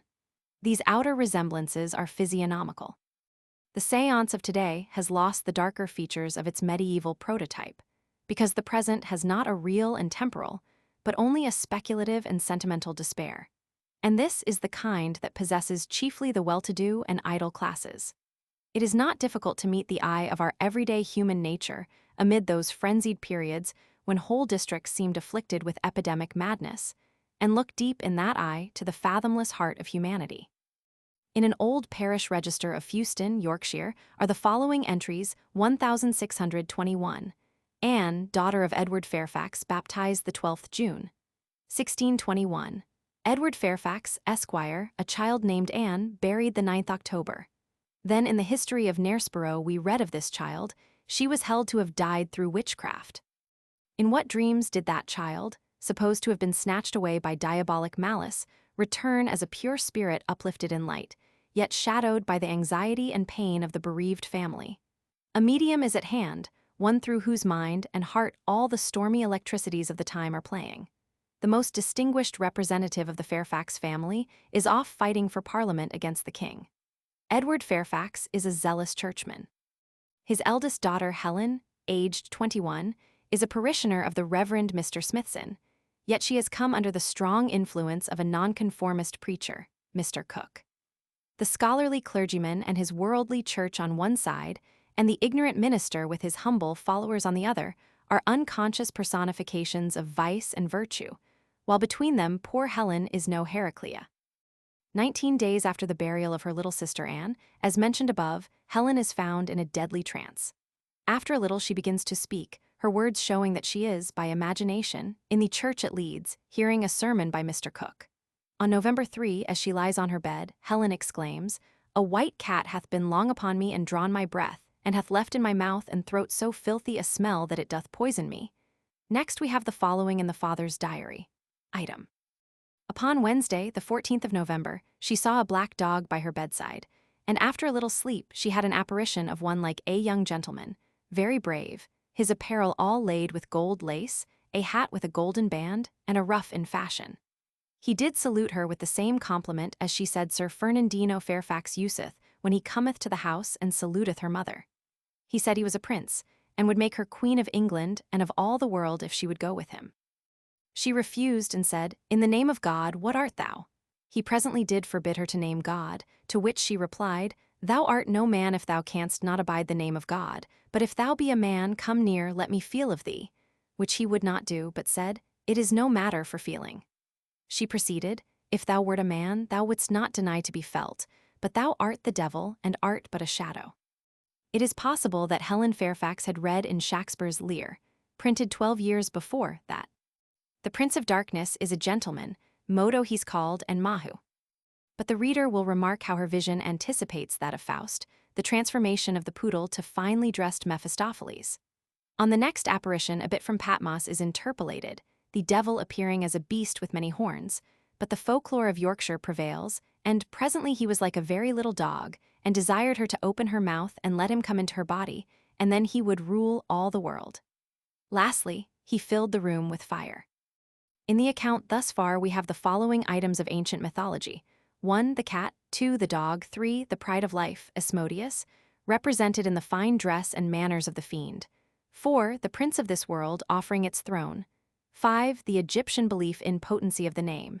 6. The hunger demon who dares not be felt, because his back is hollow, and though himself a shadow, casts none.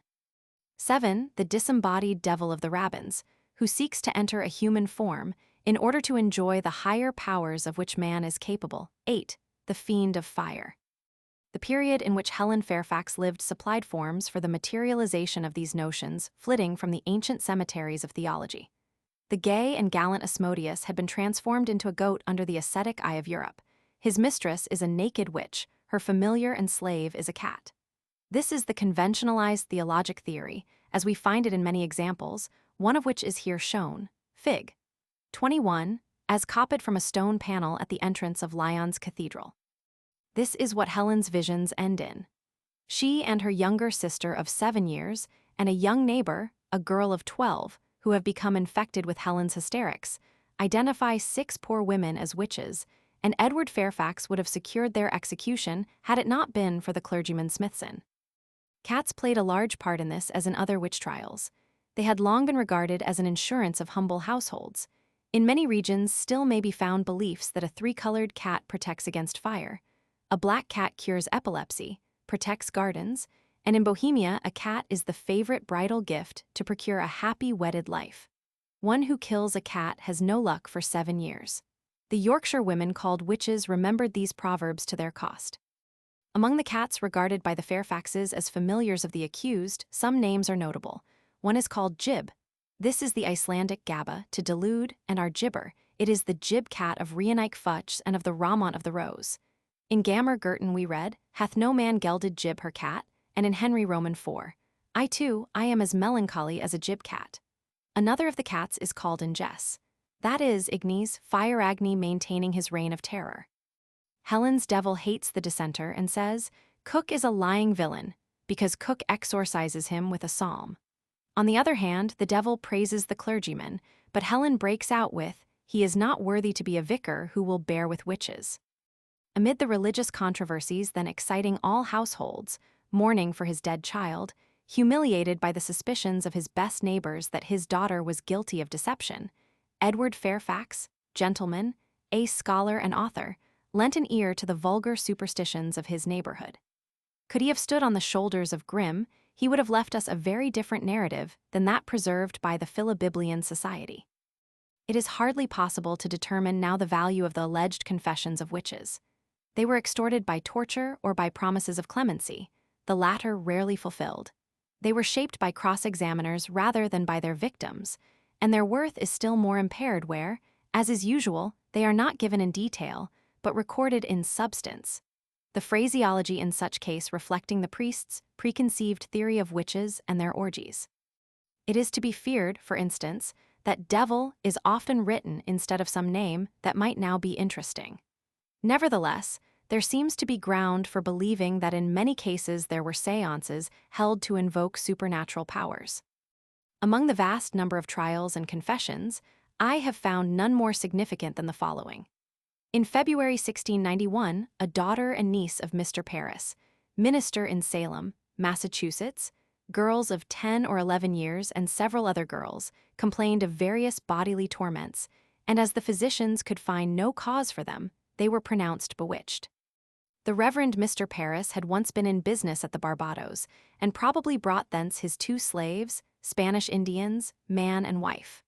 When the children were declared bewitched, the Indian woman, Tituba, tried an experiment, probably with fetishes familiar in the Barbados, to find out the witch. Whereupon the children cried out against the Indian woman as appearing to them and tormenting them. Tituba said her mistress, in her own country, had taught her how to find out a witch, but denied being one herself, but afterwards urged, as she subsequently declared, by her master she confessed. And the marks of Spanish cruelty on her body were assumed to be the devil's wounds. The Reverend Mr. Paris in a calmer time might have vindicated poor Tituba by taking for text of his sermon on the subject Christ's saying about a house divided against itself, and reminding the colony, which held public fast against Satan, that the devil was too clever to cover his Salem agent with wounds. But instead of that he preached on the words, "Have I not chosen you 12, and one of you is a devil?" During this sermon, a woman left the church. She was sister of a woman who had also been accused by the children, and being offended by something Mr. Paris said, went out of meeting, of course, also to prison. There were 3 other women involved with Tituba, in whose fetish experiments a well-informed writer thinks the Salem delusion began. The examination before the deputy governor, Danforth, began at Salem, April 11, 1692, and there are several notable points in it. Tituba's husband, the Indian John, cunningly escaped by pretending to be one of the afflicted.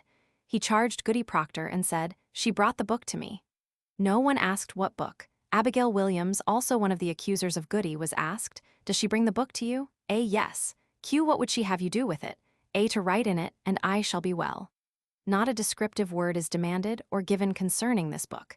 The examiners are evidently well acquainted with it. In the alleged confessions preserved in official reports, but not in the words of the accused, the nature of the book is made clear. Thus Mary Osgood confesses that about 11 years ago, when she was in a melancholy state and condition, she used to walk abroad in her orchard, and, upon a certain time, she saw the appearance of a cat at the end of the house, which yet she thought was a real cat. However, at that time it diverted her from praying to God, and instead thereof she prayed to the devil, about which time she made a covenant with the devil, who, as a black man, came to her and presented her a book, upon which she laid her finger, and that left a red spot. And that upon her signing that book, the devil told her that he was her God. This is not unlikely to be a paraphrase of some sermon on the infernal book of Satan corresponding to the book of life, the theory being too conventional for the court to inquire about the mysterious volume. Equally well known was the Antichrist theory, which had long represented that avatar of Satan as having organized a church. Thus we read, Abigail Williams, did you see a company at Mr. Paris's house eat and drink? A. Yes, sir, that was their sacrament. Q. What was it? A. They said it was our blood. Mary Walcott, have you seen a white man? A. Yes, sir, a great many times. Q. What sort of man was he? A fine grave man, and when he came he made all the witches to tremble. When it is remembered that Mary Osgood had described the devil as a black man, all were thinking of the Indians. This anti-Blackman suggests Christ resisting Antichrist. Again, although nothing seems to have been said in the court previously about baptism, one of the examiners asks, Goody Lackey, how many years ago since they were baptized? A. 3 or 4 years ago, I suppose. Q. Who baptized them? A. The old serpent. Q. How did he do it? A. He dipped their heads in the water, saying they were his and that he had power over them. There were 6 who baptized. Q. Name them. A. I think they were of the higher powers. There are interspersed through the preceding suggestions of mercy on condition of confession, which, joined to these theoretical questions, render it plain that the retractations which the so-called witches made were true, and that in New England, at least, there was little if any basis for the delusion beyond the experiment of the 2 Spanish Indians. The terrible massacre of witches which occurred there was the result of the decision of English judges and divines that witchcraft is recognized in the Bible, and there assign the death penalty. It will be observed here that ancient mythology to Salem is chiefly that of the Bible, modified by local conditions. White man and black man represent Christ and Antichrist, and we have the same symbols on both sides: Eucharists, baptisms, and names written in books. The survivals from European folklore met within the New England trials are the cat, the horse, rarely, and the dog. In one case, a dog suffered from the repute of being a witch, insomuch that some who met him fell into fits. He was put to death. Riding through the air continues, but the American witches ride upon a stick or pole. The old-fashioned broom, the cloud symbol of the wild huntsman, is rarely mentioned. One thing, however, survives from England at least, the same sharp controversy that is reflected in the Fairfax case. Cotton Mather tried one of the possessed with the Bible, the Assembly's Catechism, his grandfather's Milk for Babes, his father's Remarkable Providence, and a book to prove there were witches. And when any of those were offered for her to read in, she would be struck dead and fall into convulsions. But when he tried her with Popish and Quaker books, the English Prayer Book, and a book to prove there were no witches, the devil permitted her to read these as long as she pleased. One is at a loss which most to admire: the astuteness of the accused witch in bearing testimony to the Puritan religion, or the phenomenon of its eminent representative seeking a witness to it in the father of lies. If now we travel towards the east, we find the survivals growing clearer. As in the west, they become faint. In 1669, the people of the villages of Mora and Elfdale in Sweden, believing that they were troubled by witches, were visited by a royal commission, the result of whose investigations was the execution of 23 adults and 15 children, running of the gauntlet by 36 between the ages of 9 and 16 years, the lashing on the hand of 20 children for 3 Sundays at the church door, and similar lashing of the aforesaid 36 once a week for a year. Portions of the Confessions of the Witches are given below from the Public Register as translated by Anthony Horneck, D.D., and printed in London, anno 1700. I add a few words in brackets to point out survivals. We of the province of Elfdale do confess that we used to go to a gravel pit which lay hard by a crossway Hecate, and there we put on a vest wolf girdle over our heads and then danced round, and after this ran to the crossway and called the devil thrice, first with a still voice, the second time somewhat louder, and the third time very loud with these words antecessor, "Come and carry us to Blockula." Whereupon immediately he used to appear, but in different habits, but for the most part we saw him in a grey coat and red and blue stockings. He had a red beard Barbarossa, a high-crowned hat, turncap, with linen of divers colors wrapped about it, and long garters upon his stockings. Then he asked us whether we would serve him with soul and body. If we were content to do so, he set us upon a beast which he had there ready, and carried us over churches and high walls, and after all we came to a green meadow where Blockula lies. We must procure some scrapings of altars and filings of church clocks, and then he gives us a horn with a salve in it, wherewith we do anoint ourselves chrism, and a saddle with a hammer Thor's, and a wooden nail, thereby to fix the saddle walkers. Whereupon we call upon the devil, and away we go. For their journey, they said they made use of all sorts of instruments, of beasts, of men, of spits, and posts, according as they had opportunity. If they do ride upon goats, Azazel, and have many children with them, that all may have room, they stick a spit into the backside of the goat, and then are anointed with the aforesaid ointment. What the manner of their journey is, God only knows. Thus much was made out, that if the children did at any time name the names, Egyptian spells of those that had carried them away, they were again carried by force either to Blockula or to the crossway, and they're miserably beaten, insomuch that some of them died of it. A little girl of Elfdale confessed that, naming the name of Jesus as she was carried away, she fell suddenly upon the ground and got a great hole in her side, which the devil presently healed up again, and away he carried her. And to this day the girl confessed she had exceeding great pain in her side. They unanimously confess that Blockula is situated in a delicate large meadow, whereof you can see no end. The place or house they met at had before it a gate painted with divers colors. Through this gate they went into a little meadow distinct from the other, where the beasts went that they used to ride on. But the men whom they made use of in their journey stood in the house by the gate in a slumbering posture, sleeping against the wall castle of Waldemar. In a huge large room of this house, they said, there stood a very long table, at which the witches did sit down, and that hard by this room was another chamber where there were very lovely and delicate beds. The first thing they must do at Blockula was, that they must deny all, and devote themselves body and soul to the devil, and promise to serve him faithfully, and confirm all this with an oath initiation. Hereupon they cut their fingers Odinism, and with their blood write their name in his book, Revelations. They added that he caused them to be baptized, too, by such priests as he had there, Antichrist's sacraments. And he, the devil, bids them believe that the day of judgment will come speedily, and therefore sets them on work to build a great house of stone Babel, promising that in that house he will preserve them from God's fury and cause them to enjoy the greatest delights and pleasures, Moslem. But while they work exceeding hard at it, there falls a great part of the wall down again.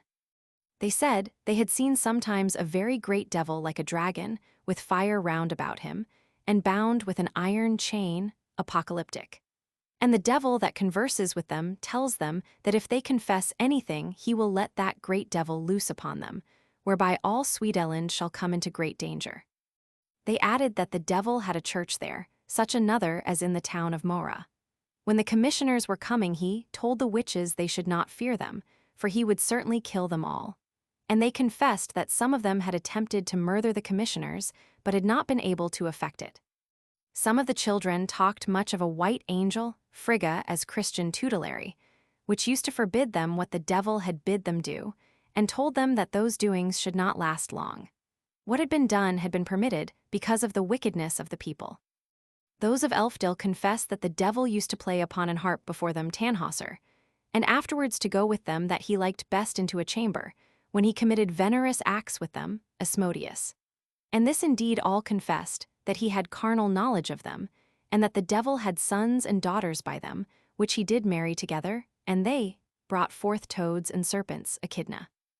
After this they sat down to table, and those that the devil esteemed most were placed nearest to him, but the children must stand at the door, where he himself gives them meat and drink, sacrament.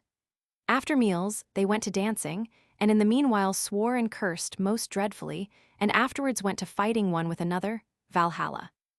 They also confess that the devil gives them a beast about the bigness and shape of a young cat Hecate, which they call a carrier, and that he gives them a bird as big as a raven, Odin's messenger, but white. And these two creatures they can send anywhere, and wherever they come they take away all sorts of victuals they can get, butter, cheese, milk, bacon, and all sorts of seeds, whatever they find, and carry it to the witch. What the bird brings they may keep for themselves, but what the carrier brings they must reserve for the devil, and that is brought to Blockula, where he doth give them of it so much as he thinks fit. They added likewise that these carriers fill themselves so full sometimes that they are forced to spew, Odin's booty, by the way, which spewing is found in several gardens, where colworts grow, and not far from the houses of these witches. It is of a yellow color like gold, and is called butter of witches. The Lord's commissioners were indeed very earnest, and took great pains to persuade them to show some of their tricks, but to no purpose. For they did all unanimously confess that since they had confessed all, they found that all their witchcraft was gone, and that the devil at this time appeared to them very terrible, with claws on his hands and feet, and with horns on his head, a long tail behind, and showed to them a pit burning, with a hand put out. But the devil did thrust the person down again with an iron fork, and suggested to the witches that if they continued in their confession, he would deal with them in the same manner. The ministers of both Elfdale and Mora were the chief inciters of this investigation, and both testified that they had suffered many tortures in the night from the witches. One was taken by the throat, and so violently used that, for some weeks he was not able to speak or perform divine service. We have in this narrative the official and clerical statement, and can never know to what the victims really confessed. Blockula seems to be a Swedish edition of Blocksberg, of old considered a great resort of witches, but we may especially note the epithet by which the witches are said to have first appealed to the devil antecessor. Dr. Horneck has not given us the Swedish term of which this is a translation, but we may feel assured that it was not a phrase coined by the class among whom reputed witches were found. In all probability, it was a learned phrase of the time for some supposed power which preceded and was conquered by Christianity. And if we knew its significance, it might supply a clue to the reality with which the commissioners were dealing. There would seem to be strong probabilities that in Sweden also, as elsewhere, there had been a revival of faith in the old religion whose barbaric rites had still survived in a few holes and corners where they were practiced by night. The antecessor was still present to hold out promises where the successor had broken all that his sponsors had made when the populace accepted his baptism. This probability is further suggested by the fact that some of these uncanny events happened at Elfdale, a name which hints at a region of especial sanctity under the old religion, and also by the statement that the devil had a church there, a sort of travesty of the village church. About the same time, we find John Fienne confessing in Scotland that the devil appeared to him in white raiment. And it is also testified that John heard the devil preach in a kirk in the pulpit in the night by candlelight, the candle burning blue. The names used by the Scotch witches are often suggestive of pagan survivals. Thus, in the trial at the Paisley Assizes, 1678, concerning the alleged bewitching of Sir George Maxwell, Margaret Jackson testified to giving up her soul by renouncing her baptism to a devil named Loki. Another raised a tempest to impede the king's voyage to Denmark by casting into the sea a cat and crying Ola Hella. And Agnes Sampson called the devil to her in the shape of a dog by saying, Elva elf, come and speak to me. It is necessary to pass by many of the indications contained in the witch trials that there had been an effort to recur to the pleasures and powers traditionally associated with the pagan era of Europe, and confirmed by the very denunciations of contemporary paganism with its pomp and luxury by the priesthood. The promises held out by the devil to Elfdale peasants and Puritanized Helen Fairfax are unmistakable. But it is necessary to remark also that the ceremonies by which, as was clearly proved in various cases, the fortune-tellers, or witches, endeavored to imitate the spells of Dr. Faustus were archaeological. Around the cauldron, which was used in imitation of the alchemists, a rude zodiac was marked, some alchemic signs being added, and in the cauldron were placed ingredients concerning many of which the accounts are confused. It is, however, certain that the chief ingredients were plants which, precisely as in ancient Egypt, had been gathered at certain phases of the moon or seasons of the year, or from some spot where the sun was supposed not to have shone on it.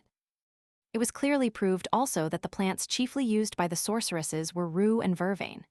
Vervain was sacred to the god of war in Greece and Rome, and made the badge of ambassadors sent to make treaties of peace. In Germany, it was sacred to Thor, and he would not strike with his lightning a house protected by it. The Druids called it holy herb. They gathered it when the dog star rose from unsunned spots and compensated the earth for the deprivation with a sacrifice of honey. Its reputation was sufficient, in Ben Jonson's day, for him to write, "Bring your garlands, and with reverence place the vervain on the altar." The charm which vervain had for the medieval peasant was that it was believed, if it had first touched a bell fire, to snap iron, and if boiled with rue, made a liquid which, being poured on a gunflint, made the shot as sure to take effect as any Freyschütz could desire. Rue was supposed to have a potent effect on the eye and to bestow second sight. So sacred was it once in England that missionaries sprinkled holy water from brushes made up of it, whence it was called herb of grace. Milton represents Michael as purging Adam's eyes with it. In the Tyrol it is believed to confer fine vision and used with agrimony flowers of Argus, the many-eyed. In Posen it is said also to heal serpent bites. By this route it came into the cauldron of the wizard and witch. In Drayton's incantation it is said, "Then sprinkles she the juice of rue, with 9 drops of the midnight, dew from lunary distilling." This association of lunary or moonwort, once supposed to cure lunacy, with rue is in harmony with the mythology of both. An old oracle, said to have been revealed by Hecate herself, ran thus: "From a root of wild rue fashion and polish a statue, adorn it with household lizards, grind myrrh, gum, and frankincense with the same reptiles, and let the mixture stand in the air during the waning of a moon, then address your vows in the following terms." The formula is not preserved. "As many forms as I have, so many lizards let there be, do these things exactly. You will build me an abode with branches of laurel, and having addressed fervent prayers to the image, you will see me in your sleep." Rue was thus consecrated as the very substance of Hecate, the mother of all European witches. M. Maury supposes that it was because it was a narcotic and caused hallucinations. Hallucinations were, no doubt, the basis of belief in second sight. But whatever may be the cause, rue was the plant of witchcraft, and Bishop Taylor speaks of its being used by exorcists to try the devil, and thence deriving its appellation herb of grace. More probably, it was used to sprinkle holy water because of a traditional sanctity. All narcotics were supposed to be children of the night, and if, in addition, they were able to cause hallucinations, they were supposed to be under more especial care of the moon. After reading a large number of reports concerning the ordeals and trials of witches, and also many of their alleged confessions, I have arrived at the conclusion that there were certainly gatherings held in secret places, that some of the ordinary ceremonies and prayers of the church were used, with names of traditional deities and oriental demons substituted for those of the Trinity and saints. That with these were mingled some observances which had been preserved from the ancient world by Gnostics, astrologists, and alchemists.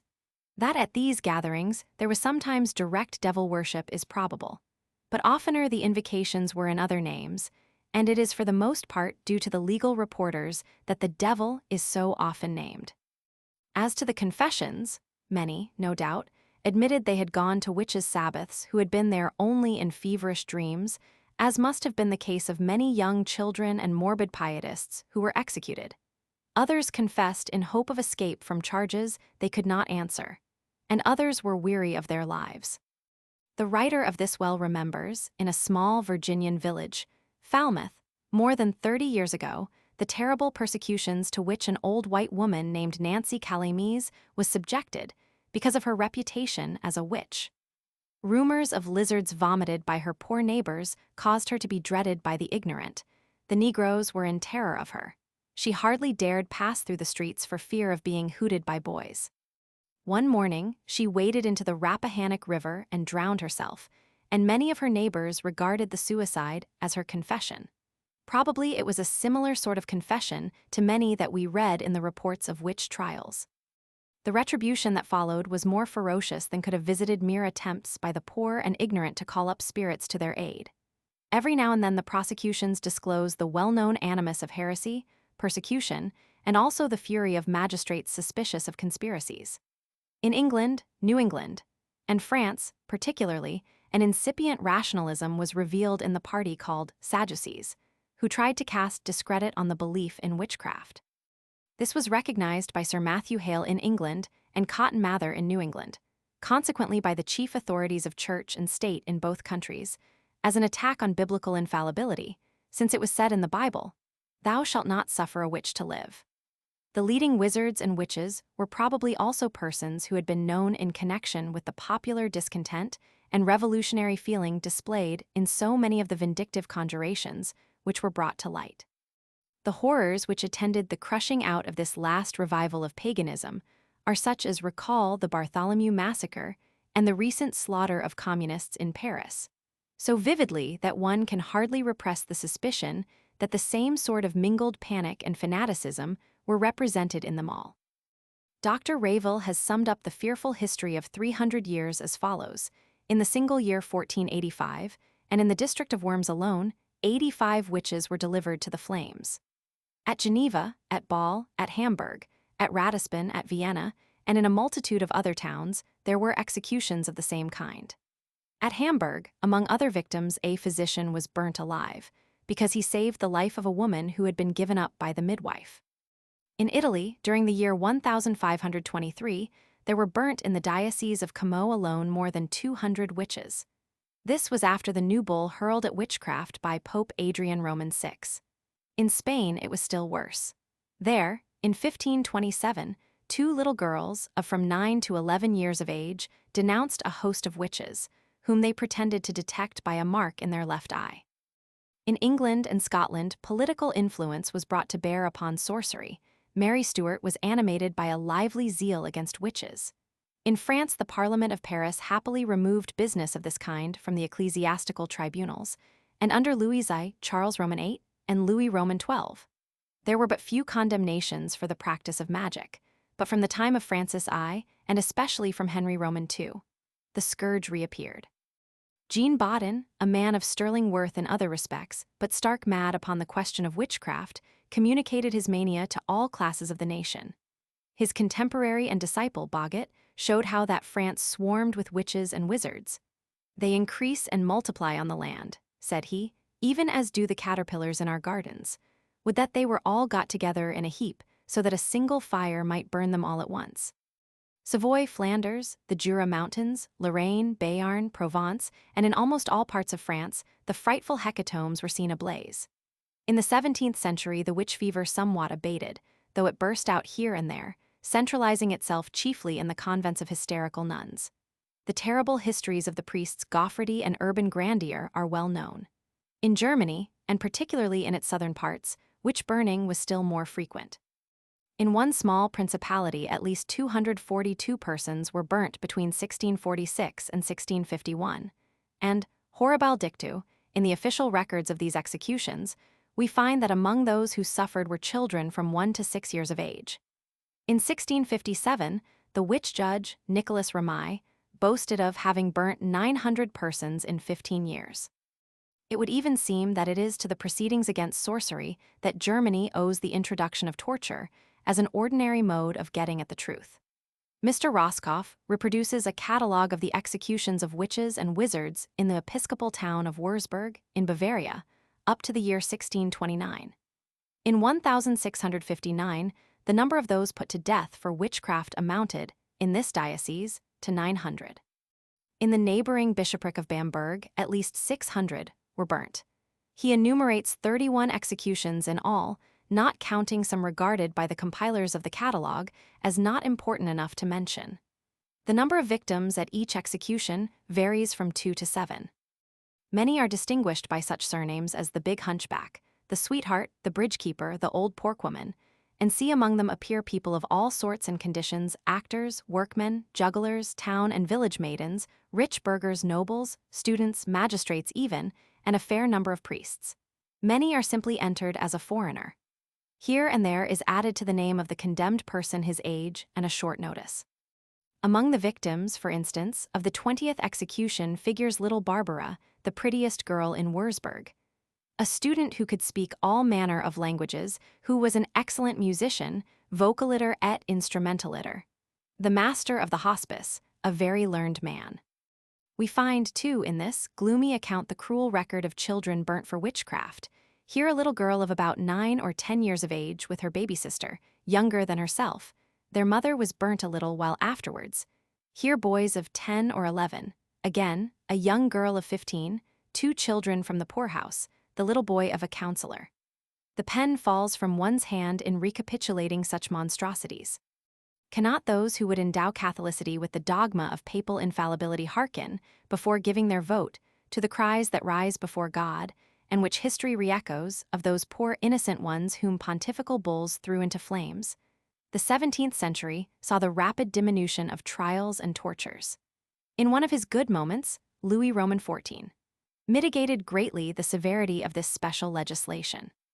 For this he had to undergo the remonstrances of the Parliament of Rouen, which believed society would be ruined if those who dealt in sorcery were merely condemned to perpetual confinement. The truth is that belief in witchcraft was so widespread that from time to time, even throughout the 17th century, there were isolated executions. One of the latest and most notorious was that of Renata Singer, superior of the convent of Untersel, near Würzburg, 1748. At Landshut, in Bavaria, in 1756, a young girl of 13 years was convicted of impure intercourse with the devil and put to death. Seville in 1781 and Glarus in 1783 saw the last 2 known victims to this fatal superstition. The Reformation swept away in northern countries, for the upper classes, as many Christian saints and angels as priestcraft had previously turned to enemies for the lower. The poor and ignorant simply tried to evoke the same ideal spirit guardians under the pagan forms legendarily associated with a golden age. Witchcraft was a pathetic appeal against a cruel present to a fair, however visionary, past. But Protestantism has brought on famine of another kind, famine of the heart. The saints of the Church have followed those of paganism, and although one result of the process has been a vast increase in enterprise, science, and wealth, man cannot live by these alone. Modern spiritualism, which so many treat with a superciliousness little creditable to a scientific age, is a cry of starved sentiment and affections left hopeless under faded heavens, as full of pathetic meaning as that which was wrung from serfs enticed into temples only to find them dens of thieves. Desolate hearts take up the burthen of desolate homes and appeal to invisible powers for guidance, and for attestation of hopes which science has blighted, ere poetry, art, and philanthropy have changed these ashes into beauty. Because these so-called spirits, evoked by mediums out of morbid nerves, are really longed-for ideals, the darker features of witchcraft are not called about them. That fearful movement was a wronged Medea, whose sorrows had made Hecate remember the dreadful phrase of Euripides, the chosen assistant dwelling in the inmost recesses of her house. Modern spiritualism is Rachel weeping for her children, not to be comforted if they are not. But the madness of the one is to be understood by the plaintive appeal of the other. Chapter 25. Faust and Mephistopheles. Mephisto and Mephitis, the Raven book papal sorcery magic seals Mephistopheles, as Dog George Sabelicus alias Faustus the Faust, Myth Marlowe's Faust Good, and evil angels El Magico, Prodigioso Cyprian, and Justina Klingers.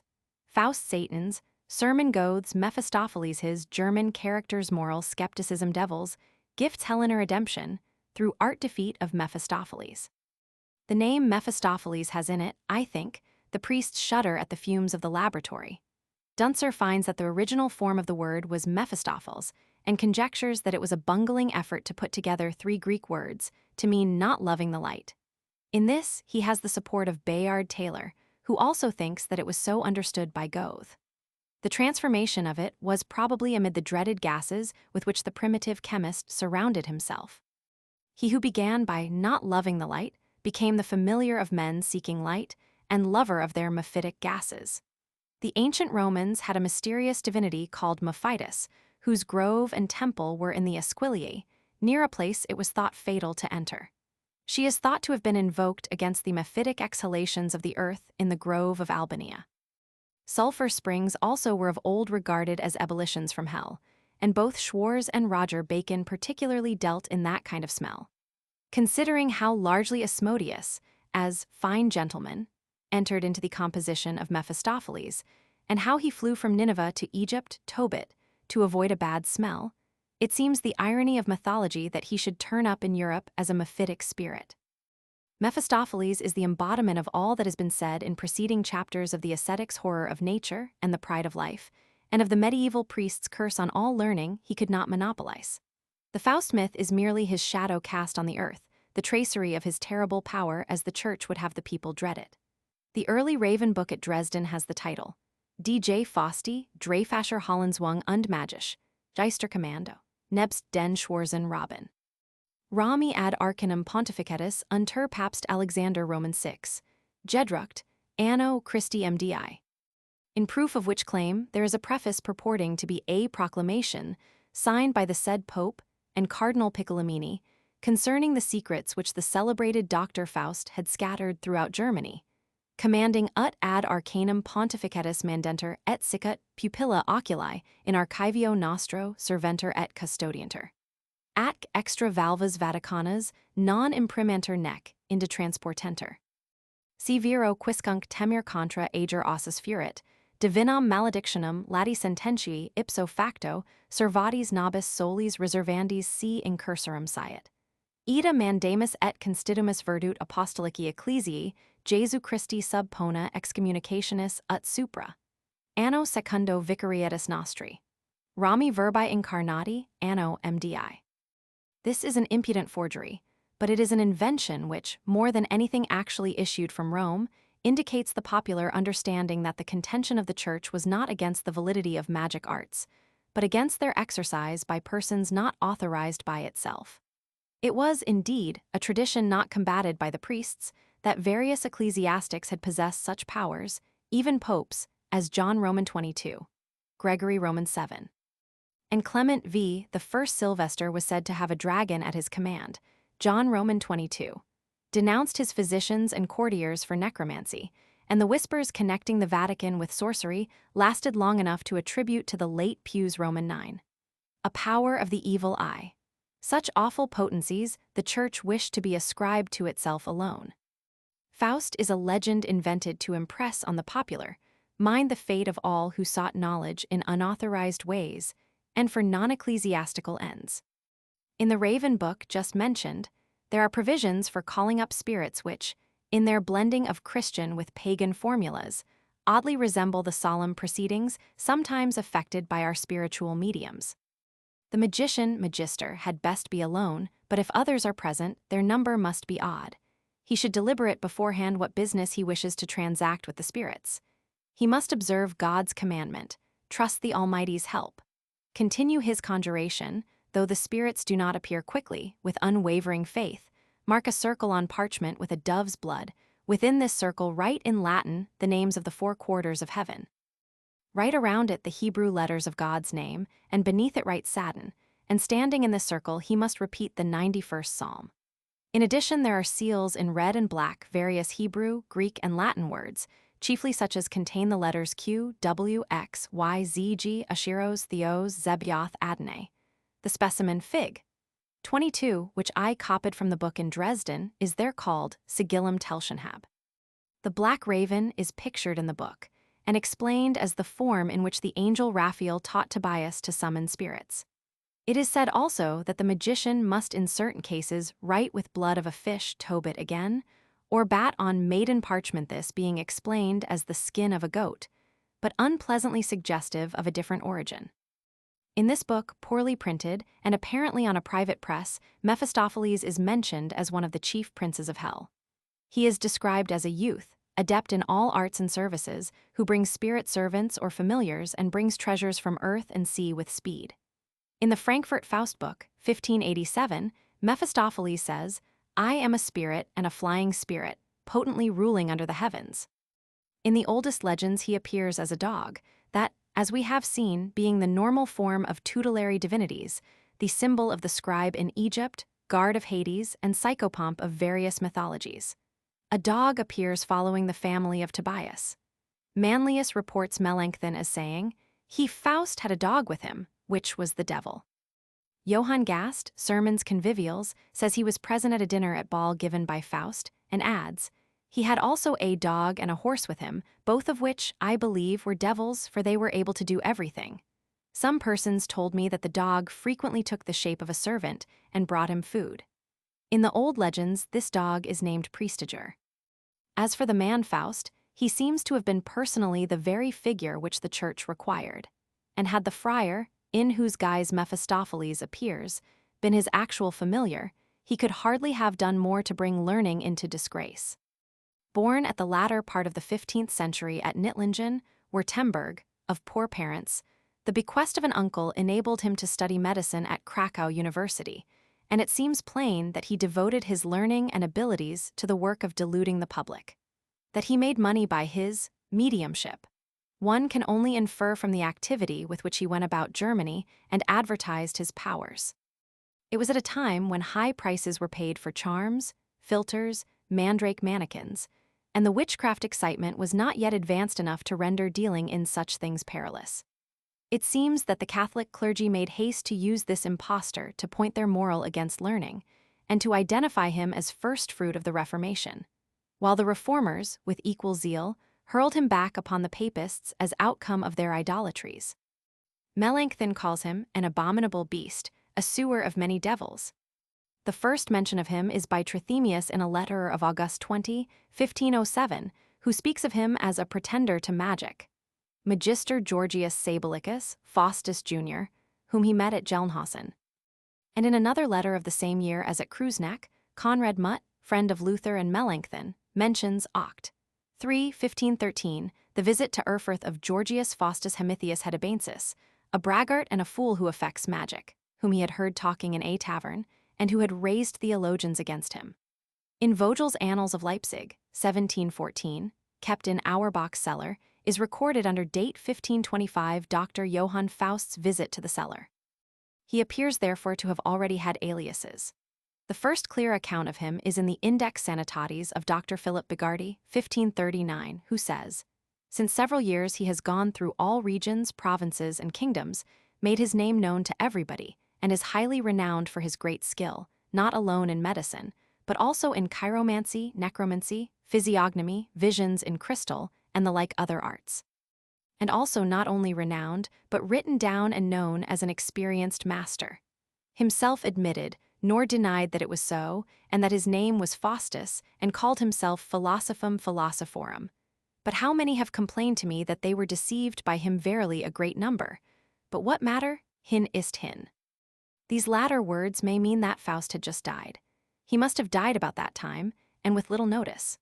The rapidity with which a mythology began to grow around him is worthy of more attention than the subject has received. In 1543, the Protestant theologian Johann Gast has Sermons Convivialium, stories of his diabolical dog and horse, and of the devils taking him off when his body turns itself 5 times face downward. In 1587, Philip Camerarius speaks of him as a well-known magician who lived in the time of our fathers. April 18, 1587, 2 students of the University of Tübingen were imprisoned for writing a comedy of Dr. Faustus. Though it was not permitted to make light of the story, it was thought a very proper one to utilize for pious purposes, and in the autumn of the same year, 1587, the original form of the legend was published by Spies in Frankfurt. It describes Faust as summoning the devil at night, in a forest near Wittenberg. The evil spirit visits him on 3 occasions in his study, where on the 3rd he gives his name as Mephistopheles, and the compact to serve him for 24 years for his soul is signed. When Faust pierces his hand, the blood flows into the form of the words O homo fuge. Mephistopheles first serves him as a monk and brings him fine garments, wine, and food. Many of the luxuries are brought from the mansions of prelates, which shows the Protestant bias of the book, which is also shown in the objection the devil makes to Faust's marrying, because marriage is pleasing to God. Mephistopheles changes himself to a winged horse, on which Faust is borne through many countries, arriving at last at Rome. Faust passes 3 days, invisible, in the Vatican, which supplies the author with another opportunity to display papal luxury, as well as the impotence of the Pope and his cardinals to exorcise the evil powers, which take their food and goblets when they are about to feast. On his further aerial voyages, Faust gets a glimpse of the Garden of Eden, lives in state in the Sultan's palace in the form of Mohammed, and at length becomes a favorite in the court of Charles V at Innsbruck. Here he evokes Alexander the Great and his wife. In roaming about Germany, Faust diverts himself by swallowing a load of hay and horses, cutting off heads and replacing them, making flowers bloom at Christmas, drawing wine from a table, and calling Helen of Troy to appear to some students. Helen becomes his mistress. By her he has a son, Justus Faustus, but these disappear simultaneously with the dreadful end of Dr. Faustus, who after a midnight storm is found only in the fragments with which his room is strewn. Several of these legends are modifications of those current before Faust's time. The book had such an immense success that new volumes and versions on the same subject appeared not only in Germany, but in other parts of Europe. A rhymed version in England, 1588. A translation from the German in France, 1589. A Dutch translation, 1592. Christopher Marlowe's drama in 1604. In Marlowe's Tragical History of Dr. Faustus, the mass of legends of occult arts that had crystallized around a man thoroughly representative of them was treated with the dignity due to a subject amid whose moral and historic grandeur Faust is no longer the petty personality he really was. He is precisely the character which the Church had been creating for 1,000 years, only suddenly changed from otherworldly to worldly desires and aims. What he seeks is what all the energy of civilization seeks. Evil angel, go forward, Faustus, in that famous art wherein all nature's treasure is contained. Be thou on earth as Jove is in the sky, Lord and commander of these elements. Faust, how am I glutted with conceit of this? Shall I make spirits fetch me what I please, resolve me of all ambiguities, perform what desperate enterprise I will?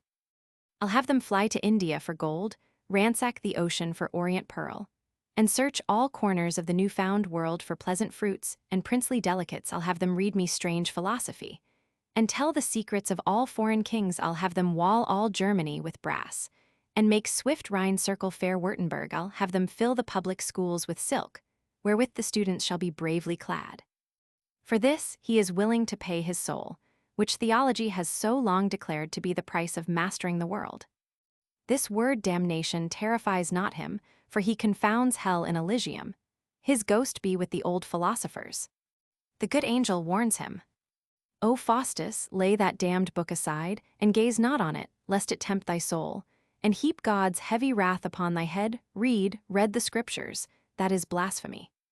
So, dying away amid the thunders of the Reformation, were heard the echoes of the early Christian voices, which exulted in the eternal tortures of the Greek poets and philosophers, the anathemas on Roger Bacon, Socinus, Galileo, the outcries with which every great invention has been met.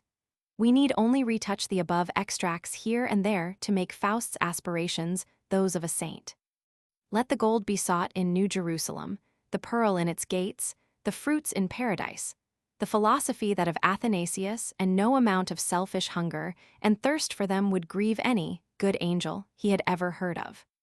The good angel has not yet gained his wings, who will tell him that all he seeks is included in the task of humanity, but warn him that the method by which he would gain it is just that by which he has been instructed to seek gold and jasper of the New Jerusalem, not by fulfilling the conditions of them, but as the object of some favoritism. Every human being who ever sought to obtain benefit by prayers or praises that might win the good graces of a supposed bestower of benefits, instead of by working for them, is but the Faust of his side, be it supernal or infernal. Hocus pocus and invocation, blood compacts and sacraments, they are all the same in origin. They are all mean attempts to obtain advantages beyond other people without serving up to them or deserving them. To Beelzebub Faust will build an altar and a church, but he had probably never entered a church or knelt before an altar with any less selfishness. A strong nemesis follows self to see that its bounds are not overpassed without retribution. Its satisfactions must be weighed in the balance with its renunciations, and the inflexible law applies to intellect and self-culture as much as to any other power of man. Mephistopheles is the kernel of the brute. He is the intellect with mere canine hunger for knowledge because of the power it brings. Or, falling on another part of human nature, it is pride making itself abject for ostentation, or it is passion selling love for lust. Re-enter Mephistopheles with devils, who give crowns and rich apparel to Faustus, dance, and then depart. To the man who has received his intellectual and moral liberty only to so spend it, Lucifer may well say, in Marlowe's words, "Christ cannot save thy soul, for he is just. There's none but I have interest in the same." Perhaps he might even better have suggested to Faust that his soul was not of sufficient significance to warrant much anxiety. Something was gained when it was brought before the people in popular dramas of Faust how little the devil cared for the cross, which had so long been regarded as the all-sufficient weapon against him. Faust and Mephistopheles flourish in the Vatican despite all the crosses raised to exorcise them. The confession of the cross, which once meant martyrdom of the confessor, had now come to mean martyrdom of the denier. Protestantism put its faith in theology, creeds, and orthodoxy. But Calderon de la Barca blended the legend of Faust with the legendary temptation of Saint Cyprian, and in El Magico Prodigioso, we have, in impressive contrast, the powerlessness of the evil powers over the heart of a pure woman, and its easy entrance into a mind fully furnished with the soundest sentiments of theology. Saint Cyprian had been a worshipper of pagan deities before his conversion, and even after this, he had once saved himself while other Christians were suffering martyrdom. It is possible that out of this may have grown the legend of his having called his earlier deities theoretically changed to devils to his aid, a trace of the legend being that magical book of Cyprianus, mentioned in another chapter. In his tract, De Gratia Dei, Cyprian says concerning his spiritual condition before conversion, "I lay in darkness, and floating on the world's boisterous sea, with no resting place for my feet, ignorant of my proper life, and estranged from truth and light." Here is a metaphorical, vasty deep, from which the centuries could hardly fail to conjure up spirits, one of them being the devil of Calderon's drama, who from a wrecked ship walks Christ-like over the boisterous sea to find Cyprian on the seashore. The drama opens with a scene which recalls the most perilous of Saint Anthony's temptations. According to Athanasius, the devil, having utterly failed to conquer Anthony's virtue by charming images, came to him in his proper black and ugly shape, and, candidly confessing that he was the devil, said he had been vanquished by the saint's extraordinary sanctity. Anthony prevailed against the spirit of pride thus awakened, but Calderon's Cyprian, though he does not similarly recognize the devil, becomes complacent at the dialectical victory which the tempter concedes him.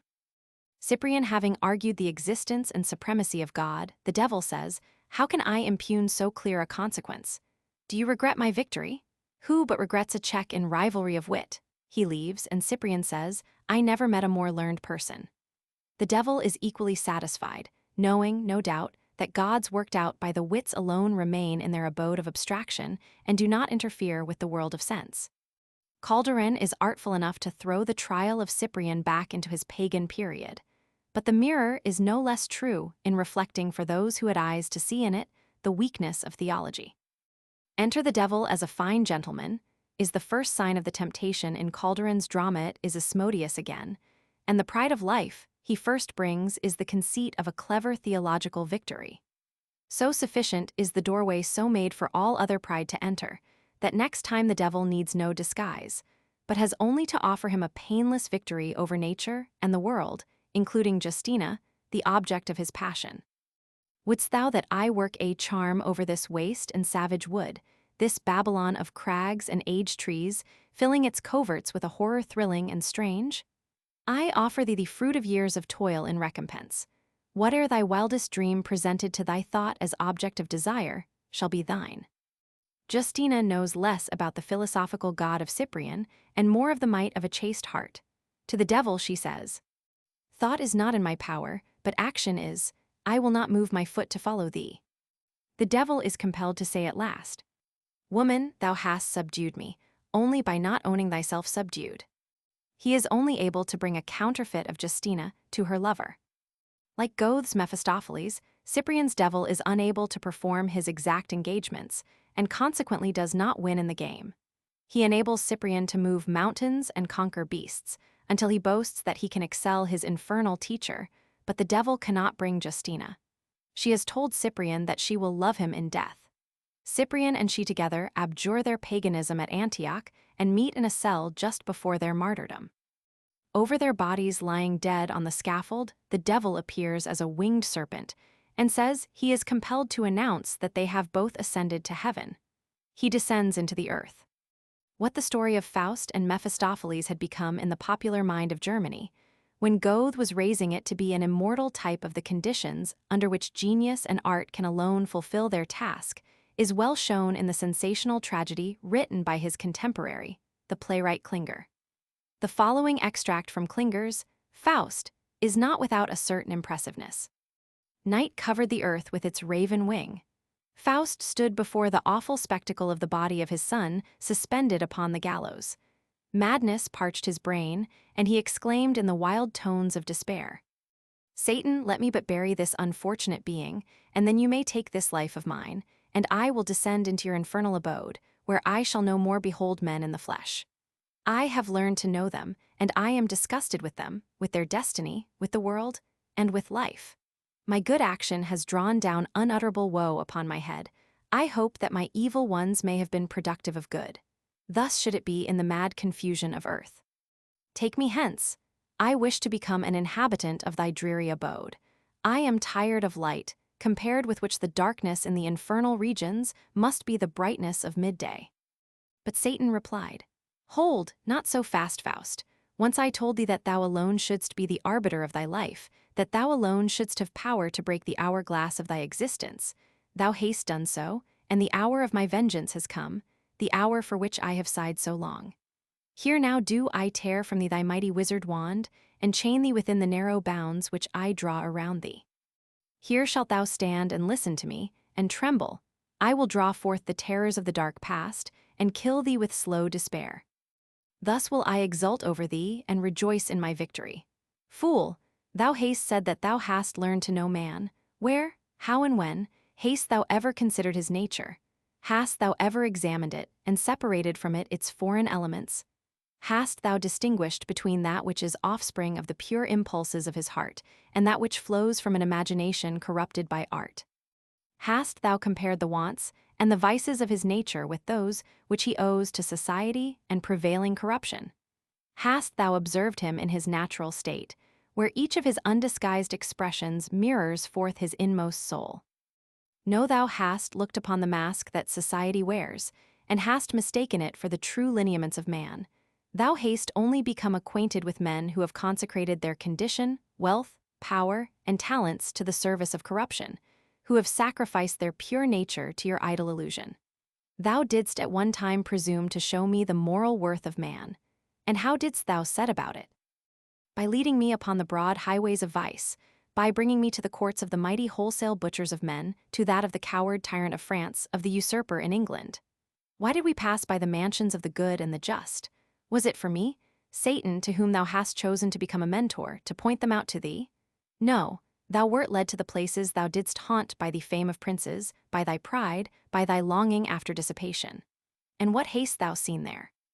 The soul-seared tyrants of mankind, with their satellites, wicked women, and mercenary priests, who make religion a tool by which to gain the object of their base passions. Hast thou ever deigned to cast a glance at the oppressed, who, sighing under his burden, consoles himself with the hope of an hereafter? Hast thou ever sought for the dwelling of the virtuous friend of humanity, for that of the noble sage, for that of the active and upright father of a family? But how would that have been possible? How couldst thou, the most corrupt of thy race, have discovered the pure one, since thou hadst not even the capacity to suspect his existence? Proudly didst thou pass by the cottages of the pure and humble, who live unacquainted with even the names of your artificial vices, who earn their bread in the sweat of their brow, and who rejoice at their last hour that they are permitted to exchange the mortal for the immortal. It is true, hadst thou entered their abode, thou mightst not have found thy foolish ideal of an heroic, extravagant virtue, which is only the fanciful creation of your vices and your pride, but thou wouldst have seen the man of a retiring modesty and noble resignation, who in his obscurity excels in virtue and true grandeur of soul your boasted heroes of field and cabinet. Thou sayest that thou knowest man. Dost thou know thyself? Nay, deeper yet will I enter into the secret places of thy heart, and fan with fierce blast the flames which thou hast kindled there for thee. Had I 1,000 human tongues, and as many years to speak to thee, they would be all insufficient to develop the consequences of thy deeds and thy recklessness. The germ of wretchedness which thou hast sown will continue its growth through centuries yet to come, and future generations will curse thee as the author of their misery. Behold, then, daring and reckless man, the importance of actions that appear circumscribed to your mole vision. Who of you can say time will obliterate the trace of my existence? Thou who knowest not what beginning, what middle and end are, hast dared to seize with a bold hand the chain of fate, and hast attempted to gnaw its links, notwithstanding that they were forged for eternity. But now will I withdraw the veil from before thy eyes, and then cast the spectre despair into thy soul. Faust pressed his hands upon his face. The worm that never dieth gnawed already on his heart. The essence and sum of every devil are in the Mephistopheles of Goethe. He is culture. Culture, which smooth the whole world licks, also unto the devil sticks. He represents the intelligence which has learned the difference between ideas and words, knows that 2 and 2 make 4, and also how convenient may be the dexterity that can neatly write them out 5. Of metaphysics learn the use and beauty, see that you most profoundly gain what does not suit the human brain. A splendid word to serve, you'll find for what goes in or won't go in your mind. On words let your attention center, then, through the safest gate you'll enter the temple halls of certainty. He knows, too, that the existing moment alone is of any advantage, that theory is gray and life evergreen, that he only gathers real fruit who confides in himself. He is thus the perfectly evolved intellect of man, fully in possession of all its implements, these polished till they shine in all grace, subtlety, adequacy. Nature shows no symbol of such power more complete than the gemmed serpent with its exquisite adaptations freed from cumbersome prosaic feet, equal to the winged by its flexible spine, every tooth artistic. From an ancient prison was this Ariel liberated by his Prospero, whose wand was the Reformation, a spirit finely touched to fine issues, but his wings cannot fly beyond the atmosphere. The ancient heaven has faded before the clearer eye, but the starry ideals have come nearer. The old hells have burnt out, but the animalism of man couches all the more freely on his path, having broken every chain of fear. Man still walks between the good and evil on the hair-drawn bridge of his moral nature. His faculties seem adapted with equal precision to either side of his life, upper or under to wisdom or cunning, self-respect or self-conceit, prudence or selfishness, lust or love. Such is the seeming situation, but is it the reality? Goethe's Faust is the one clear answer which this question has received. In one sense, Mephistopheles may be called a German devil. The Christian soul of Germany was from the first a changeling. The ancient nature worship of that race might have had its normal development in the sciences, and alone with this intellectual evolution, there must have been formed a related religion able to preserve social order through the honor of man. But the native soul of Germany was cut out by the sword and replaced with a mongrel Hebrew-Latin soul. The metaphorical terrors of tropical countries, the deadly worms, the burning and suffocating blasts and stenches, with which the mind of those dwelling near them could familiarize itself when met within their scriptures, acquired exaggerated horrors when left to be pictured by the terrorized imagination of races ignorant of their origin. It is a long distance from Potsdam and Hyde Park to Zahara. Christianity therefore blighted nature in the north by apparitions more fearful than the southern world ever knew, and long after the pious there could sing and dance, puritanical glooms hung over the Christians of higher latitudes. When the progress of German culture began the work of dissipating these idle terrors, the severity of the reaction was proportioned to the intensity of the delusions. The long-famished faculties rushed almost madly into their beautiful world, but without the old reverence which had once knelt before its phenomena. That may remain with a few, but the cynicism of the noisiest will be reflected even upon the faces of the best. Goethe first had his attention drawn to Spinoza by a portrait of him on a tract, in which his really noble countenance was represented with a diabolical aspect. The orthodox had made it, but they could only have done so by the careers of Faust, Paracelsus, and their tribe.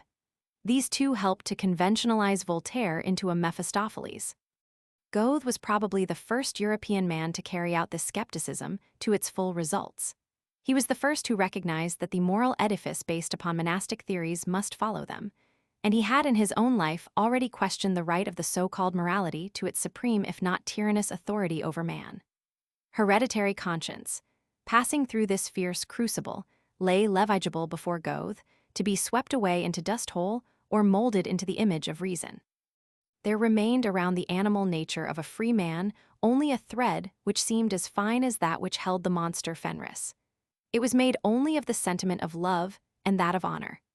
But as Fenris found the soft, invisible thread stronger than chains, Faust proved the tremendous sanctions that surround the finer instincts of man. Emancipated from gray theory, Faust rushes hungrily at the golden fruit of life. The starved passions will have their satisfaction at whatever cost to poor Gretchen. The fruit turns to ashes on his lips. The pleasure is not that of the thinking man, but of the accomplished poodle he has taken for his guide. To no moment in that intrigue can the suffrage of his whole nature say, "Stay, thou art fair." That is the pactet, is the distinctive keynote of Goethe's Faust. Canst thou by falsehood or by flattery make me one moment with myself at peace, cheat me into tranquility?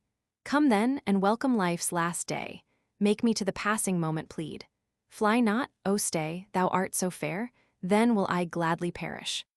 The pomp and power of the court, luxury and wealth, equally fail to make the scholar at peace with himself. They are symbolized in the paper money by which Mephistopheles replenished the imperial exchequer. The only allusion to the printing press, whose inventor Fust had been somewhat associated with Faust, is to show its power turned to the work of distributing irredeemable promises. At length one demand made by Faust makes Mephistopheles tremble. As a mere court amusement, he would have him raise Helen of Troy. Reluctant that Faust should look upon the type of man's harmonious development, yet bound to obey, Mephistopheles sends him to the mothers, the healthy primal instincts and ideals of man which express themselves in the fair forms of art. Corrupted by superstition of their own worshippers, cursed by Christianity, they have a Hades of their own, as Mephistopheles says, and he is unwilling to interfere with them. The image appears, and the sense of beauty is awakened in Faust. But he is still a Christian as to his method. His idea is that heaven must be taken by storm, by chance, wish, prayer, any means except patient fulfillment of the conditions by which it may be reached. Helen is flower of the history and culture of Greece, and so lightly Faust would pluck and wear it. Helen having vanished as he tried to clasp her, Faust has learned his second lesson. When he next meets Helen, it is not to seek intellectual beauty as, in Gretchen's case, he had sought the sensuous and sensual. He has fallen under a charm higher than that of either Church or Mephistopheles, the divorce of ages between flesh and spirit.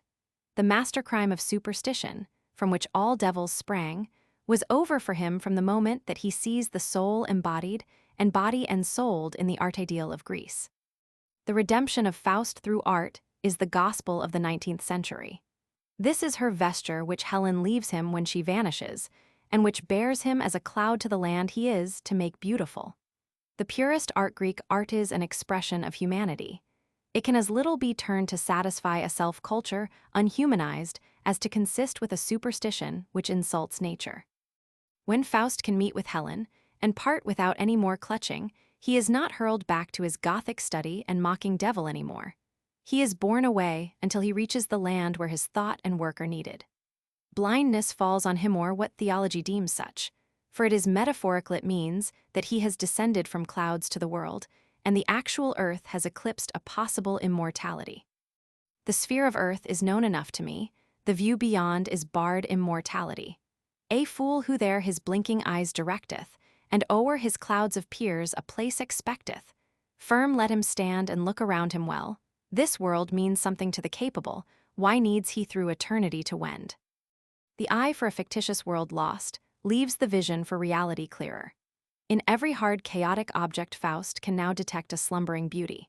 The swamps and pools of the unrestrained sea, the oppressed people, the barrenness and the flood, they are all paths to Helen, a nobler Helen than Greece knew. When he has changed one scene of chaos into order and sees a free people tilling the happy earth, then, indeed, he has realized the travail of his manhood and is satisfied. To a moment which Mephistopheles never brought him, he cries, "Stay, thou art fair." Mephistopheles now, as becomes a creation of the theology of obtaining what is not earned, calls up infernal troops to seize Faust's soul, but the angels pelt them with roses. The roses sting them worse than flames. The roses which Faust has evoked from briars are his defense. They are symbols of man completing his nature by a self-culture which finds its satisfaction in making some outward desert rejoice and blossom like the rose. Chapter 26. The Wild Huntsman.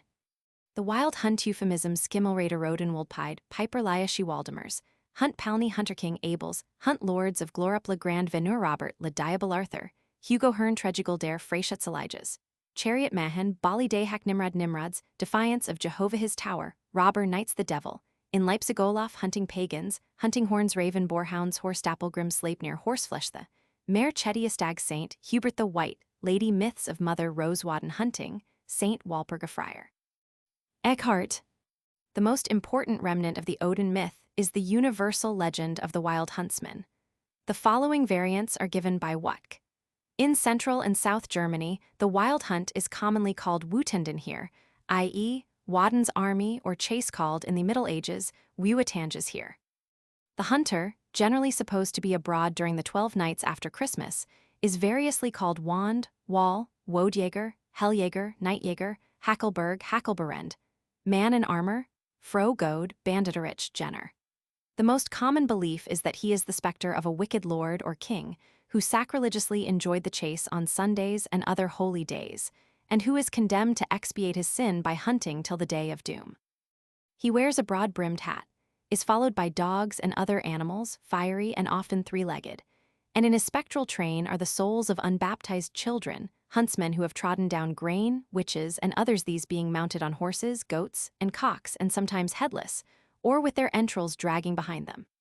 They rush with a fearful noise through the air, which resounds with the cracking of whips, neighing of horses, barking of dogs, and cries of ghostly huntsmen. The unlucky wight encountered is caught up into the air, where his neck is wrung, or he is dropped from a great height. In some regions, it is said, such must hunt until relieved, but are not slain. The huntsman is a nemesis on poachers or trespassers in woods and forests. Sometimes the specters have combats with each other over battlefields. Their track is marked with bits of horseflesh, human corpses, legs with shoes on.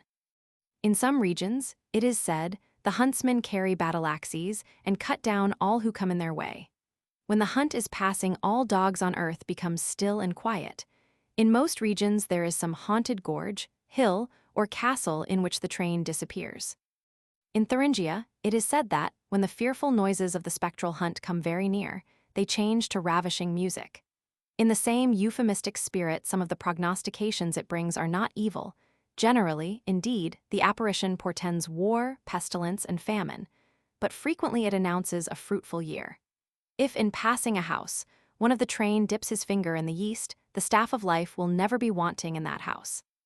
Whoever sees the chase will live long, say the Bohemians, but he must not hail it, lest flesh and bones rain upon him. In most regions, however, there is thought to be great danger in proximity to the hunt. The perils are guarded against by prostration on the earth face downward, praying meanwhile, by standing on a white cloth Bertha's linen, or wrapping the same around the head, by putting the head between the spokes of a wheel, by placing palm leaves on a table.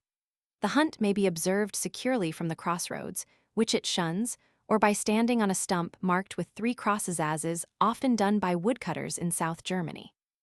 Wadden also appears in the Schimmelreiter headless rider on a white horse, in Swabia called Bockreiter or Junker Jakel.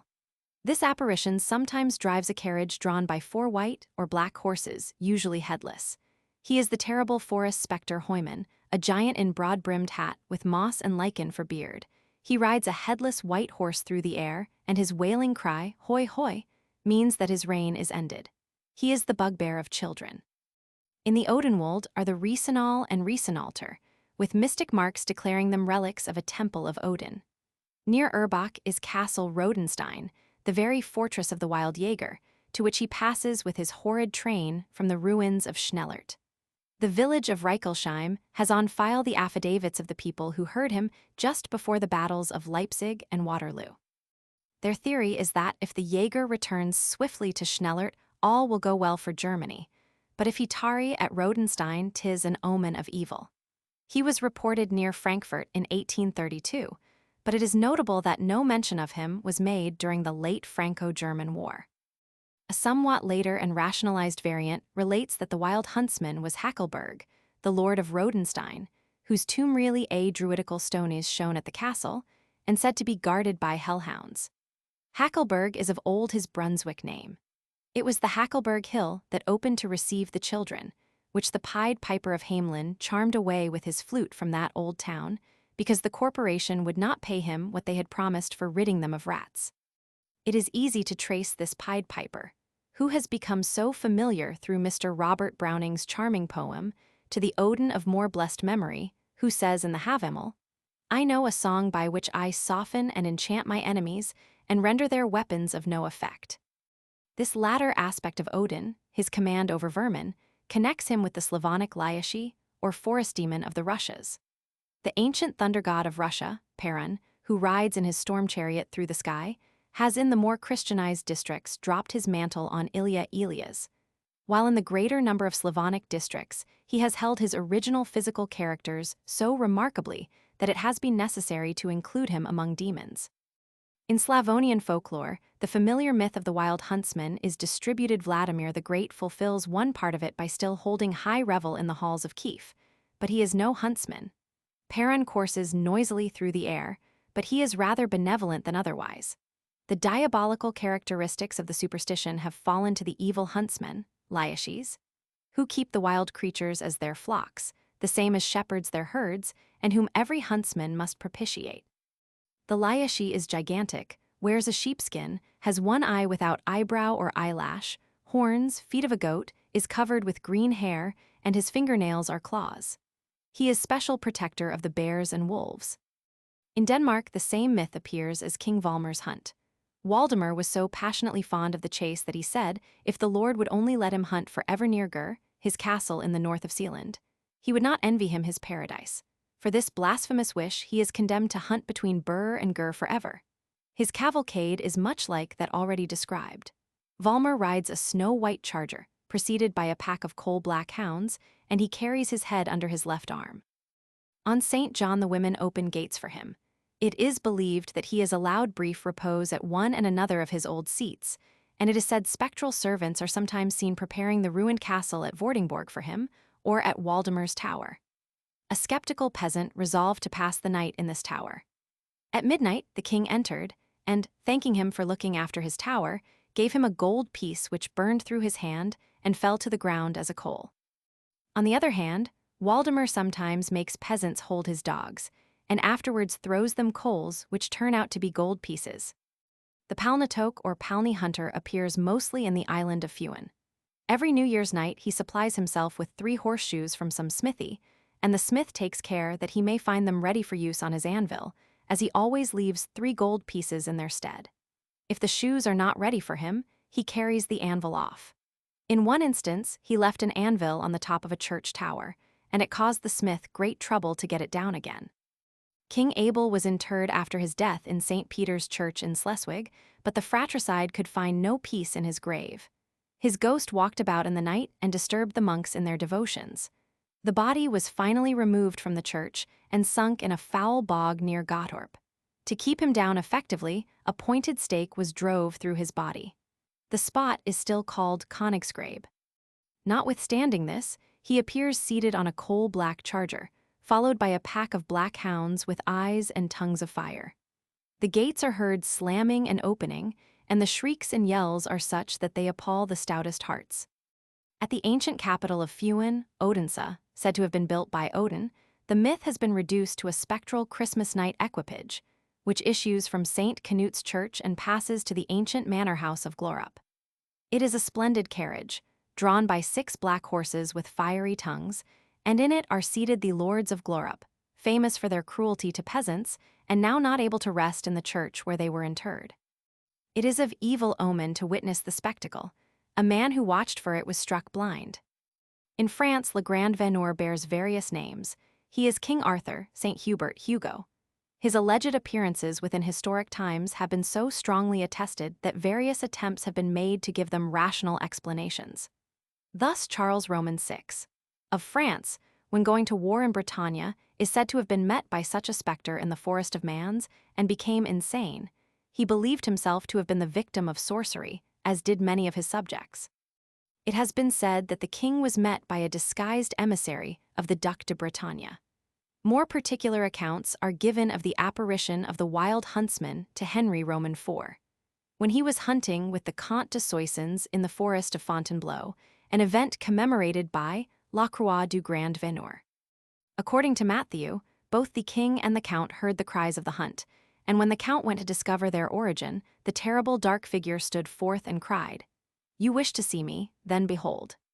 This incident has been explained variously, as a project of assassination, or as the jest of 2 fellows who, in 1596, were amusing Paris by their skill in imitating all the sounds of a hunt. But such phantoms had too long hunted through the imagination of the French peasantry for any explanation to be required. Robert le Diable, wandering in Normandy till Judgment Day, and King Arthur, at an early date domesticated in France as a spectral huntsman, the figure most popularly identified at the time with the phantom seen by Henry Roman IV, are sufficient explanations. The ruins of Arthur's castle near Huelgoat, Finisterre, were long believed to hide enormous treasures, guarded by demons, who appear sometimes as fiery lights, eens fadui, owls, buzzards, and ravens, one of the latter being the form in which Arthur comes from his happy vale of Avalon, when he would vary its repose with a hunt. A sufficiently curious interchange of such superstitions is represented in the following extract from Surtees. Sir Anthon Beck, Busshop of Durham in the time of King Eduard, the son of King Henry, was the mayest proud and masterful busshop in all England, and it was commonly said that he was the proudest lord of Christianty. It chanced that among other lewd persons, this Sir Anthon entertained at his court one Hugh de Pontcharden, that for his evil deeds and manifold robberies had been driven out of the English court, and had come from the south to seek a little bread, and to live by stalinge. And to this Hugh, whom also he employed to good purpose in the war of Scotland, the busshop gave the land of Thickley, since of him called Thickley Puncharden, and also made him his chief huntsman. And after this Blake Hugh died afore the busshop. And after that the busshop chassed the wild hart in Galter's forest, and sedanely there met with him Hugh de Pontcharden, that was afore-dayed, on a with horse. And the said Hugh loked earnestly on the busshop, and the busshop said unto him, "Hugh, what macketh thee here?"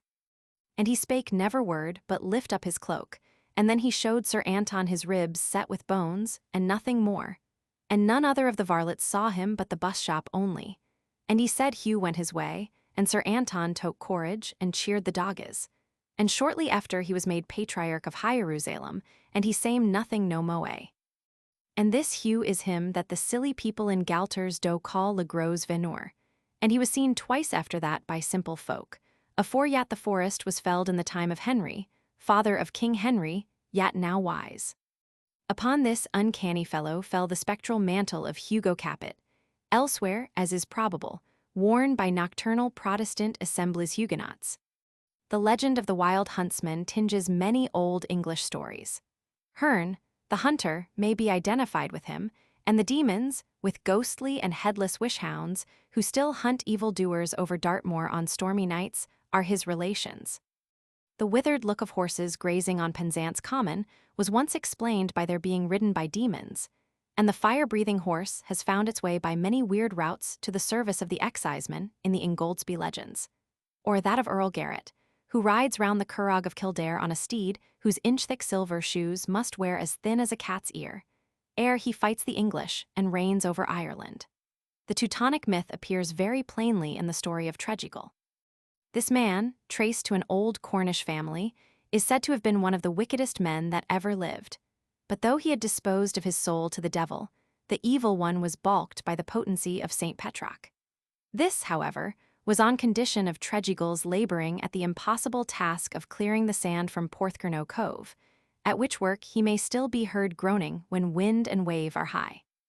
Whenever he tries to snatch a moment's rest, the demon is at liberty to pursue him, and they may be heard on stormy nights in hot pursuit of the poor creature, whose bull-like roar passed into the Cornish proverb, to roar like Tregeagle. On a pleasant Sunday evening in July 1868, I witnessed Der Freischutz in the newly opened Opera House at Leipzig. Never elsewhere have I seen such completeness and splendor in the weird effects of the infernal scene in the Wolf's Glen. The White Lady started forth at every step of Rodolph's descent to the glen, warning him back. Zamiel, instead of the fiery garb he once wore as Samael, was arrayed in raiment black as night. And when the magic bullet was molded, the stage swarmed with huge reptiles. Fiery serpents crawled on the ground, a dragon-drawn chariot with wheels of fire, driven by a skeleton, passed through the air. And the wild huntsman's chase, composed of animals real to the eye and uttering their distinguishable cries, hurried past. The animals represented were the horse, hound, boar, stag, chamois, raven, bat, owl, and they rushed amid the wild blast of horns. I could but marvel at the yet more strange and weird history of the human imagination through which had flitted, from the varied regions of a primitive world, the shapes combined in this apotheosis of diabolry. Probably if Elijah in his fire chariot preached about in the neighboring church that morning, and this wild huntsman careering in the opera had looked closely at each other, and at their own history, they might have found a common ancestor in the mythical Mahan Bali of India, the king whose austerities raised in power till he excited the jealousy of the gods, until Vishnu crushed him with his heel into the infernal regions, where he still exercises sovereignty, and is permitted to issue forth for an annual career at the Onam festival, as described in Southey's Curse of Kahama. And they might probably both claim mythological relationship with Yami, Lord of Death, who, as Jami, began in Persia the career of all warriors that never died, but sometimes sleep till a magic horn shall awaken them, sometimes dwell, like Jami himself and King Arthur, in happy isles, and in other cases issue forth at certain periods for the chase or for warlike Odin and Waldemar with an infernal train. But how did these mighty princes and warriors become demon huntsmen? In the Persian De Satyr, it is related that the animals contested the superiority of man, the two orders of beings being represented by their respective sages, and the last animal to speak opposed the claim of his opponent that man attained elevation to the nature of angels, with the remark, "In his putting to death of animals and similar acts man resembleth the beasts of prey, and not angels." The prophet of the world then said, "We deem it sinful to kill harmless, but right to slay ravenous animals. Were all ravenous animals to enter into a compact not to kill harmless animals, we would abstain from slaying them and hold them dear as ourselves." Upon this the wolf made a treaty with the ram, and the lion became friend of the stag. No tyranny was left in the world, till man, Dihak, broke the treaty and began to kill animals. In consequence of this, none observed the treaty except the harmless animals. This fable, from the Aryan side, may be regarded as showing the reason of the evil repute which gathered around the name of Dihak or Zohak. The eating of animal food was among our Aryan ancestors probably the provisional commissariat of a people migrating from their original habitat. The animals slain for food had all their original consecration, and even the ferocious were largely invested with awe. The woodcutters of Bengal invoke Kalryuan archer tiger-mounted to protect them against the wild beasts. He, a form of Siva, is supposed to exterminate. But while the exterminator of the most dangerous animals may, albeit without warrant in the Shastra, be respected in India, the huntsman is generally of evil repute. The gentle Krishna was said to have been slain by an arrow from the bow of Ungudu, a huntsman who left the body to rot under a tree where it fell, the bones being the sacred relics for which the image of Jujarnath at Orissa was constructed. It is not known at what period the notion of transmigration arose, but that must have made him appear cannibalistic who first hunted and devoured animals. Such was the Persian Zohak, or Dihak. His Babylonian form, Nimrod, represented also the character of Esau as huntsman. That is, the primitive enemy of the farmer and of the commerce in grains, the preserver of wildness, and consequently of all those primitive aboriginal idolatries which linger in the heaths, whence heathen and country villages, whence pagans, long after they have passed away from the centers of civilization. Hunting is essentially barbarous. The willingness of some huntsmen even now, when this serious occupation of an early period has become a sport, to sacrifice not only animal life to their pleasure, but also the interests of labor and agriculture, renders it very easy for us to understand the transformation of Nimrod into a demon. In the Hebrew and Arabian legends concerning Nimrod, that mighty hunter is shown as related to the wild elements and their worshipper. When Abraham, having broken the images of his father, was brought by Terah before Nimrod, the king said, "Let us worship the fire." "Rather the water that quenches the fire," said Abraham. "Well, the waters." "Rather the cloud that carries the water." "Well, the cloud." "Rather the wind that scatters the cloud." "Well, the wind." "Rather man, for he withstands the wind." "Thou art a babbler," said Nimrod. "I worship the fire and will cast thee into it." When Abraham was cast into the fiery furnace by Nimrod, and on the 7th day after was found sitting amid the roses of a garden, the mighty hunter-hater of gardens resolved on a daring hunt for Abraham's God himself.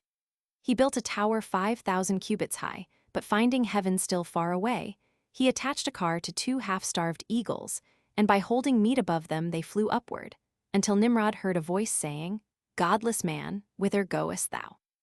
The audacious man shot an arrow in the direction of the voice. The arrow returned to him stained with blood, and Nimrod believed that he had wounded Abraham's God. He who hunted the universe was destroyed by one of the weakest of animated beings, a fly. In the aspiring fly which attacked Nimrod's lip, and then nose, and finally devoured his brain, the Moslem and Hebrew doctors saw the fittest end of one whose adventurous spirit had not stopped to attack animals, man, Abraham, and Allah himself. But though in one sense destroyed, Nimrod, say various myths, may be heard tumbling and groaning about the base of his Tower of Babel, where the confusion of tongues took place, and it might be added that they have, like the groan, a meaning irrespective of race or language. Dihak and Nimrod have had their brothers in every race, which has ever reached anything that may be called civilization. It was the barbaric baron and the robber knight of the Middle Ages, living by the hunt, who, before conversion, made for the faithful Eckharts of the Church the chief impediment. They might then strike down the monk, whose apparition has always been the legendary warning of the demon's approach. When the Eckharts had baptized these knights, they had already been transformed to the devils which people the forests of Germany, France, and England with their terrible specters. The wild fables of the East, telling of fell demons coursing through the air, whispered to the people at one ear, and the equally wild deeds of the robber knights at the other. The Church had given the people one name for all such phantasms deviland. It was a name representative of the feelings of both priest and peasant, so long as the robber knights were their common enemy. Jesus had to be a good deal modified before he could become the model of this Teutonic Esau. It is after the tradition of his old relation to huntsmen that the devil has been so especially connected in folklore with soldiers. In the Annals of Leipzig, kept in Auerbach's cellar, famous for the flight of Mephisto, and fossed from its window on a wine cask, I found 2 other instances in which the devil was reported as having appeared in that town. In one case, 1604, the fiend had tempted one Jeremy of Strasbourg, a marksman to commit suicide, but that not succeeding, had desired him to go with him to the neighboring castle and enjoy some fruit. The marksman was saved by help of a dean. In 1633, during a period of excessive cold and snow, the devil induced a soldier to blaspheme. The marksman and the soldier were, indeed, the usual victims of the wild huntsman's temptations, and it was for such that the unfailing magic bullets were molded in return for their impawned souls.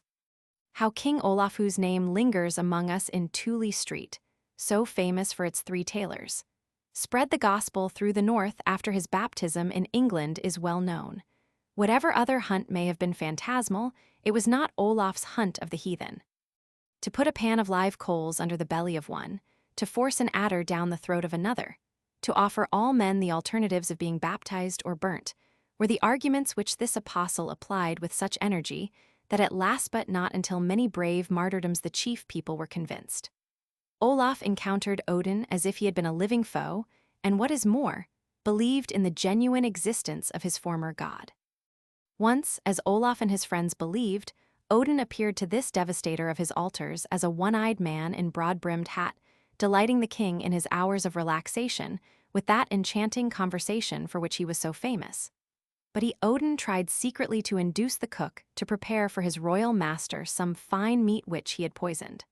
But Olaf said, "Odin shall not deceive us," and ordered the tempting viand to be thrown away. Odin was god of the barbarian Junkers, and the people rejoiced that he was driven into holes and corners. His rites remained mainly among huntsmen and had to be kept very secret. In the Gylfathingslegen of Norway it is ordered, "Let the king and bishop, with all possible care, search after those who exercise pagan rites, who use magic arts, who adore the genii of particular places, of tombs or rivers, and who, after the manner of devils in traveling, are transported from place to place through the air." Under such very actual curses as these, the once sacred animals of Odin and all the associations of the hunt were diabolized. Even the hunting horn was regarded as having something preternatural about it. The howling blast when Odin consulteth Mimir's head was heard again in the Pied Piper's flute, and passed southward to blend its note with the horn of Roland at Roncesvalles, which brought help from distances beyond the reach of any honest horn, and even with the pipe of Pan. That the Edda described Odin as mounted on a mysterious horse, as cherishing two wolves for pets, having a roasted boar for the daily piece de resistance of his table, and with a raven on either shoulder, whispering to him the secret affairs of the earth, was enough to settle the reputation of those animals in the creed of Christian priests. The raven was, indeed, from of old endowed with the holy awfulness of the Christian dove in the Norse mythology. To this day, no Swede will kill a raven. The superstition concerning it was strong enough to transmit even to Voltaire an involuntary shudder at its croak. Odin was believed to have given the raven the color of the night, that it might the better spy out the deeds of darkness. Its natural theology is, no doubt, given correctly by Robert Browning's Caliban, who, when his speculations are interrupted by a thunderstorm, supposes his soliloquy has been conveyed by the raven he sees flying to his god Setebos. In many parts of Germany, ravens are believed to hold souls of the damned. If a raven's heart be secured, it procures an unerring shot. From an early date, the boar became an ensign of the prowess of the gods, by which its head passed to be the device of so many barbaric clans and ancient families in the northern world. In Vedic mythology, we find Indra taking the shape of a wild boar, also killing a demon boar, and giving Tritas the strength by which a similar monster is slain. According to another fable, while Brahma and Vishnu are quarreling as to which is the firstborn, Siva interferes and cries, "I am the firstborn. Nevertheless, I will recognize as my superior him who is able to see the summit of my head or the sole of my feet." Vishnu, transforming himself to a boar, pierced the ground, penetrated to the infernal regions, and then saw the feet of Siva, who on his return saluted him as firstborn of the gods. De Gubernates regards this fable as making the boar emblem of the hidden moon. He is hunted by the sun. He guards the treasure of the demons which Indra gains by slaying him. In Sicilian story, Zaffarana, by throwing 3 hogs' bristles on embers, renews her husband's youth.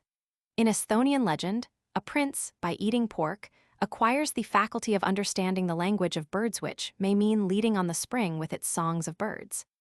But whether these particular interpretations be true or not, there is no doubt that the boar, at an early period, became emblematic of the wild forces of nature, and from being hunted by King Odin on Earth, passed to be his favorite food in Valhalla, and a prominent figure in his spectral hunt. Enough has already been said of the dog in several chapters of this work to render it but natural that this animal should take his place in any diabolical train. It was not as a hellhound or descendant of the guardians of Orcus that he entered the spectral procession of Odin, but as man's first animal assistant in the work of obtaining a living from nature.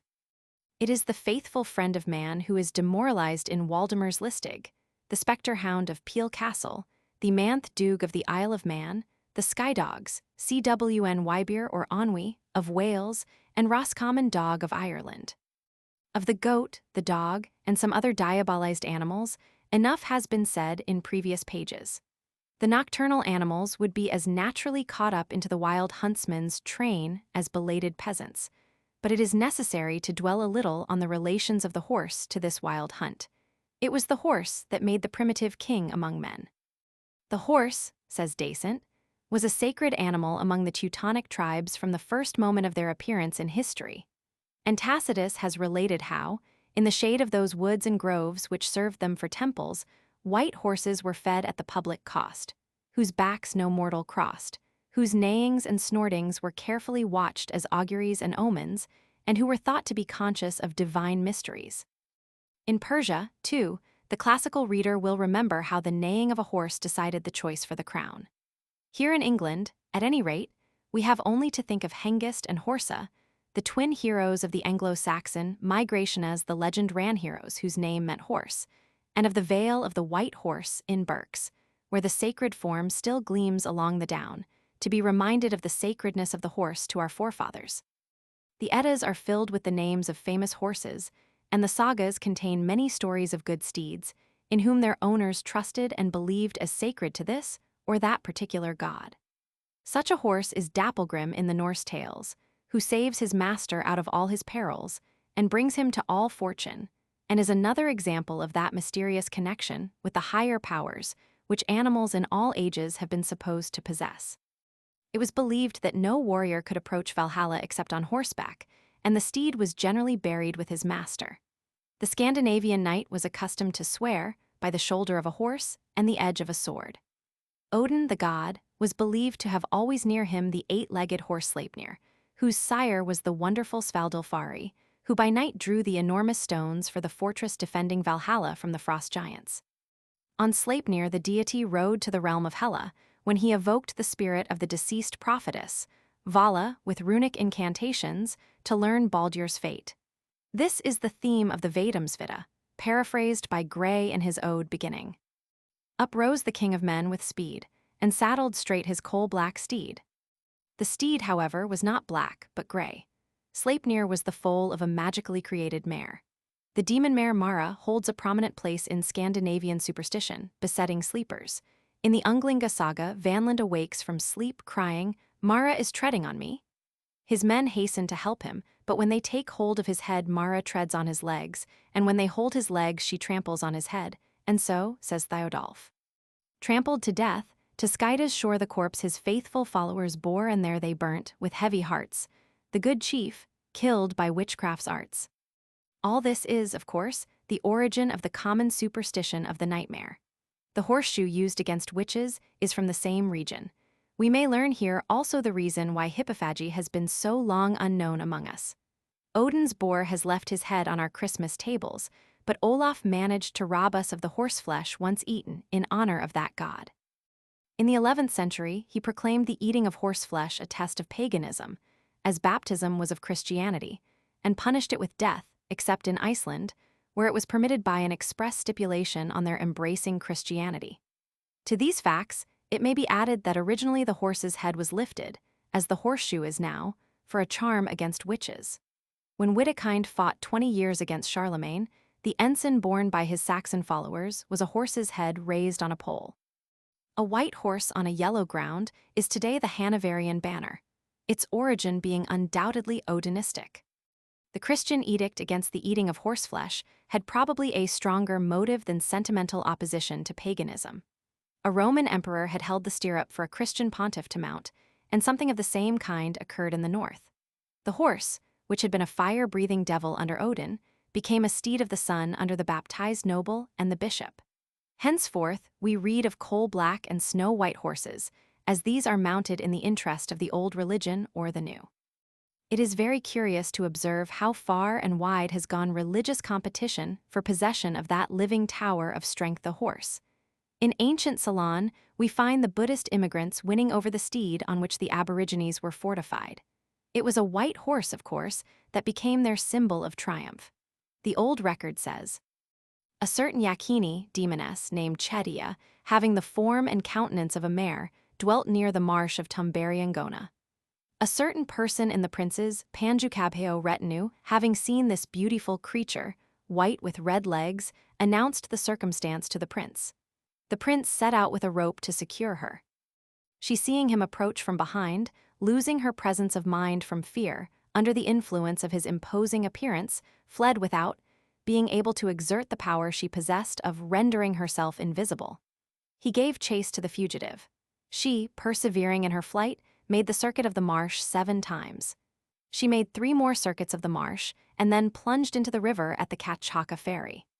He did the same, and in the river seized her by the tail, and at the same time grasped the leaf of a palmyra tree which the stream was carrying down. By his supernatural good fortune, this leaf became an enormous sword. Exclaiming, 'I put thee to death,' he flourished the sword over her. 'Lord,' replied she to him, 'subduing this kingdom for thee, I will confer it on thee. Spare me my life.' Seizing her by the throat, and with the point of the sword boring her nostril, he secured her with his ropes. She instantly became tractable. Conducting her to the Jumaraco mountain, he obtained a great accession of warlike power by making her his battle steed. The wonderful victories won by the prince aided by this magical mare are related, and the tale ends with his setting up, within the royal palace itself, the mare-faced Yakini, and providing for her annually demon offerings. Equally ambiguous with the horse in this zoologic diablerie is the stag. In the Heraclean legends, we find that Hero's son Telephone nursed by a hind in the woods, and on the other hand, his third labor was the capture of Artemis' gold-antlered stag, which brought on him her wrath, it being Her Majesty's favorite stag. We have again the story of Actaeon pursuing the stag too far and suffering the fate he had prepared for it, and a reminiscence of it in the Pentamerone, when the demon Huareo allures Canelaro into the wood by taking the form of a beautiful hind. These complex legends are reflected in northern folklore also. Count Otto I of Altmark, while out hunting, slept under an oak and dreamed that he was furiously attacked by a stag, which disappeared when he called on the name of God. The count built a monastery, which still stands, with the oak stump built into its altar. On the other hand, beside the altar of a neighboring church hang 2 large horns of a stag, said to have brought a lost child home on its back. Thus, in the old town of Steindl, meet these contrary characters of the mystical stag, of which it is not difficult to see that the evil one results from its misfortune in being at once the huntsman's victim and scapegoat. In the legend of St. Hubert, we have the sign of Christ risen from his tomb among the rich Christians to share for a little the crucifixion of their first missionaries in the Northta, the huntsmen of Europe. Hubert pursues the stag till it turns to face him, and behold, between its antlers, the cross. It is a fable conceived in the spirit of him who said to fishermen, "Come with me, and I will make you fishers of men." The effect was much the same in both cases. Hubert kneels before the stag and becomes a saint, as the fishermen left their nets and became apostles. But, as the proverb says, when the saint's day is over, farewell the saint. The fishermen's successors caught men with iron hooks in their jaws. The successors of Hubert hunted men and women so lustily that they never paused long enough to see whether there might not be a cross on their forehead also. It was something, however, that the cross which Constantine could only see in the sky could be seen by any eye on the forehead of a harmless animal. And this not only because it marked the rising in Christian hearts of pity for the animals, but because what was done to the flying stag was done to the peasant who could not fly, and more terribly. The vision of Hubert came straight from the pagan heart of Western and Northern Europe. In the Bible, from Genesis to Apocalypse, no word is found clearly inculcating any duty to the animals. So little, indeed, could the Christians interpret the beautiful tales of folklore concerning kindly beasts, out of which came the legend of Hubert, that Hubert was made patron of huntsmen.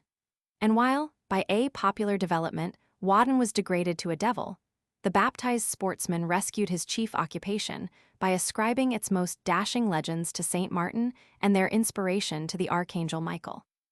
It is now necessary to consider the light which the German heart cast across the dark shadows of Wadden. This is to be discovered in the myth of the White Lady. We have already seen, in the Confessions of the Witches of Elfdale, in Sweden, that when they were gathering before their formidable devil, a certain white spirit warned them back. The children said she tried to keep them from entering the devil's church at Blockula. This may not be worth much as a confession, but it sufficiently reports the theories prevailing in the popular mind of Elfdale at that time. It is not doubtful now that this White Lady and that devil she opposed were, in pre-Christian time, Wadden and his wife Frigga. The humble people who had gladly given up the terrible huntsman and warrior to be degraded into a devil, and with him the barbaric Nimrods who worshipped him, did not agree to a similar surrender of their dear household goddess, known to them as Frigga, Holda. Bertha, mother, rose under all her epithets the Madonna of the North, interceding between them and the hard king of Valhalla, ages before they ever heard of a jealous Jehovah and a tender interceding Mary. Dr. Wuck has collected many variants of the myths of Frigga, some of which bear witness to the efforts of the church to degrade her also into a fiend. She is seen washing white clothes at fountains, milking cows, spinning flax with a distaff, or combing her flaxen hair. She was believed to be the divine ancestress of the human race. Many of the oldest families claimed descent from her, and believed that this Ahnenfrau announced to them good fortune, or, by her wailing, any misfortune coming to their families. She brought evil only to those who spoke evil of her. If anyone shoots at her, the ball enters his own heart. She appears to poor wandering folk, especially children, and guides them to spots where they find heaps of gold covered with the flower called forget-me-not, because her gentle voice is heard requesting, as the only compensation, that the flowers shall be replaced when the gold is removed. The primroses are sacred to her, and often are the keys, thence called key blossoms, which unlock her treasures. The smallest tribute she repays even a pebble consecrated to her. Every child ascending the Bergjazer Alp places a stone on a certain heap of such, with the words, "Here I offer to the wild maidens." These are Bertha's kindly fairies. When Frederica Bremer was with a picnic on the Hudson Heights, which Washington Irving had peopled with the spirits he had brought from the Rhine, she preferred to pour out her champagne as a libation to the good spirits of Germany and America. The beautiful White Lady wears a golden chain and glittering keys at her belt. She appears at midday or in strong moonlight. In regions where priestly influence is strong, she is said to be half black, half white, and to appear sometimes as a serpent. She often helps the weary farmer to stack his corn and sorely tasked Cinderellas in their toil. In pre-Christian time, this amiable goddess called oftenest Bertha, Shining, and Mother Rose was related to Wadden as the spring and summer to the storms of winter, in which the wild huntsman's procession no doubt originated. The Northman's experience of seed time and harvest was expressed in the myth of this sweet rose hidden through the winter's blight to rise again in summer. This myth has many familiar variants, such as Aschenputtel and Sleeping Beauty, but it was more particularly connected with the later legends of the White Lady, as victim of the wild huntsman, by the stories of transformed princesses delivered by youths. Rescue of the enchanted princess is usually effected by 3 kisses, but she is compelled to appear before the deliverer in some hideous aspect as toad or serpent, so that he is repelled or loses courage. This is the rose hid under the ugliness of winter. When the storm god Wadden was banished from nature altogether and identified with the imported, and naturally inconceivable, Satan, he was no more regarded as Frigga's rough lord, but as her remorseless foe. She was popularly revered as Saint Walpurga, the original May Queen, and it was believed that happy and industrious children might sometimes see her on May Day with long flowing flaxen hair, fine shoes, distaff in hand, and a golden crown on her head. But for the 9 nights after May Day, she was relentlessly pursued by the wild huntsman and his mounted train. There is a picture by G. Watts of the hunted lady of Boccaccio's tale, now in the Cosmopolitan Club of London, which vividly reproduces the weird impressiveness of this myth. The White Lady tries to hide from her pursuer in standing corn, or gets herself bound up in a sheaf. The wild huntsman's wrath extends to all her retinue moss maidens of the wood, or Holtzweibeln. The same belief characterizes Waldemar's hunt. It is a common legend in Denmark that King Valmar rode up to some peasants, busy at harvest on Sabjørg Hill, and in reply to his question whether they had seen any game, one of the men said something rustled just now in yonder standing corn. The king rushed off, and presently a shot was heard. The king reappeared with a mermaid lying across his horse, and said as he passed, "I have chased her 100 years, and have her at last." He then rode into the hill. In this way, Frigga and her little people, hunted with the wild creatures, awakened sympathy for them. The holy friar, Eckhart, who may be taken as a myth and type of the church ad hoc, gained his legendary fame by being supposed to go in advance of the wild huntsman and warn villagers of his approach. But as time went on, and a compromise was effected between the hunting barons and the church, on the basis that the sports and cruelties should be paid for with indulgence fees, Eckhart had to turn his attention rather to the White Lady. She was declared a wild huntress, but the epithet slipped to other shoulders. The priests identified her ultimately with Freyja or Frau Venus, and Eckhart was the holy hermit who warned young men against her sorceries in Venusberg and elsewhere. But Eckhart never prevailed against the popular love of Mother Rose as he had against her pursuer. He only increased the attractions of Frau Venus beyond her deserts. In the end, it was as much as the church could do to secure for Mary the mantle of her elder sister's sanctity. Even then, the earlier faith was not eradicated. After the altars of Mary had fallen, Frigga had vitality enough to hold her own as the White Witch who broke the Dark One's spells. It was chiefly this helpful mother goddess to whom the wretched were appealing when they were burnt for witchcraft. At Urselberg, Württemberg, there is a deep hole called the Night Maiden's Retreat, in which are piled the innumerable stones that have been cast therein by persons desiring good luck on journeys. These stones correspond to the bones of the 11,000 virgins in St. Ursula's church at Cologne. The White Lady was sainted under her name of Ursel, the glowing one, otherwise Horsel. Horselberg near Eisenach became her haunt as Venus, the temptress of Tannhäusers. Urselberg became her retreat as the good fairy mother.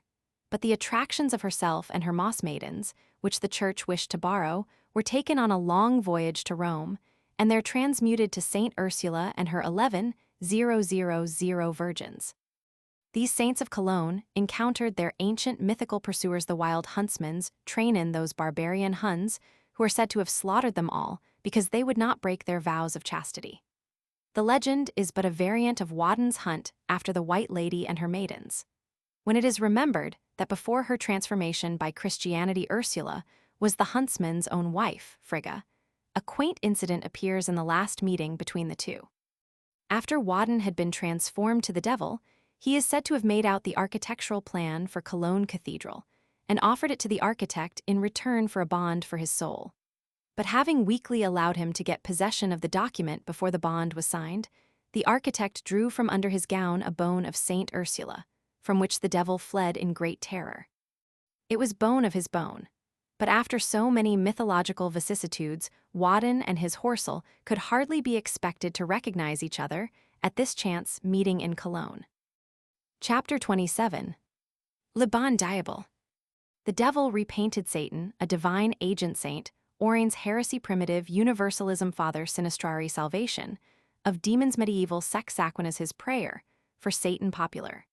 Antipathies the devil's gratitude devil defending innocence devil, against idle lords the wicked alewife pious, offenders punished anachronistic devils, turn to poems devils good advice devil sticks, to his word his love of justice Charlemagne, and the serpent Merlin his prison of air Mephistopheles in heaven. The phrase which heads this chapter is a favorite one in France. It may have had a euphemistic origin, for the giants dreaded by primitive Europeans were too formidable to be lightly spoken of. But within most of the period concerning which we have definite knowledge, such phrases would more generally have expressed the half-contemptuous pity with which these huge beings with weak intellects were regarded. The devil imported with Christianity was made over, as we have seen, into the image of the Dummiteufel, or stupid good-natured giant, and he is represented in many legends which show him giving his gifts and services for payments of which he is constantly cheated. Le Bon Diable in France is somewhat of this character. and is often taken as the sign of tradesmen who wish to represent themselves as lavishing their goods recklessly for inadequate compensation. But the large accession of demons and devils from the East through Jewish and Moslem channels, of a character far from stupid, gave a new sense to that phrase and corresponding ones. There is no doubt that a very distinct reaction in favor of the devil arose in Europe, and one expressive of very interesting facts and forces. The pleasant names given him by the masses would alone indicate this: Monsieur de Celestat, Lord Voland, Blumlin, Floweret, Fetterspiel, gay-plumed, Mater Bernard, Mater Parson, Parisian. The devil is not so black as he's painted. This proverb concerning the long-outlawed evil one has a respectable antiquity, and the feeling underlying it has by no means been limited to the vulgar. Even the devout George Herbert wrote, "We paint the devil black, yet he hath some good in him, all agree." Robert Burns naively appeals to Old Nick's better nature. "But fare ye weel, Auld Nicky Ben. O wad ye tak a thought in men? Ye aiblins might I dinna ken, still ha' a stake. I'm we to think upon yon den and for your sake." It is hard to destroy the natural sentiments of the human heart. However much they may be overlaid by the transient exigencies of a creed, their indestructible nature is pretty certain to reveal itself. The most orthodox supporters of divine cruelty in their own theology will cry out against it in another. The saint who is quite satisfied that the everlasting torture of Satan or Judas is justice will look upon the doom of Prometheus as a sign of heathen heartlessness. And the burning of one widow for a few moments on her husband's pyre will stimulate merciful missionary ardor among millions of Christians whose creed passes the same poor victim to endless torture, and half the human race with her. It is doubtful whether the general theological conception of the functions of Satan is consistent with the belief that he is in a state of suffering. As an agent of divine punishment, he is a part of the divine government, and it is even probable that had it not been for the necessity of keeping up his office, theology itself would have found some means of releasing him and his subordinates from hell, and ultimately of restoring them to heaven and virtue. It is a legend of the island Iona that when St. Columba attempted to build a church there, the Devil-lore, the same druid magicians who tried to prevent his landing there by tempests threw down the stones as often as they were piled up. An oracle declared that the church could arise only after some holy man had been buried alive at the spot, and the saint's friend Orin offered himself for the purpose. After Orin had been buried and the wall was rising securely, St. Columba was seized with a strong desire to look upon the face of his poor friend once more. The wall was pulled down, the body dug up. But instead of Orin being found dead, he sat up and told the assembled Christians around him that he had been to the other world, and discovered that they were in error about various things, especially about hell, which really did not exist at all. Outraged by this heresy, the Christians immediately covered up Orin again in good earnest. The resurrection of this primitive universalist of the 7th century, and his burial again, may be regarded as typifying a dream of the ultimate restoration of the universe to the divine sway which has often given signs of life through Christian history, though many times buried. The germ of it is even in Paul's hope that at last God may be all in all, one core. Romans 15:28. In Luke X 17, also, it was related that the 70 whom Jesus had sent out among the idol-worshipping Gentiles returned again with joy, saying, "Lord, even the devils are subject unto us through thy name." These ideas are recalled in various legends, such as that elsewhere related of the satyr who came to Saint Anthony to ask his prayers for the salvation of his demonic tribe. On the strength of Anthony's courteous treatment of that satyr, the famous consultor of the Inquisition, Father Sinistrari, 17th century, rested much of his argument that demons were included in the atonement wrought by Christ and might attain final beatitude. The father affirmed that this was implied in Christ's words, "Other sheep I have which are not of this flock. Them also I must bring, and they shall hear my voice, and there shall be one fold and one shepherd." John X 16. That these words were generally supposed to refer to the inclusion of the Gentile world was not accepted by Sinistrari as impairing his argument, but the contrary. He maintained with great ingenuity that the salvation of the Gentiles logically includes the salvation of their inspiring demons, and that there would not be one fold if these aerial beings, whose existence all authorities attested, were excluded. He even intimates, though more timidly, that their father, Satan himself, as a participator in the sin of Adam and sharer of his curse, may be included in the general provision of the deity for the entire and absolute removal of the curse throughout nature. Sinistrari's book was placed on the Index Expurgatorius at Rome in 1709. Donat Corrigator, 8 years after the author's death, it was republished, Correctus, 1753. But the fact that such sentiments had occupied many devout minds in the Church, and that they had reached the dignity of a consistent and scholarly statement in theology, was proved.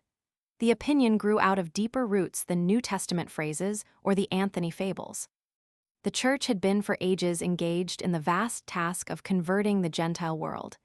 In the course of that task, it had succeeded only by successive surrenders of the impossible principles with which it had started. The prince of this world had been baptized afresh with every European throne ascended by the Church. Asmodeus had triumphed in the sacramental inclusion of marriage. Saint Francis d'Assisi, preaching to the animals, represented innumerable pious myths which had been impossible under the old belief in a universal curse resting upon nature. The evolution of this tendency may be traced through the entire history of the Church in such sects as the Paulicians, Cathari, Bogomils, and others, who, though they again and again formulated anew the principle of an eternal dualism, as often revealed some further stage in the progressive advance of the Christianized mind towards a normal relation with nature. Thus the Cathari maintained that only those beings who were created by the evil principle would remain unrecovered. Those who were created by God but seduced by the adversary would be saved after sufficient expiation. The fallen angels, they believed, were passing through earthly, in some cases animal, bodies to the true Church and to heaven. Such views as these were not those of the learned, but of the dissenting sects, and they prepared ignorant minds in many countries for that revival of confidence in their banished deities which made the cult of witchcraft. St. Thomas Aquinas, the angelical doctor, in his famous work Summa Theologiae, maintains that in the resurrection the bodies of the redeemed will rise with all their senses and organs, including those of sex, active and refined. The authentic affirmation of that doctrine in the 13th century was of a significance far beyond the comprehension of the Church. Aquinas confused the lines between flesh and spirit, especially by admitting sex into heaven. The devil could not be far behind. The true interpretation of his doctrine is to be found in the legend that Aquinas passed a night in prayer for the salvation and restoration of the devil. This legend is the subject of a modern poem so fraught with the spirit of the medieval heart, pining in its dogmatic prison, that I cannot forbear quoting it here. All day Aquinas sat alone. Compressed he sat and spoke no word, as still as any man of stone inn streets where never voice is heard. With massive front and air antique he sat, did neither move or speak, for thought like his seemed words too weak. The shadows brown about him lay, from sunrise till the sun went out. Had sat alone that man of gray, that marble man, hard, cramped by doubt. Some kingly problem had he found, some new belief not wholly sound, some hope that overleapt all bound. All day Aquinas sat alone, no answer to his question came, and now he rose with hollow groan, and eyes that seemed half love, half flame. On the bare floor he flung him down, pale marble face, half smile, half frown, brown shadow else, mid shadows brown. O God, he said, it cannot be thy morning star with endless moan should lift his fading orbs to thee, and thou be happy on thy throne. It were not kind, nay, Father, nay. It were not just, O God, I say, pray for thy lost one, Jesus, pray. How can thy kingdom ever come? While the fair angels howl below, all holy voices would be dumb, all loving eyes would fill with woe, to think the lordliest peer of heaven, the starry leader of the seven, would never, never be forgiven. Pray for thy lost one, Jesus, pray, O word that made thine angels speak, Lord. Let thy pitying tears have way, dear God, not man alone is weak, what is created still must fall, and fairest still we frailest call, will not Christ's blood avail for all? Pray for thy lost one, Jesus, pray, O Father. Think upon thy child, turn from thy own bright world away, and look upon that dungeon wild. O God, O Jesus, see how dark that den of woe. O Savior, mark how angels weep, how groan. Hark, hark. He will not do it more, restore him to his throne again, oh, open wide that dismal door which presses on the souls in pain, so men and angels all will say, our God is good. Oh, day by day, pray for thy lost one, Jesus, pray. All night Aquinas knelt alone, alone with black and dreadful night, until before his pleading moan the darkness ebbed away in light. Then rose the saint, and God, said he, if darkness change to light with thee, the devil may yet an angel be. While this might be the feeling of devout philosophers, whose minds were beginning to form a conception of a cosmos in which the idea of a perpetual empire of evil could find no place, the humble and oppressed masses, as we have seen in the chapter on witchcraft, were familiarizing their minds with the powers and glories of a Satan in antagonism to the deities and saints of the Church. It was not a penitent devil, supplicating for pardon whom they desired, but the veritable prince of the world, to whom as well as to themselves, their Christian oppressors were odious. They invested the powers which the priests pronounced infernal with those humanly just and genial qualities that had been discarded by ecclesiastical ambition. The legends which must be interpreted in this sense are very numerous, and a few of the most characteristic must suffice us here. The habit of attributing every mishap to the devil was rebuked in many legends. One of these related that when a party were driving over a rough road the wagon broke down, and one of the company exclaimed, "This is a bit of the devil's work." A gentleman present said, "It is a bit of corporation work. I don't believe in saddling the devil with all the bad roads and bad axles." Some time after, when this second speaker was riding over the same road alone, an old gentleman in black met him, and having thanked him for his defense of the devil, presented him with a casket of splendid jewels. Very numerous are legends of the devil's apparition to assist poor architects and mechanics unable to complete their contracts, even carving beautiful church pillars and the like for them, and this sometimes without receiving any recompense. The devil's apparition in defense of accused innocents is a well-known feature of European folklore. On one occasion, a soldier, having stopped at a certain inn, confided to the innkeeper some money he had for safekeeping, and when he was about to leave, the innkeeper denied having received the deposit. The soldier battered down the door, and the neighbors of the innkeeper, a prominent man in the town, put him in prison, where he lay in prospect of suffering death for an attempted burglary. The poor soldier, being a stranger without means, was unable to obtain counsel to defend him. When the parties appeared before the magistrate, a smart young lawyer with blue hat and white feathers, unknown in the town, volunteered to defend the soldier, and related the whole story with such effect that the innkeeper in his excitement cried, "Devil take me if I have the money." Instantly, the smart lawyer spread his wings, and, seizing the innkeeper, disappeared with him through the roof of the courtroom. The innkeeper's wife, struck with horror, restored the money.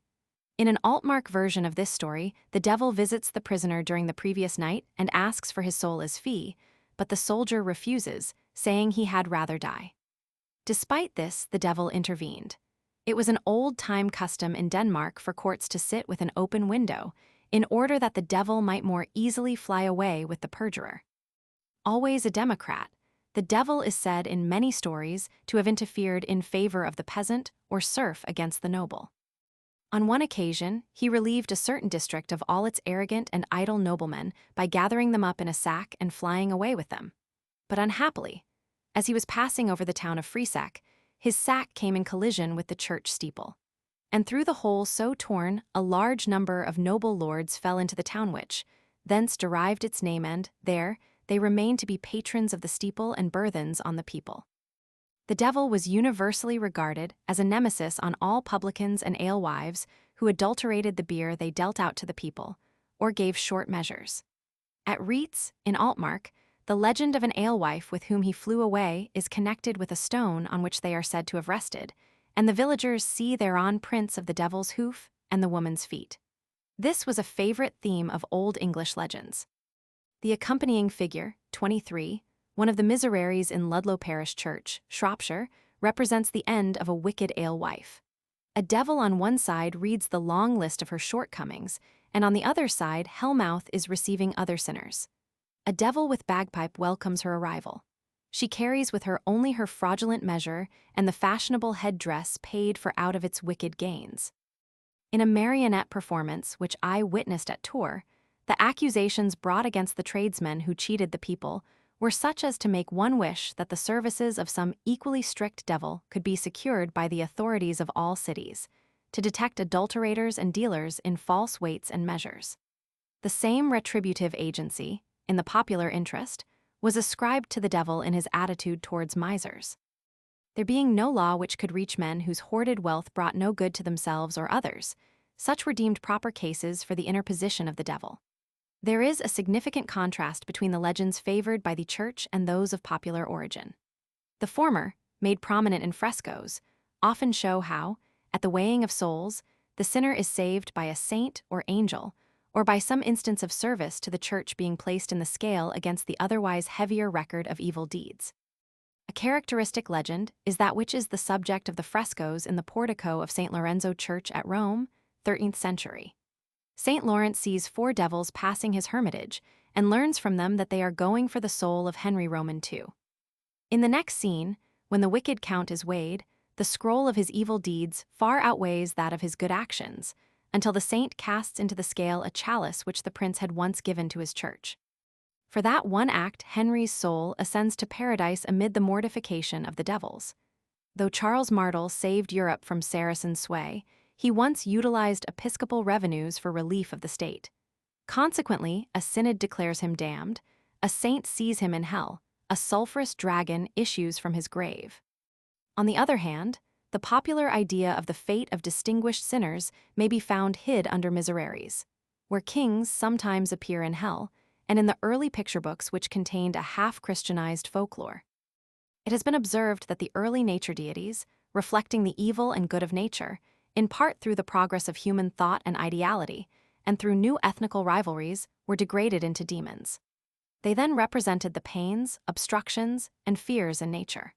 We have seen that as these apparent external evils were vanquished or better understood, the demons passed to the inward nature and represented a new series of pains, obstructions, and fears. But these, too, were in part vanquished or better understood. Still more, they so changed their forms that the ancient demons-turned-devils were no longer sufficiently expressive to represent them. Thus we find that the Jews, Mohammedans, and Christians did not find their several special antagonists impressively represented by either Satan, Iblis, or Beelzebub. Each, therefore, personified its foe in accordance with later experiences an opponent called Armilus, Aldejael, Antichrist, all meaning the same thing, in whom all other devils were merged. As to their spirit, but as to their forms, they shrank in size and importance and did duty in small ways.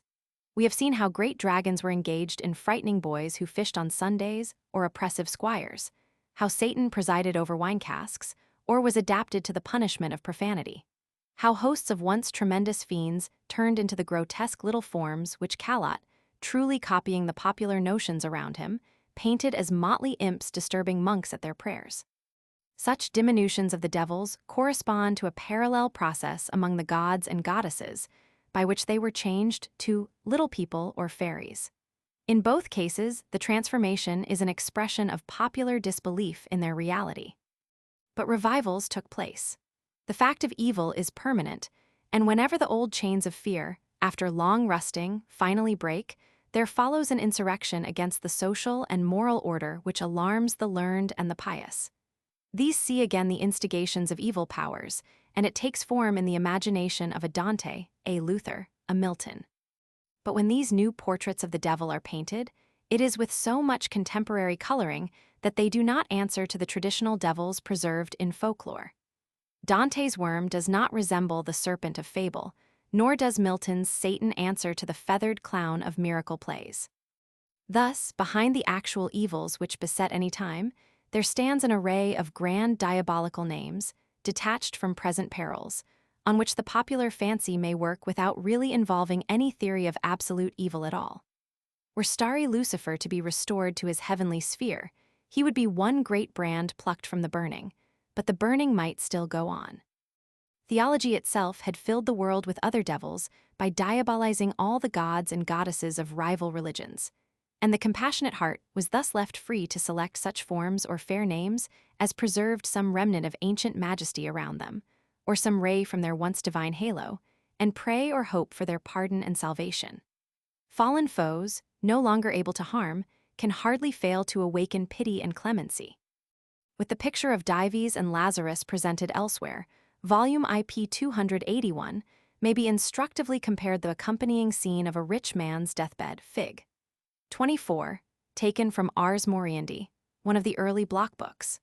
This picture is very remarkable from the suggestion it contains of an opposition between a devil on the dying man's right and the hideous dragon on his left. While the dragon holds up a scroll, bidding him think of his treasure, untend the sorrow, the devil suggests provision for his friends, provideas amicis. This devil seems to be a representative of the rich man's relatives who stand near, and appears to be supported by his ugly superior, who points towards hell as the penalty of not making such provision as is suggested. There would appear to be in this picture a vague distinction between the mere bestial fiend who tempts and the ugly but good-natured devil who punishes, and whom rich sinners cannot escape by bequests to churches. One of the most notable signs of the appearance of the good devil was the universal belief that he invariably stuck to his word. In all European folklore, there is no instance of his having broken a promise. In this respect, his reputation stands far higher than that of the Christians, seeing that it was a boast of the saints that, following the example of their Godhead, who outwitted Satan in the bargain for man's redemption, they were continually cheating the devil by technical quibbles. There is a significant saying found among Prussian and Danish peasants that you may obtain a thing by calling on Jesus, but if you would be sure of it, you must call on the devil. The two parties were judged by their representatives. One of the earliest legendary compacts with the devil was that made by Saint Theophilus in the 6th century. When he became alarmed and penitent, the Virgin Mary managed to trick Satan out of the fatal bond. The golden legend of Jacobus de Voragine tells why Satan was under the necessity of demanding, in every case, a bond signed with blood. "The Christians," said Satan, "are cheats.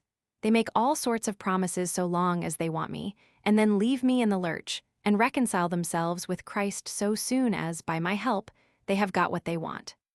Even apart from the consideration of possessing the soul, the ancient office of Satan as legal prosecutor of souls transmitted, to the latest forms into which he was modified, this character for justice. Many medieval stories report his gratitude whenever he is treated with justice, though some of these are disguised by connection with other demonic forms. Such is the case with the following romance concerning Charlemagne. When Charlemagne dwelt at Zurich, in the house commonly called Zum Loch, he had a column erected to which a bell was attached by a rope. Anyone that demanded justice could ring this bell when the king was at his meals. It happened one day that the bell sounded, but when the servants went to look, no one was there. It continued ringing, so the emperor commanded them to go again and find out the cause. They now remarked that an enormous serpent approached the rope and pulled it. Terrified, they brought the news to the emperor, who immediately rose in order to administer justice to beast as well as man. After the reptile had respectfully inclined before the emperor, it led him to the banks of the river and showed him, sitting upon its nest and eggs, an enormous toad. Charlemagne, having examined the case, decided thus: the toad was condemned to be burnt and justice shown to the serpent. The verdict was no sooner given than it was accomplished. A few days after the snake returned to court, bowed low to the king, crept upon the table, took the cover from a gold goblet standing there, dropped into it a precious stone, bowed again and crept away. On the spot where the serpent's nest had been, Charlemagne built a church called Wasserkelch. The stone he gave to his much-loved spouse. This stone possessed the power of making the owner especially loved by the emperor, so that when absent from his queen he mourned and longed for her. She, well aware that if it came into other hands the emperor would soon forget her, put it under her tongue in the hour of death. The queen was buried with the stone, but Charlemagne could not separate himself from the body, so had it exhumed, and for 18 years carried it about with him wherever he went. In the meantime, a courtier who had heard of the secret virtue of the stone searched the corpse, and at last found the stone hidden under the tongue, and took it away and concealed it on his own person. Immediately, the emperor's love for his wife turned to the courtier, whom he now scarcely permitted out of his sight. At Cologne, the courtier in a fit of anger threw the stone into a hot spring, and since then no one has succeeded in finding it. The love the emperor had for the knight ceased, but he felt himself wonderfully attracted to the place where the stone lay hidden. On this spot, he founded Aix-la-Chapelle, his subsequent favorite place of residence. It is not wonderful that the tradition should arise at Aix, founded by the human hero of this romance, that the plan of its cathedral was supplied by the devil. But it is characteristic there should be associated with this legend an example of how he who, as a serpent, was awarded justice by Charlemagne was cheated by the priests of Aix. The devil gave the design on condition that he was to have the first who entered the completed cathedral, and a wolf was goaded into the structure in fulfillment of the contract. In the ancient myth and romaunt of Merlin may be found the medieval witness to the diabolized religion of Britain. The emasculated saints of the southeast could not satisfy the vigorous race in the northwest, and when its gods were outlawed as devils, they brought the chief of them back, as it were, had him duly baptized, and set about his old work in the form of Merlin. Here, side by side with the ascetic Jesus, brought by Gaston and Augustine, was a northern Christ, son of an archincubus, born of a virgin, baptized in the shrunken Jordan of a font, performing miracles, summoning dragons to his aid, overcoming death and hell in his way. Brought before his pilate but confounding him, throning and dethroning kings, and leading forth, on the day of Pentecost, an army whose knights are inspired by Guinevere's kisses in place of flaming tongues. How Merlin went about doing good, after the Northman's ideal of such work. How he saved the life of his unwedded mother by proving that her child, himself, was begotten by a devil without her knowledge. How, as a child, he exposed at once the pretension of the magistrate to high birth and the laxity of his lady and his parson. How he humiliated the priestly astrologers of Vortigern and prophesied the destruction of that usurper just as it came to pass. How he served other during his 7 years' reign, and by enabling him to assume the shape of the Duke of Cornwall, and so enjoy the embraces of the Duchess Idrina, secured the birth of Arthur and hope of the Sangreal. How he defended Arthur's legitimacy of birth and assisted him in causing illegitimate births. And how at last he was bound by his own spells, wielded by Vivian in a prison of air where he now remains. This was the great medieval gospel of a baptized Christian Antichrist, which superseded the imported kingdom, not of this world. Merlin was the good devil, but baptism was a fatal Vivian spell to him. He still dwells in all the air which is breathed by Anglo-Saxon men and ever-expanding prison. Whether the Briton is transplanted in America, India, or Africa, he still carries with him the Sermon on the Mount as inspired by his baptized Prince of the Air, and his gospel of the day is, "If thine enemy hunger, starve him. If he thirst, give him fire. If he hate you, heap melted lead on his head." Such remains the soul of the greatest race, under the fatal spell of a creed that its barbarism needs only baptism to be made holiness and virtue. In the reign of George Roman II, when Lord Bute and a princess of easy virtue were preying on England, and fanatical preachers were directing their donkeys to heaven beside the conflagration of John Bull's house, the Eye of Hogarth at least, as is shown in our figure 25, from his Rarey Show, was able to see what the baptized Merlin had become in his realm of air. The other worldly devil is serpent-legged hypocrisy. The 19th century has replaced Merlin by Mephistopheles, the devil who, despite a cloven foot, steps firmly on earth, and means the power that wit and culture can bring against the baptized giant force. Him the gods fear not, even look upon with satisfaction. In the prologue in heaven, of Goethe's Faust, the Lord is even more gracious to Mephistopheles than the Jehovah of Job was to Satan. "The like of thee have never moved my hate," he says. Man's active nature, flagging, seeks too soon the level, unqualified repose he learns to crave. Whence, willingly, the comrade him I gave, who works, excites, and must create as devil.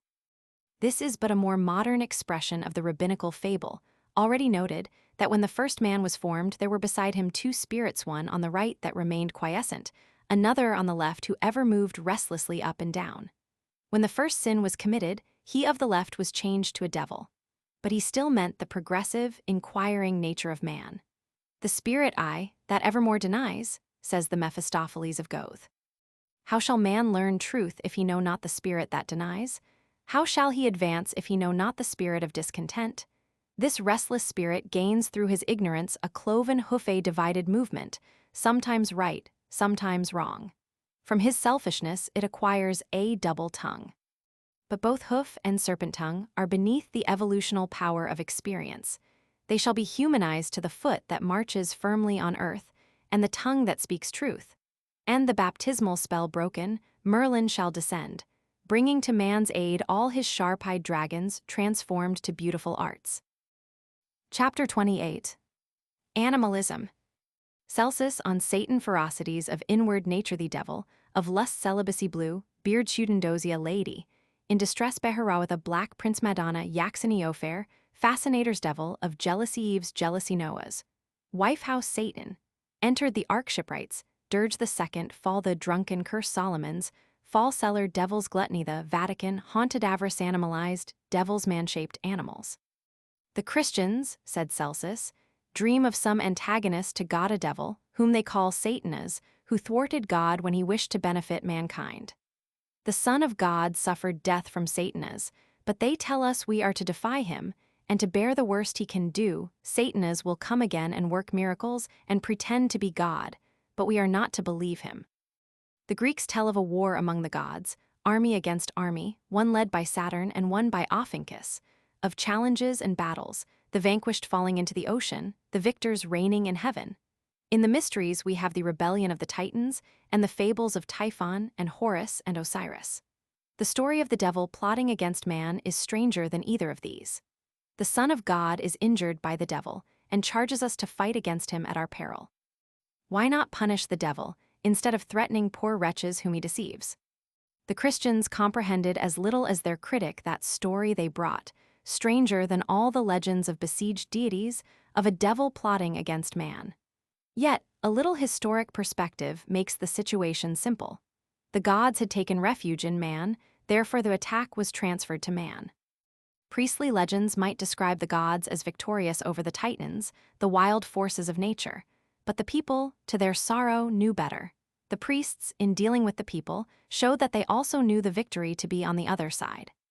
A careful writer remarks, when these Greek divinities are in any case appealed to with unusual seriousness, their nature character reappears. When Poseidon hesitates to defer to the positive commands of Zeus, ill.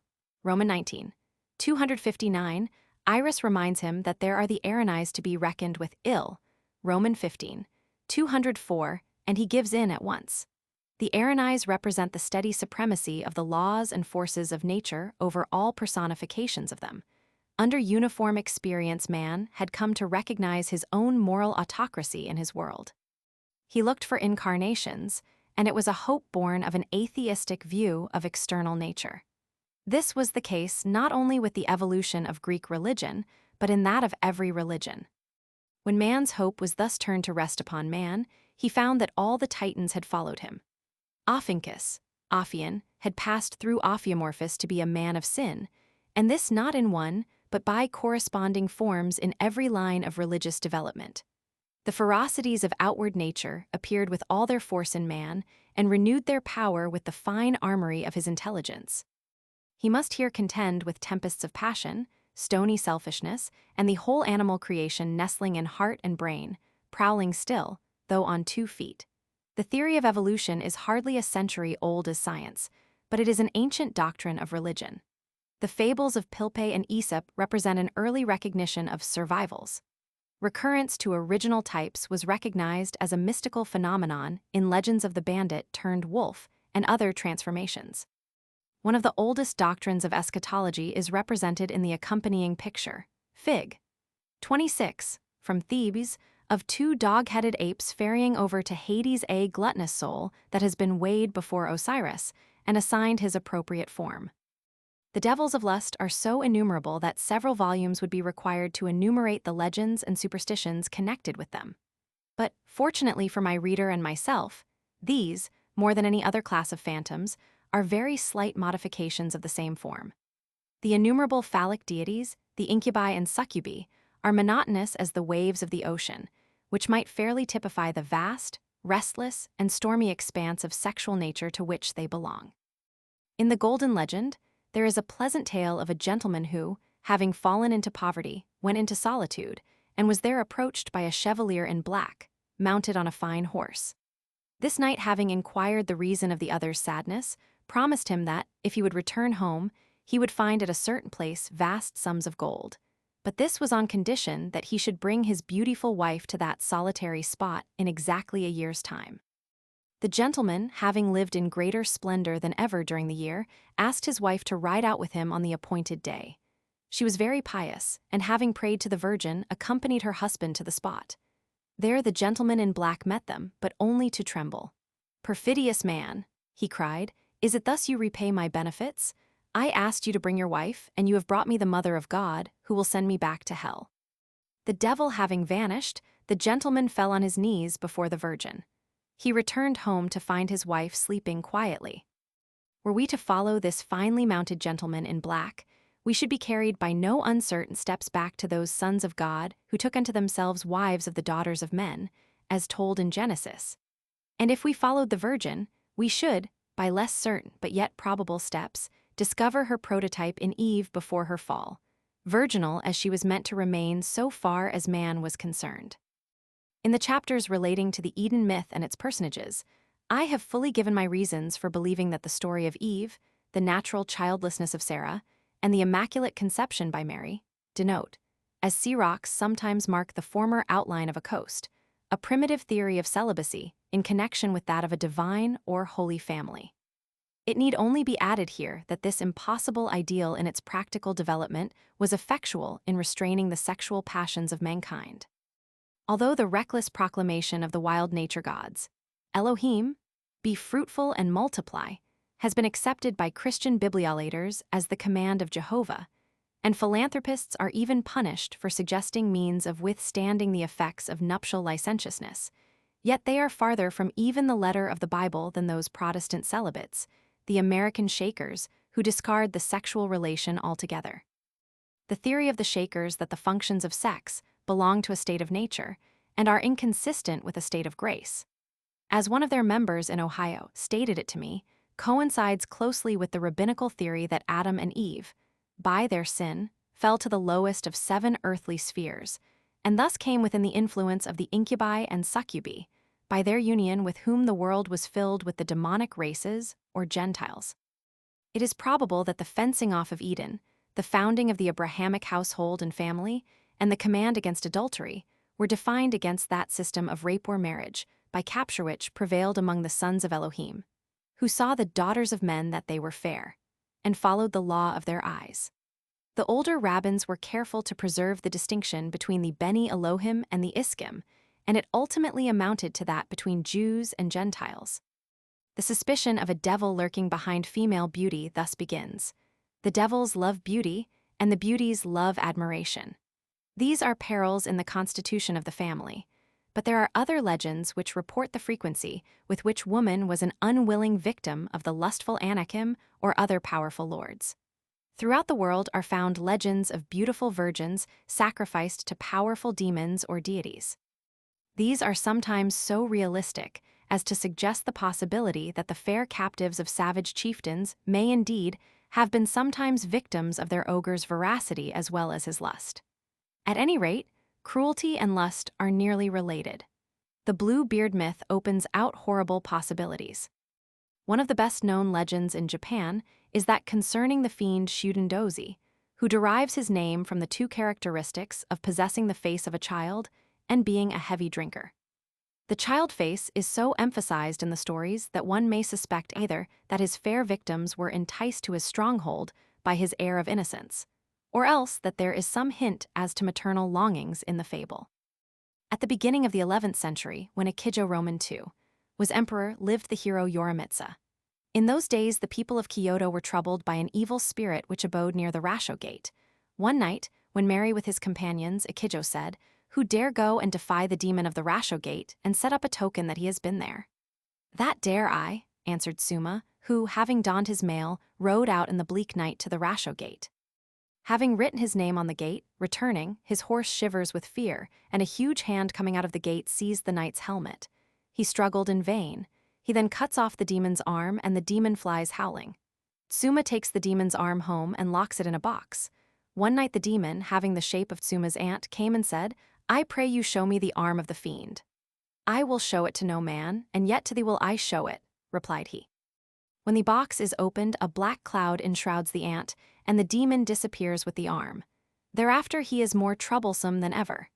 The demon carried off the fairest virgins of Kyoto, ravished and ate them, no beauty being left in the city. The emperor commands Yorimitsa to destroy him. The hero, with 4 trusty knights and a great captain, went to the hidden places of the mountains. They fell in with an old man who invited them into his dwelling and gave them wine to drink, and when they were going, he presented them with wine.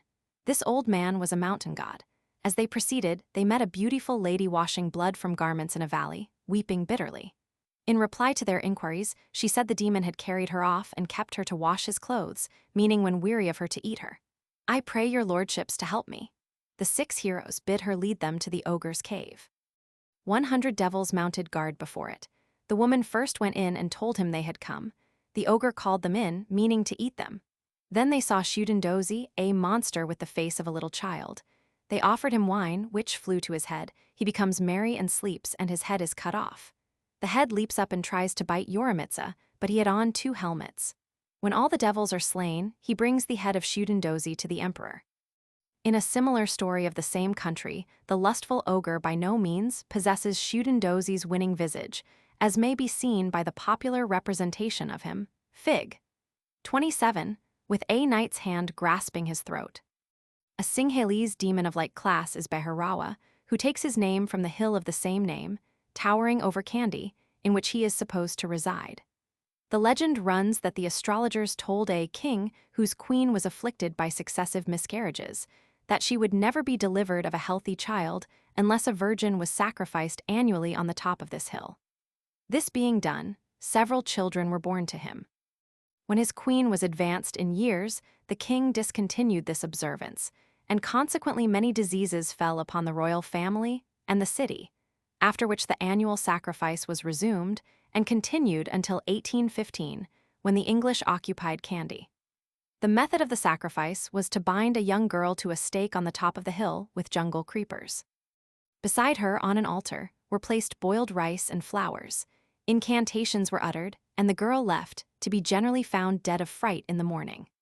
An old woman, who in early years had undergone this ordeal, survived, and her safety no doubt cooperated with English authority to diminish the popular fear of Beharawa, but still few natives would be found courageous enough to ascend the hill at night.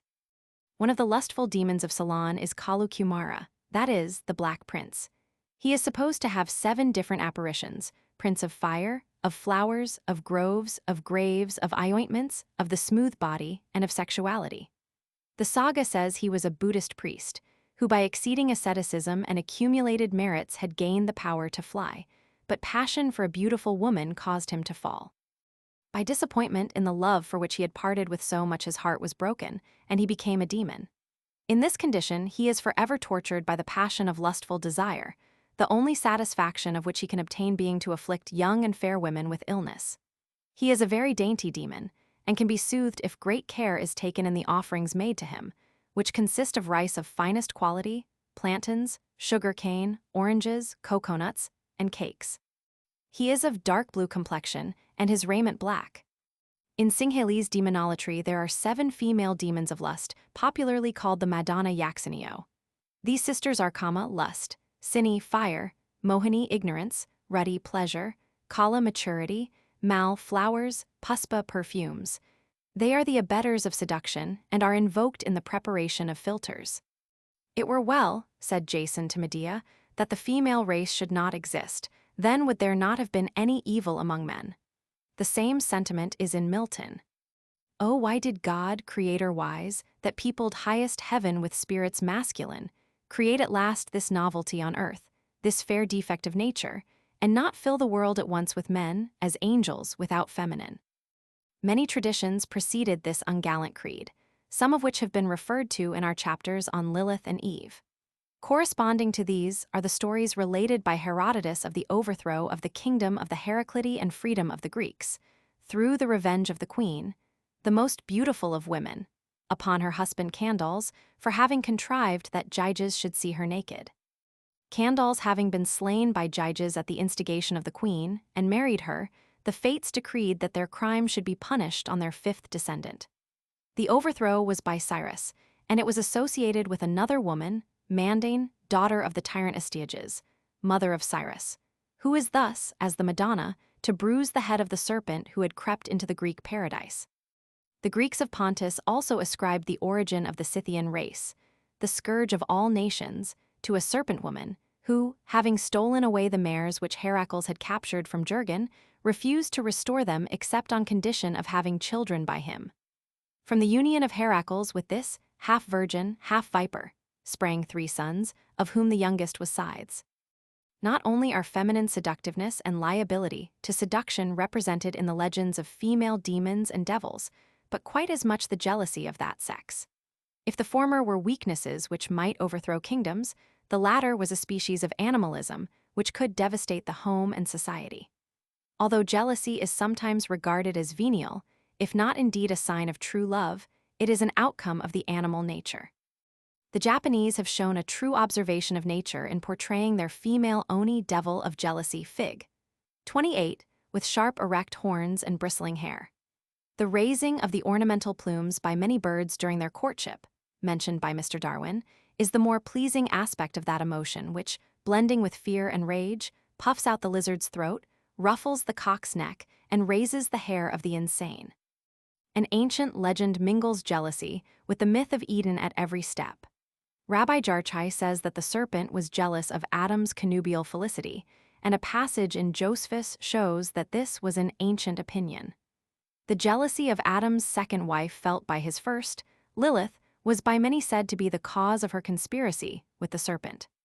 The most beautiful medieval picture of her that I have seen was in an illuminated Bible in Strasbourg, in which, with all her wealth of golden hair and her beauty, Lilith holds her mouth, with a small rosy apple in it, towards Adam. Eve seems to snatch it.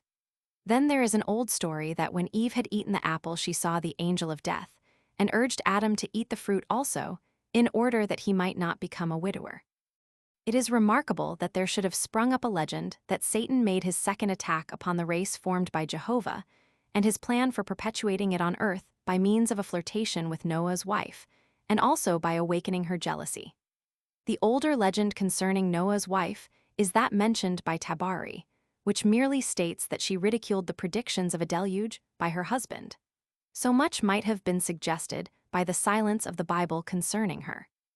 The Moslem tradition that the devil managed to get into the ark is also ancient. He caught hold of the ass's tail just as it was about to enter. The ass came on slowly, and Noah, becoming impatient, exclaimed, "You cursed one, come in quick."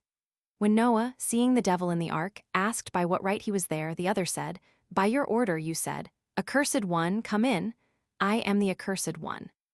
This story, which seems contrived to show that one may not be such an ass as he looks, was superseded by the legend which represents Satan as having been brought into the ark concealed under Noria's or Noreda's dress.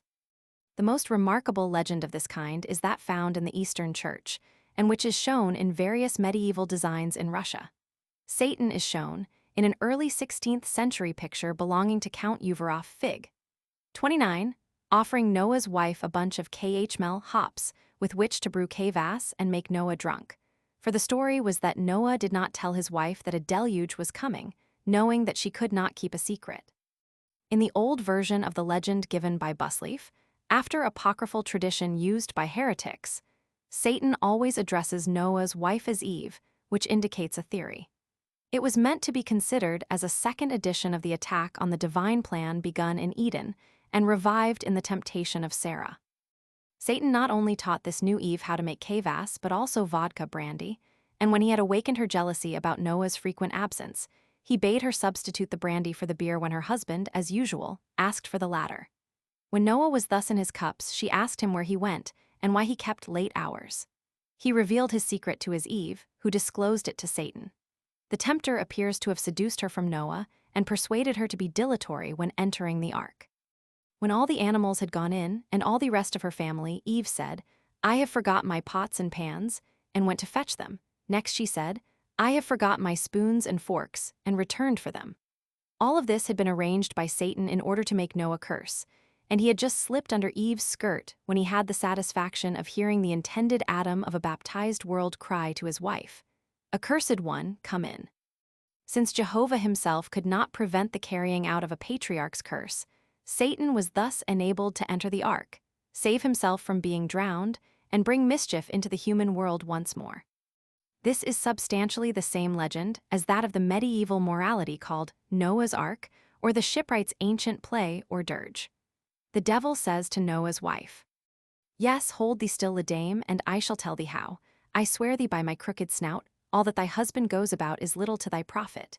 Yet shall I tell thee how thou shalt meet all his will. Do as I shall bid thee now, thou shalt meet every deal. Have here a drink full good that is made of a mightful main, be he hath drunken a drink of this, no longer shall he learn. Believe, my own dear dame, I may no longer bide. To ship when thou shalt sail, I shall be by thy side." There are some intimations in the Slavonic version which look as if it might have belonged to some Paulician or other half-Gnostic theory that the temptation of Noreta, Eve Roman 2, and her alienation from her husband were meant to prevent the repopulation of the earth. The next attempt of the devil, as agent of the Elohistic creation to ruin the race of man, introduces us to another form of animalism which has had a large expression in devil-lore. It is related in rabbinical mythology that when, as is recorded in Gen Roman 9:20, Noah was planting a vineyard, the devil Asmodeus came and proposed to join him in the work. This having been agreed to, this evil partner brought in succession a sheep, a lion, and a hog, and sacrificed them on the spot.